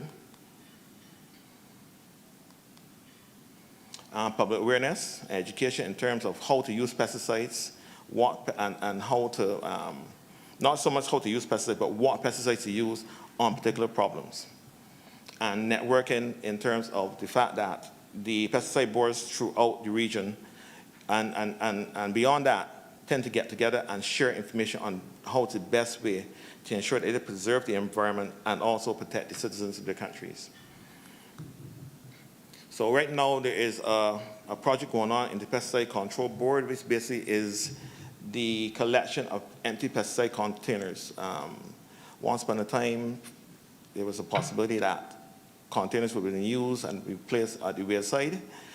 We are trying to preserve the environment from that happening. So right now we are on the way, we are having a program on the way to ask farmers to clean the containers properly before they dispose of them, and then re-dispose of them properly. So that's on the way right now in the River Plantation and in the Spring Harbor Land Lease project.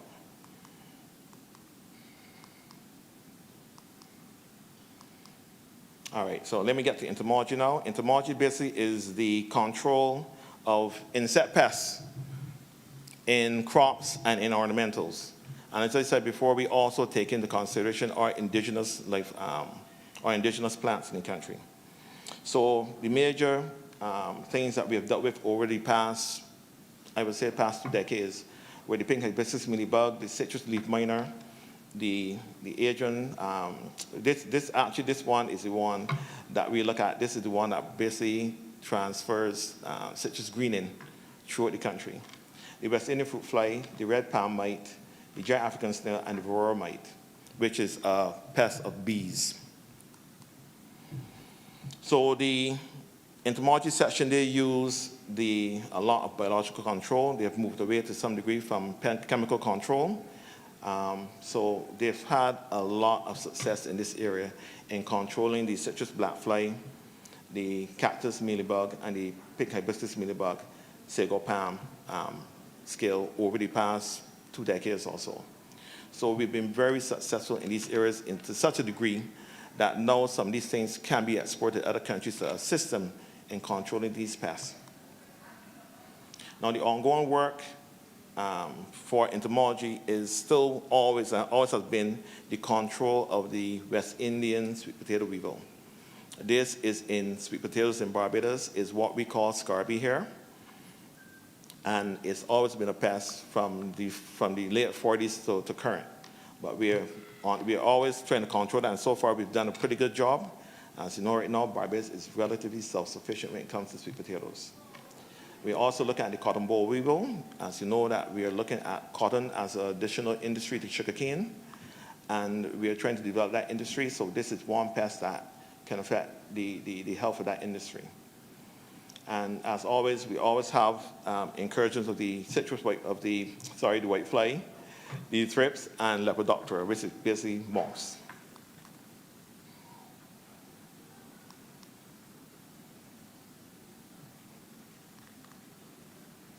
Right. So the plant quarantine division now. The plant quarantine division is essential to preventing the introduction of foreign pests into Barbados. And this is through commercial and non-commercial means. So this is not only companies that import food and fruits and plants and so on, but it's also passengers coming in, bringing in produce and plants with them. So we look at plants and propagated material, fruits and vegetables, lumber and wooden items, mined materials, which would be sand, gravel, and so on, semi-processed foodstuffs, and other plant-derived commodities. Now we operate under a Plant Protection Act and various international agreements that Barbados is signatory to, which is the WTO SPS, which is Sanitary and Phytosanitary Agreement, and the IPPC, and the Revised Treaty of Chaguaramas, which is a regional agreement, and also international agreements on biosafety, endangered species, and technical barriers to trade. Now the plant quarantine department is headquarters at Crompton Street, St. Michael, but we also have offices at the ports of entry, which is the Grantley Adams International Airport, the harbor, the British Harbor, and Port St. Charles Marina. And we work together with all the other agencies in border protection to ensure that Barbados is well protected as possible. The Plant Protection Unit and at the Plant Protection Unit and the Plant Quarantine Unit are very small units.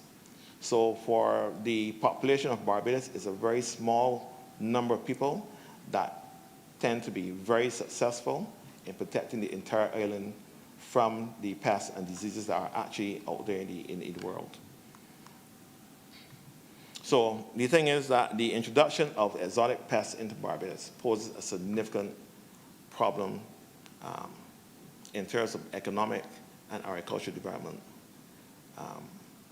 As you know, when the African snail, when it entered the country, actually to try and control that particular pest cost Barbados over $4 million, right? So there are pests in the world and in the region that are more serious than that. And I can tell you that over the past 40, 50 years, Barbados has been very successful in keeping out most of those pests. There are pests in the Caribbean that we do not have here in Barbados. So pests that affect bananas, pests that affect sweet potatoes, and other commodities that we do not have here in Barbados. So we are here to protect Barbados, as I said earlier. Protect, preserve, develop. That's basically the model of the Plant Protection Unit. And we look forward to any cooperation with Kenya. We think it will be a great help to both countries. Thank you.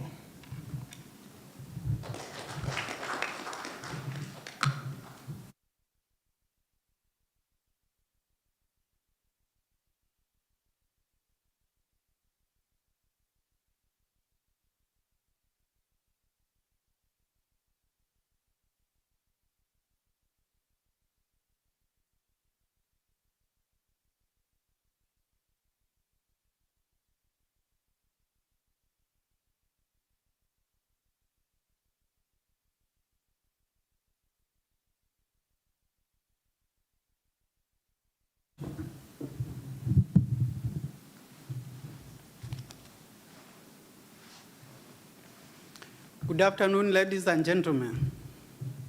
Good afternoon. Yeah, my name is Theophilus Mutui. I'm the Managing Director, Kenya Plant Health Inspectorate Service in Kenya.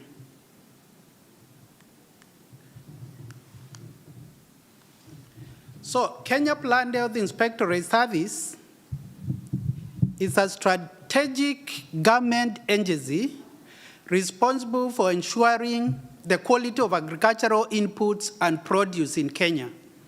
Primarily, the agricultural inputs includes the seed and fertilizers. We ensure that they have high quality so that there is increased productivity to our farmers to be able to gain more income.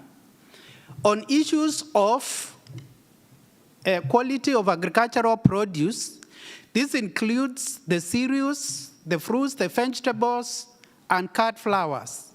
We ensure that they are safe to assure the human health and the animal health as well as the environment.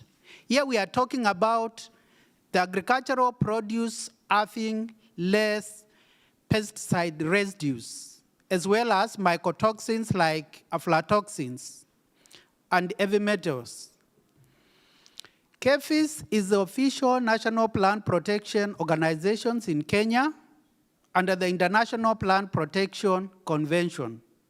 We do what our colleague has just said in Kenya, and the mandate of KEPHIS includes phytosanitary certificates or services.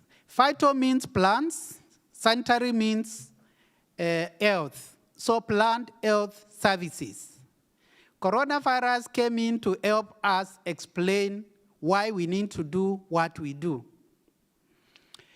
In phytosanitary certificates, KEPHIS ensures that whatever plants are coming into the country, they are free from pests and diseases. To safeguard introduction, establishment, and spread of pests and diseases which are not present in Kenya. We know very well that coronavirus came from outside Kenya, got established, and got spread within the community. So we have diseases for plants, for example, mesothelial necrotic disease, which came from outside Kenya, got established, spread, and is causing a lot of havoc to our farmers. So we normally protect introduction of new pests and diseases which are not found in Kenya. We also have what we call, we publish African Phytosanitary Journal, where we are able to share on issues of which pests are found in various countries in Africa for the purpose of trade, the pest of concern. In KEPHIS, we have a Center of Phytosanitary Excellence, whereby we are able to train National Protection Organization officers from around Africa on issues to do with plant health. And we have trained more than 5,000 officers since we started. Use of seed certification, we do inspections of the seeds all the way to marketing. We ensure that the seeds are of high quality, they meet high germination standards, and we give a code where the farmer can be able to scratch and send that message to a code to be able to know whether that particular seeds have been certified by KEPHIS and they are genuine. We do plant variety protections. We are the liaison office for the International Union for the Protection of New Varieties of Plants, UPOP. This means that Kenya can be able to access new and advanced elite materials from breeders across the world to be able to improve our crop varieties. Last but not least, one of the other mandate of KEPHIS is to establish analytical laboratories. We have accredited plant quarantine laboratory for the COMESA. So any material can be sent to Kenya or KEPHIS to be able to determine which kind of pest or disease of concern is contained in those plant materials. We also have an EU accredited lab, which we are able to test on food safety issues, the issues of pesticide residues, the issues of mycotoxins like aflatoxins, as well as heavy metal contaminants. So basically that's what we do in summary. On issues of agricultural biotechnology, we have a tissue culture lab, which is able to clean plant materials to be free from pests and diseases, especially viruses. We have issues of crops which has been bred for drought tolerance to be able to increase crop productivity. We have issues of enhanced crop protections through insects tolerance as well as herbicide tolerance. We have some plants which have been improved to have delayed fruit ripening, like in tomatoes, so that they are able to be moved from interior to the markets and they are able to stay for a long time in the shelves. Issues of using plants to be able to produce medicines like insulins, vaccines, industrial products like starch, and so on are done using agricultural biotechnology. How does KEVIS facilitate export and import? KEVIS conducts farm audits. We go and register orchards. We do field inspections of those plants during active vegetative growth to ascertain that they are free from pests and diseases. And once the produce is harvested, we are able also to inspect, and those which are found to be free from pests and diseases, we issue them with a phytosanitary certificate, plant health certificate.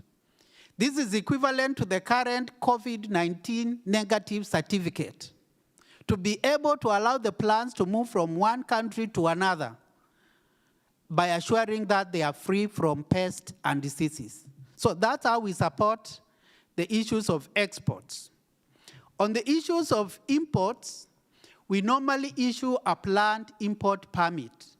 In our plant import permit, we tell our traders or trading partners how their plant materials needs to be treated so that they can be accepted in Kenya. We also do pest risk analysis, which my colleague has said. This is where we are able to profile which pests and diseases of concern are found in Kenya, so that the importing country will be able to say, Kenya do 1, 2, 3 to prevent introduction of those pests and diseases to our country.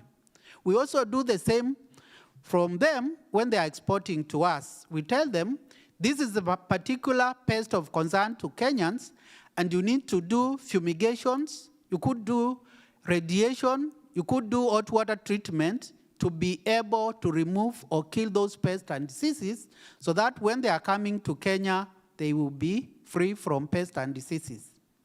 So it is very important to know that when you arrive at the point of entry, the airport, the border post, the port, please do declare the plant materials. The reason why you declare is that we are able to inspect, because we know we will ask you some questions. Where has this plant come from? We have that pest risk analysis. We'll be able to see whether it's free or not. But most likely, I know many people get offended when their plant materials are intercepted by the KEVIS officers at the point of entry. But is this to safeguard the Kenyan agriculture? We don't want to introduce those pests and diseases which could be as harmful as COVID, what has done. And please bear with us, we are safeguarding the Kenyan agriculture. The status of trade between Barbados and Kenya. It's true that we have a very low volume of trade between Kenya and Barbados insofar as plant or agricultural produce are concerned.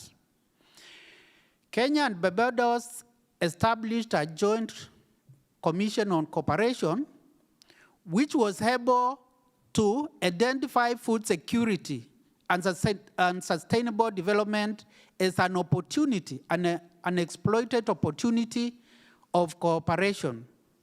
We have signed a memorandum of understanding on sharing best practices on agricultural technologies, but we are yet to implement it. So that's why I'm here to explore ways of implementing that MOU.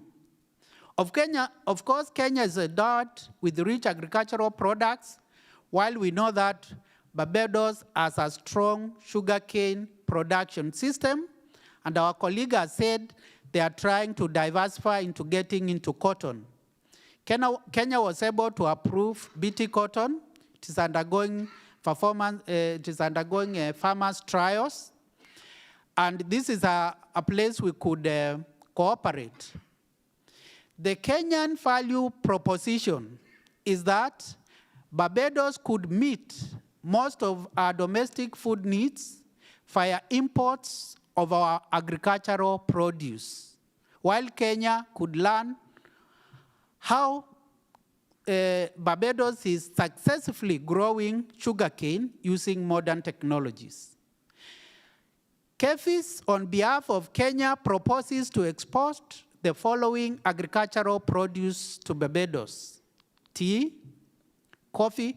We have a very high quality tea, coffee, avocados. We could export also mangoes, fine beans, or what we call French beans, sugar snaps, snow peas, nuts, for example, macadamia and cashew nuts, herbs and spices, sisal fiber, myrrh. Myrrh is a stimulant which competes with the tea to be able to keep people awake. Asian vegetables like karela, aubergines, and capsicums. Cut flowers such as roses, carnation, and gypsophila.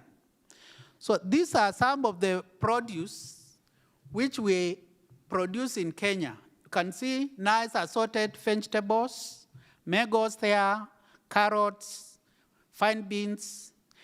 We are the leading exporter of cut flowers to the EU, accounting for more than 25% among the African, Caribbean, and Pacific countries. So we have a very vibrant cut flower industry. Avocados is really coming up, and we are proposing that we could export macadamia as well as cashew nuts. Myrrh, very important. My CS will be very happy to know that I'm promoting this particular cash crop. Tea and coffee. Herbs and spices, for example, basil, mint, thymes, and so on. Fruits like avocado, that is full fruit with the seed, as well as frozen avocado.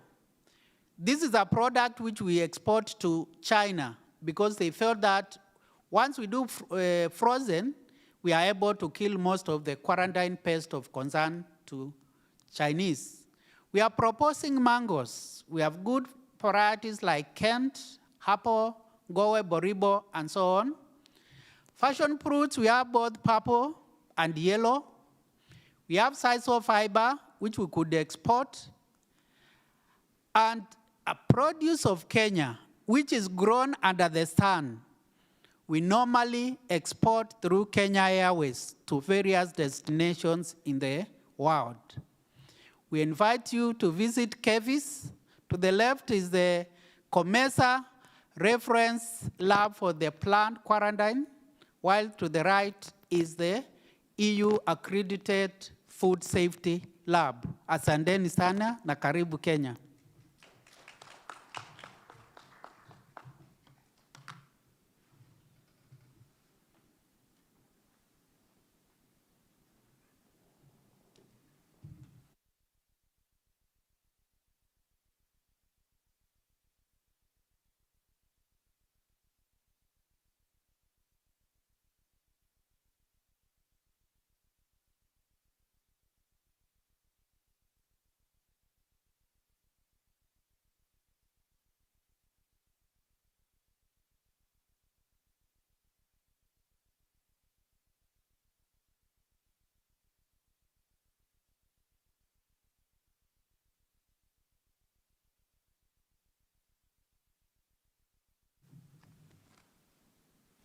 you, sir.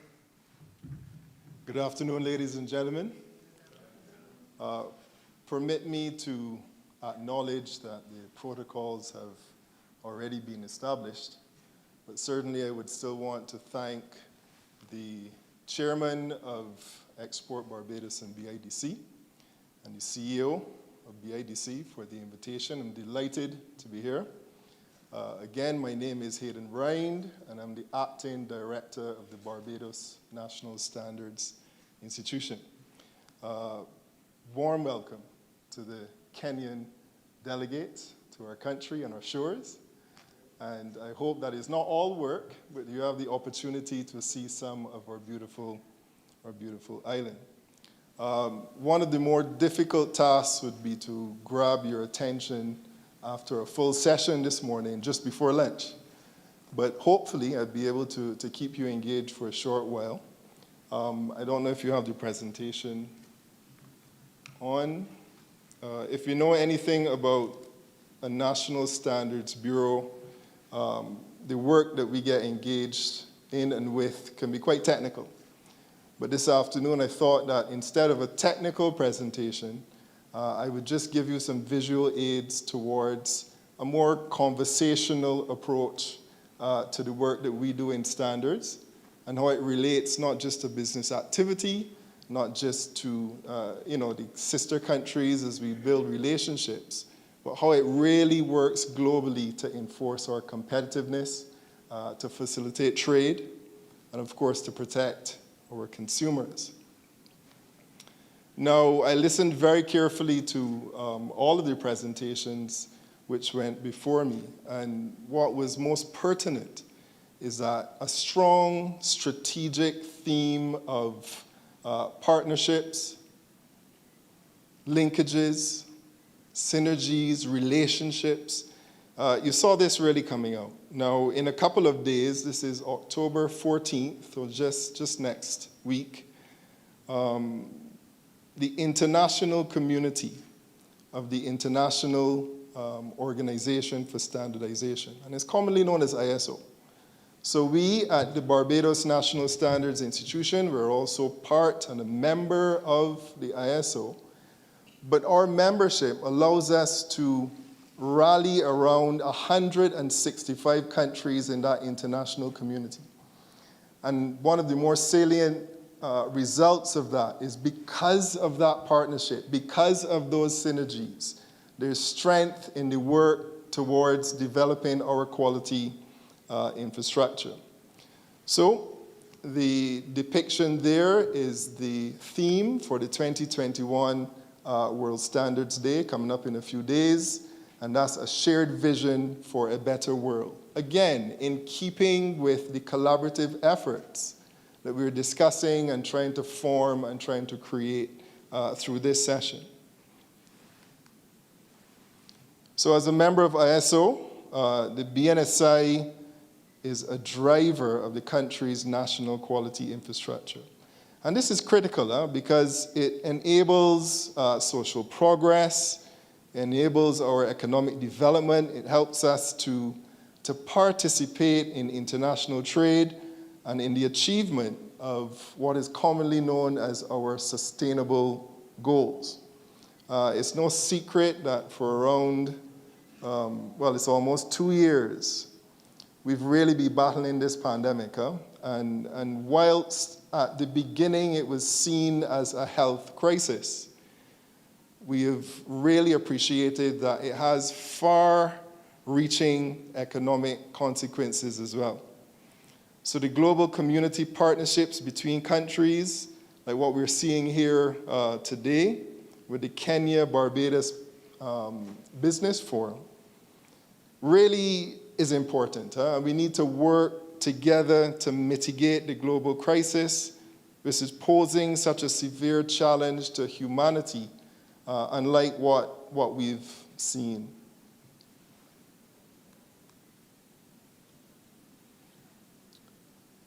Within the BNSI, we've developed a 2021 to 2025 strategic plan. And of course, this has a focus on strategic solutions to the economic problems of Barbados. So within the plan, we recognize that solutions lie in part in enhancing two things. One, our industrial activity, and also enhancing our export activity. And this is only possible, in our view, this is only possible if the quality of our goods and services are improved to meet international standards, where then they would remain cost competitive in a national and also export markets. So this thing about quality can no longer survive in the background. For us to thrive, for us to survive, for us to increase our export CEO, we do need to develop a solid quality culture. And within our strategy as an institution, we will bring greater awareness in the country, resulting in the improvement of the said quality. And this, of course, is throughout all aspects of our culture, as well as increasing productivity in our business activities. So we believe that the strategic focus on quality will better position Barbados to establish itself well above mere compliance, for example. Oftentimes you hear countries trying to position just for compliance. But we intend to go beyond that, really to transition to a globally integrated, competitive trading partner, exploiting numerous opportunities presented. Here in Barbados, we're also on the cusp of developing and implementing a national quality policy. So this policy is really expected to facilitate Barbados's access to global markets and enhance the competitiveness of our goods and services. Also, to produce and strengthen the capacity of our micro, small, and medium enterprises and entrepreneurs. And that's a national quality policy, very, very important. An overarching policy which says that as a country, we consider quality as a strategic objective in all of our goods, all of our services, and all of our sectors. Really a means of the country stating that we're a quality country and a quality trading partner. One of the key pillars of building quality infrastructure is conformity assessment. And similar to my colleague at the Kenya Bureau of Standards, you'll be aware that conformity assessment is part of the quality infrastructure. We at BNSI, we have laboratory services, and we are continuing to build the capacity of our laboratory to provide not just basic, but specialized testing and certification facilities to perform national, regional, and international recognized certificates. And this is very important. On the global stage, I noticed that the last presentation from Kenya was indicating of the accredited facilities that you were very pleased and proud to show to us. And this is important because within the realm of accreditation and certification, that's how you get your credibility globally. That's how you get your acceptance. There's a slogan, correct me if I don't get it, is it tested once, accepted everywhere? That's the accreditation slogan. So that you don't have to repeat efforts in country, so that the MOUs that you spoke on and so on would be fully honored with full confidence. And that's where we're trying to position our quality infrastructure here in Barbados. Okay, we also have on the horizon a Barbados Metrology Act. And this act is a comprehensive metrology act, not just capturing, and this is a little technical, but not just capturing the legal metrology. And metrology in this context is the science of measurement. So how does a country measure for trade? What is the accuracy and the systems in place for speaking to a global community about your measurement capabilities. Very important when you're dealing with trade. Very important if you want to be competitive.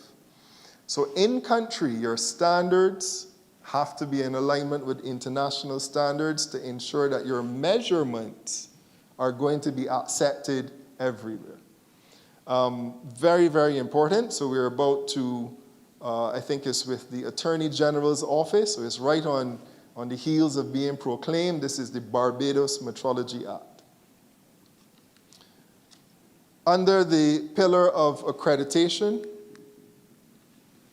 the BNSI, we are seeking to promote accreditation of conformity assessment service providers as critical to undertaking activities in areas of vital importance. So that would include health, safety,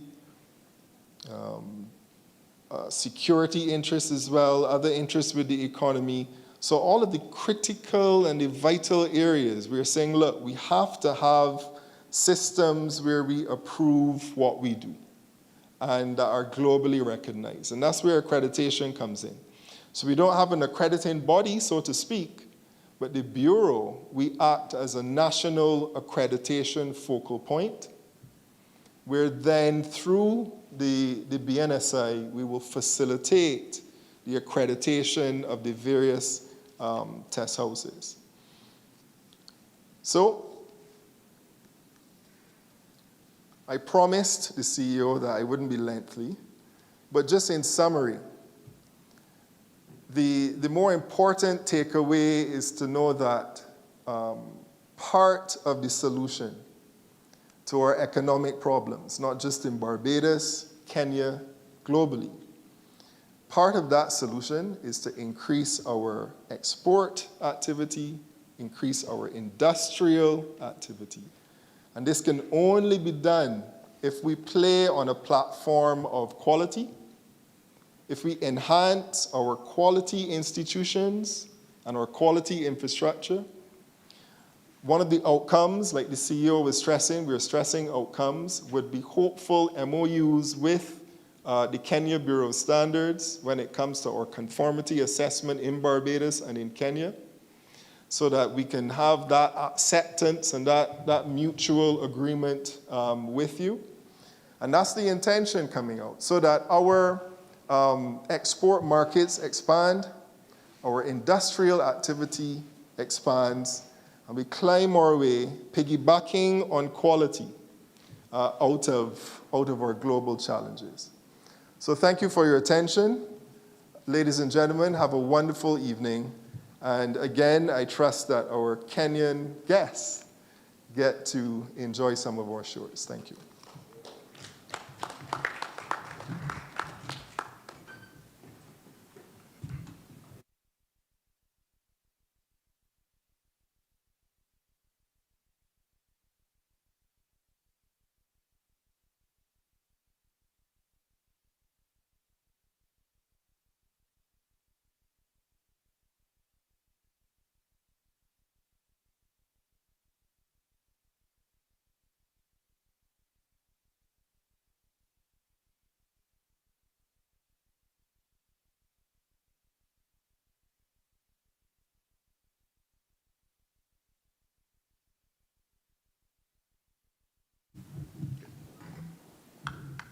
Thank you very much.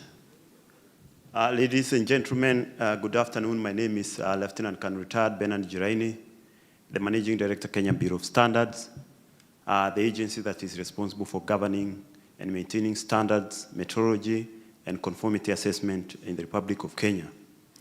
I think I would say that I'm privileged to be the last speaker in this session, and I have been inspired by the discussions that we've had for the last 2 days, discussing the opportunities that do exist between our two countries and how we can innovatively actually reduce the geographical distance between our two countries to be able to promote trade between our two countries. And I think the designers of the program had the idea that, yes, as much as we discuss all these programs, the only way we can be able to actualize, the way we can be able to concretize The ideas that we have together is to have standards. Standards forms the basis for common understanding, communication, innovation, actually, including the fourth industrial revolution that we're speaking about. We cannot talk about the industrial revolution without talking about robotics, without talking about automation. And all this happens because of standards. In the current pandemic era that we are in right now, we are all aware that at the moment, the e-commerce through various platforms that are there, the Amazon and all the others, it's only possible because we can be able to order a product from Kenya, we order from Barbados, and it is possible that we get the right specifications. So standards are very important, and that is why maybe this was given as the last discussion on how we can be able to harmonize our standards between the CARICOM and then to Kenya and by large the East African community, and also now as African continent where we are talking about developing common standards.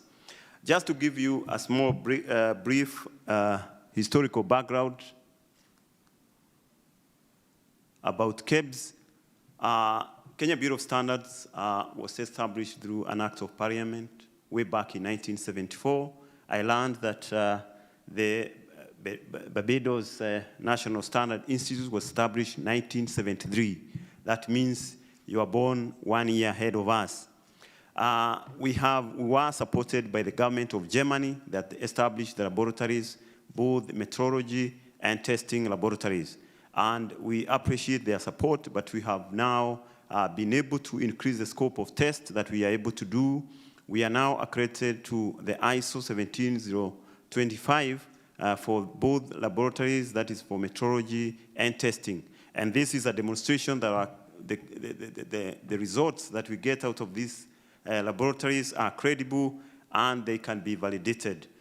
This is the only way that you can be able to confirm the results that you do in the laboratory. And this is achieved through certain activities that are done, including proficiency testing, what is also referred as intra-laboratory comparative studies, and also using reference certified material. So our laboratories are spread across. We have laboratories in 6 regions within the country that are able to support the industry.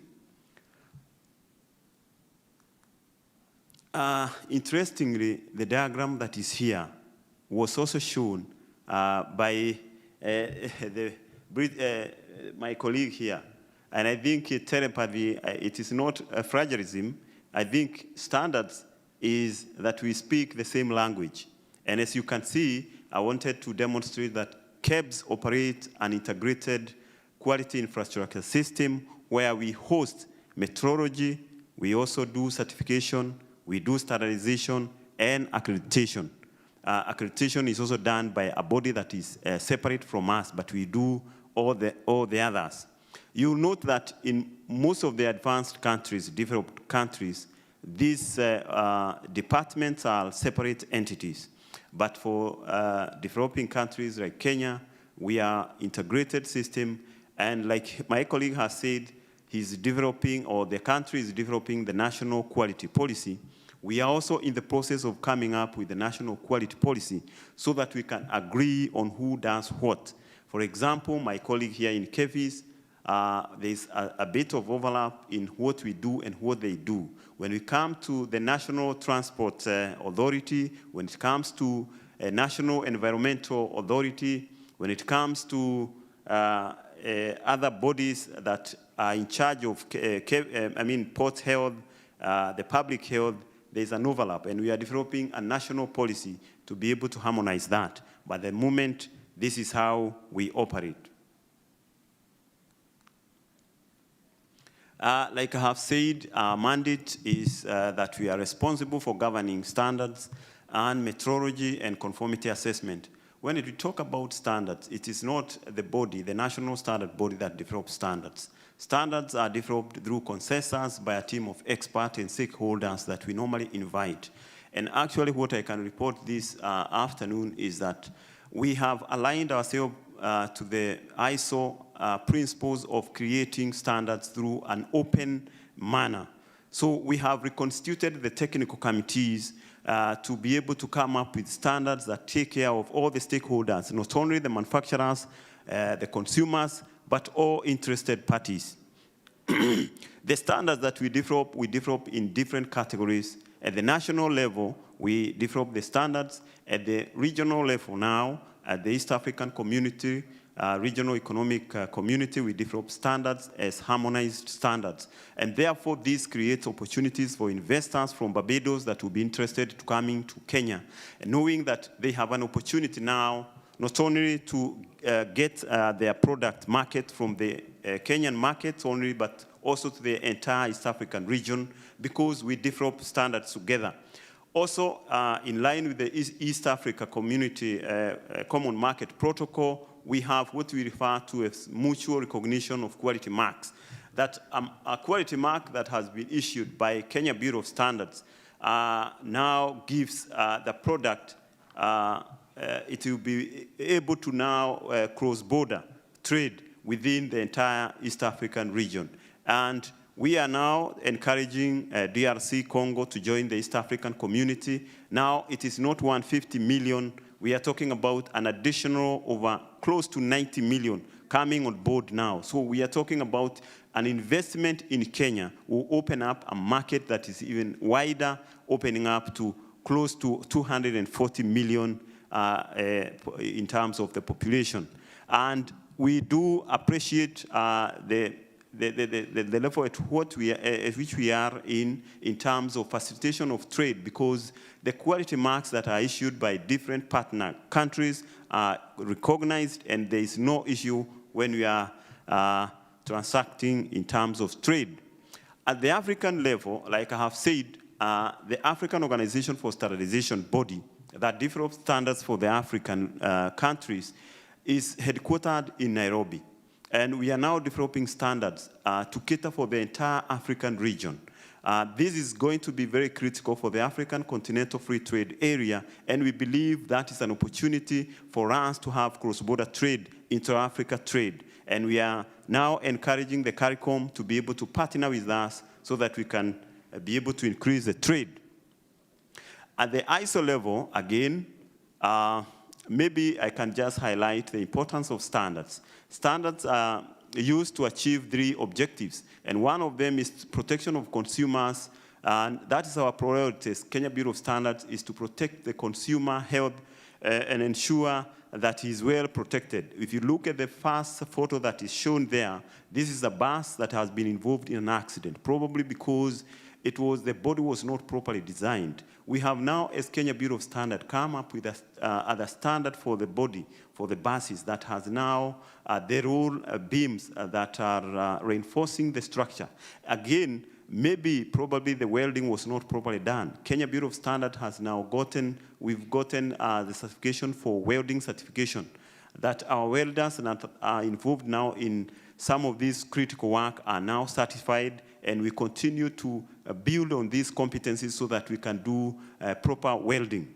When it comes to the infrastructure project that the country is undertaking, we appreciate that without standards, we can achieve very beautiful roads that will not last the number of years that we expect them to last. When we come to looking at protecting our environment, we develop standards that we are sure the environment, in terms of probably the heavy metals that are coming out of the agents, are of the right quality. We are the lead agency in the development of all standards. And the standards that we develop is standards that are actually planned through the National Standardization Plan that is aligned to the Vision 2030. That is our the long-term national development plan, whose objective is to transform the country into a newly industrialized middle-income country by the year 2030. We are also developing standards now focusing on the 4 areas, that is universal health, manufacturing, housing, and medical. So the standards that we are developing. Recently, we developed a standard that was quite unique, that is edible insect. And this is to try to create more other alternatives for nutritional value. So the standard is there, and we can be able now to enter into that business of developing insects that are edible. I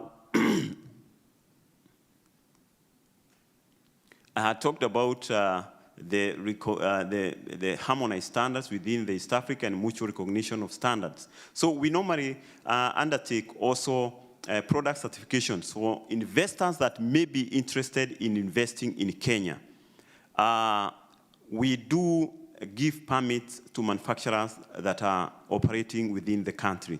So we conduct product certifications that require manufacturers to establish quality control measures within their production system, checking the raw materials, checking the in-production process and post-production process.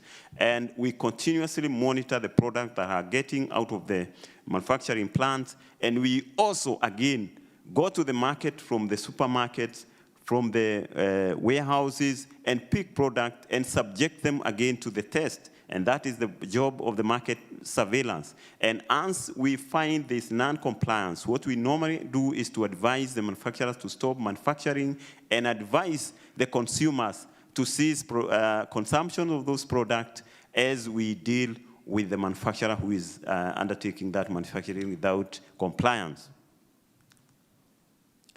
So I had talked about the various standards that we adopt from the international, and I have said other than the ISO, IEC, ITU standards, we are also, as KEBS, the Africa contact point for the Codex standards. These are standards that are there for food product, international standards for food products.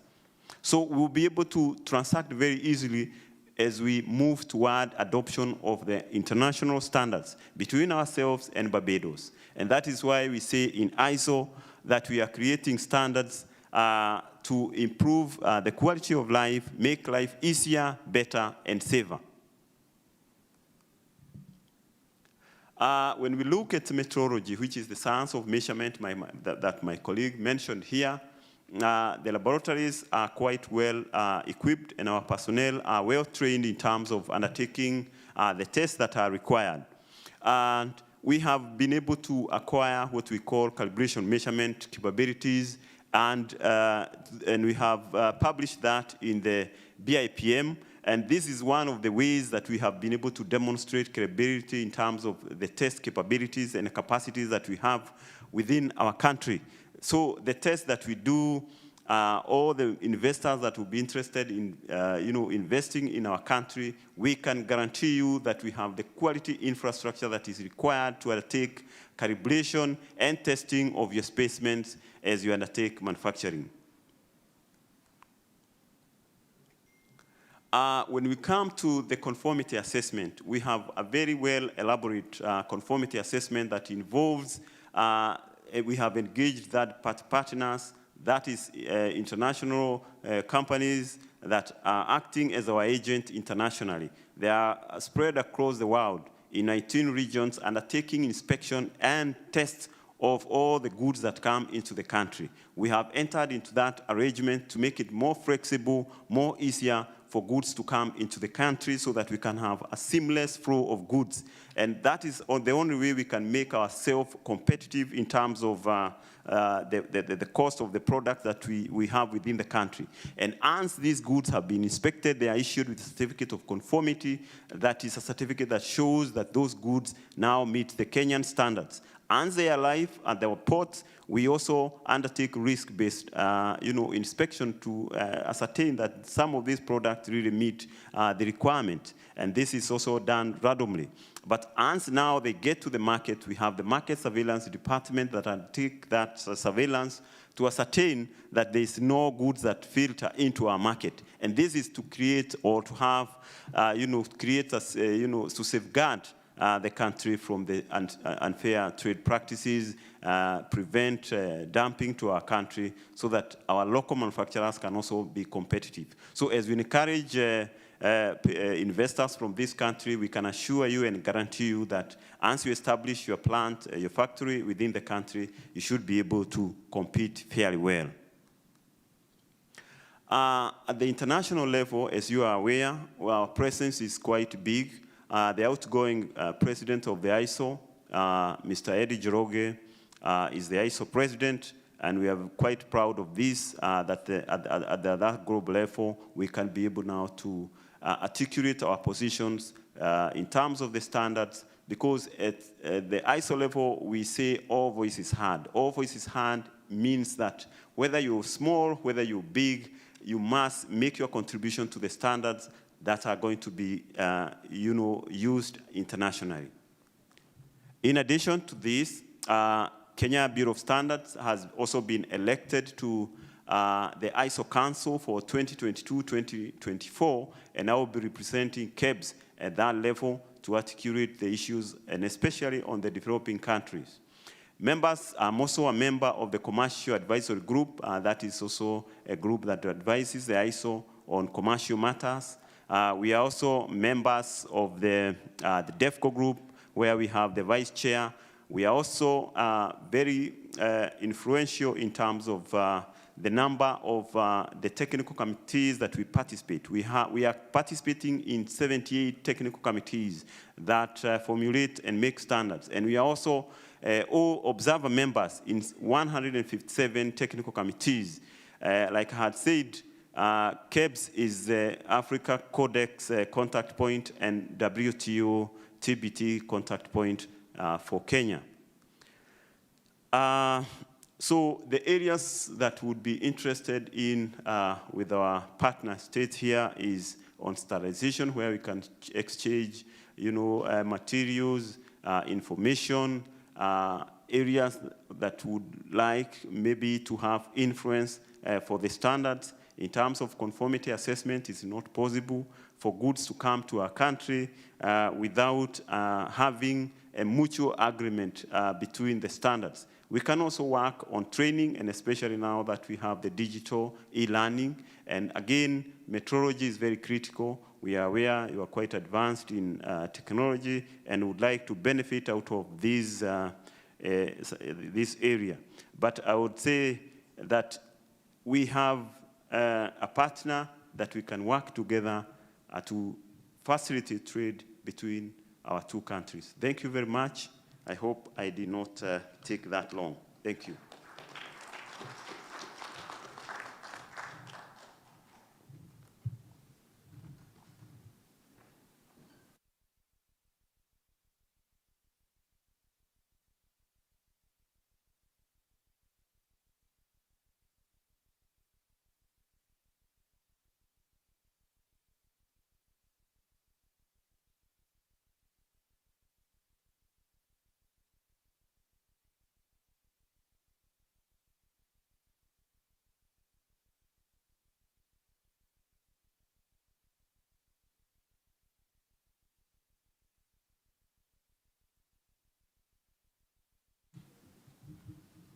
Okay, we want to thank our panelists, our final panel for today, for such an important presentation, because the reality is that without standards, we cannot export. And quality infrastructure is at the heart of us being able to facilitate trade and to engage in sound commercial activity.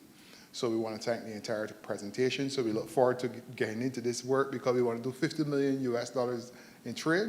So both standards bureaus have a lot of work to do in a very short time to get the MOU signed and to build up this relationship, so we have a joint standard between Barbados and Kenya and joint processes going forward. And also our plant quarantine and our plant health persons, because of our biotrade. Barbados's main exports are in the area of biological products, so we can't ship nothing unless you validate it.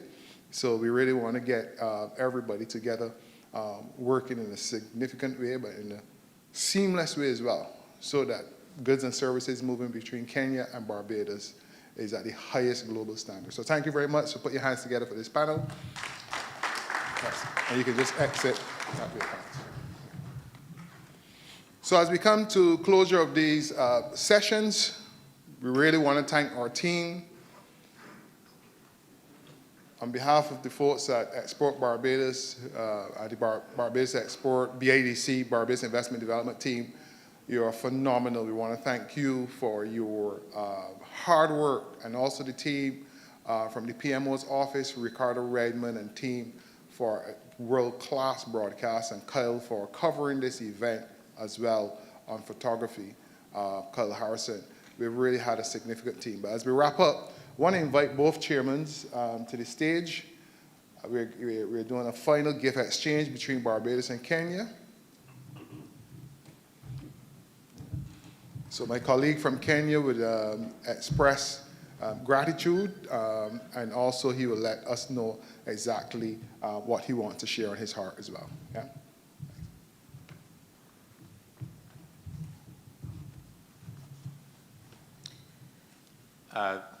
Good afternoon, all the Kenyan delegation and Barbadian delegation who have participated in the business forum for the last 2 days. And I want to thank my colleague Mark Hill for facilitating this session for the 2 days. Mine is very brief, to say thanks to all of you, and also as a sign of appreciation and a sign of goodwill for the future of our business and investment relationship, we are here to give one another simple gifts just to appreciate ourselves, and a sign that we need to exchange more. Maybe not directly in terms of gifts, but we shall be doing business in some of the things that we are going to give. From the Kenyan side, we have the chairman of the Kenya Export Promotion and Branding Agency, who will hand over a gift from Kenya to his counterpart, the chairman of Export Barbados. In the back of the gift for Kenya, it is what we like giving out to our visitors. And in this back, as you see, it is written KCP, but the outer part is actually KCP, but inside we have gifts from 6 Kenyan companies. We have from the KCP Group, we have a gift from the Kenya Tourism Board, we have a gift from the Kenya Electricity Generation Company, we have the gift from Safaricom, then we have a gift from the Semiconductor Company Limited. They are very symbolic, and I'm sure they'll leave some memories of what we have been doing for the last 2 days. Thank you so much. I'll hand over the gift back to Chairman Mr. Charles Petty, who will hand it over to his counterpart, Chairman of Barbados Export.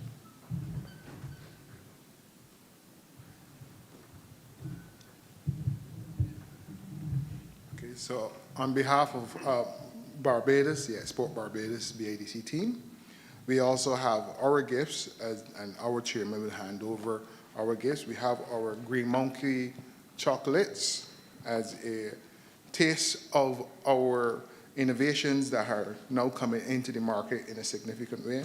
Also, we have the Wyndham's coffee, because Kenya, actually Dominique is right there. He just won 8 top tasting awards for his coffee in England, yeah? And he also uses Kenyan coffee beans to produce his product. So Dominique is there, so you can liaison with him as well.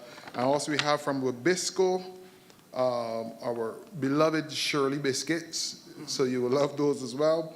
We have some wine from one of our local winemakers, and a new innovation called cat spraddle. That's a Bajan term for mean that you mash up, yeah? And that's made from sweet potatoes. So we have a number of innovations in these bags, and it really symbolizes the type of relationship that we want to foster with Kenya going forward. So we'll hand these over to my chairman, and they will officially hand them over to each other. Thank you very much.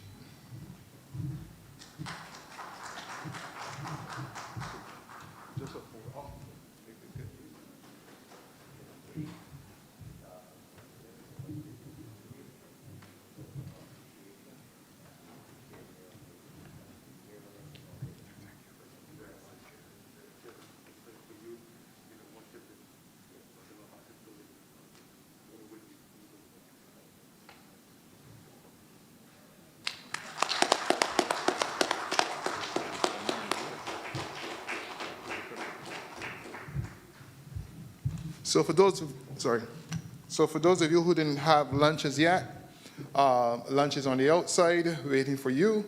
But for those of you who want to go on our island tour, it's going to finish off special. So we're finishing off with we're the home of rum. Rum was invented in Barbados. We're the ones who originated. So our tour will take you to different facilities around the island. You go to Banks Bureau, I believe you're going to pass through there as well, and have some historical sites as well. And those who are staying on tomorrow, we will plan some other activities, but we will communicate those at the front desk. And also remember, you can get your follow-up material on www.safarioceans.com. So thank you very much, ladies and gentlemen. It was a fantastic 2 days. We're doing some good business with each other, so let's continue to liaison. So for those of you who need rooms for your B2B meetings, we also have rooms available. So thank you very much, and God bless each and every one of you. And have a great, great, great day and the remainder of the week. Bless you all. Okay, thanks.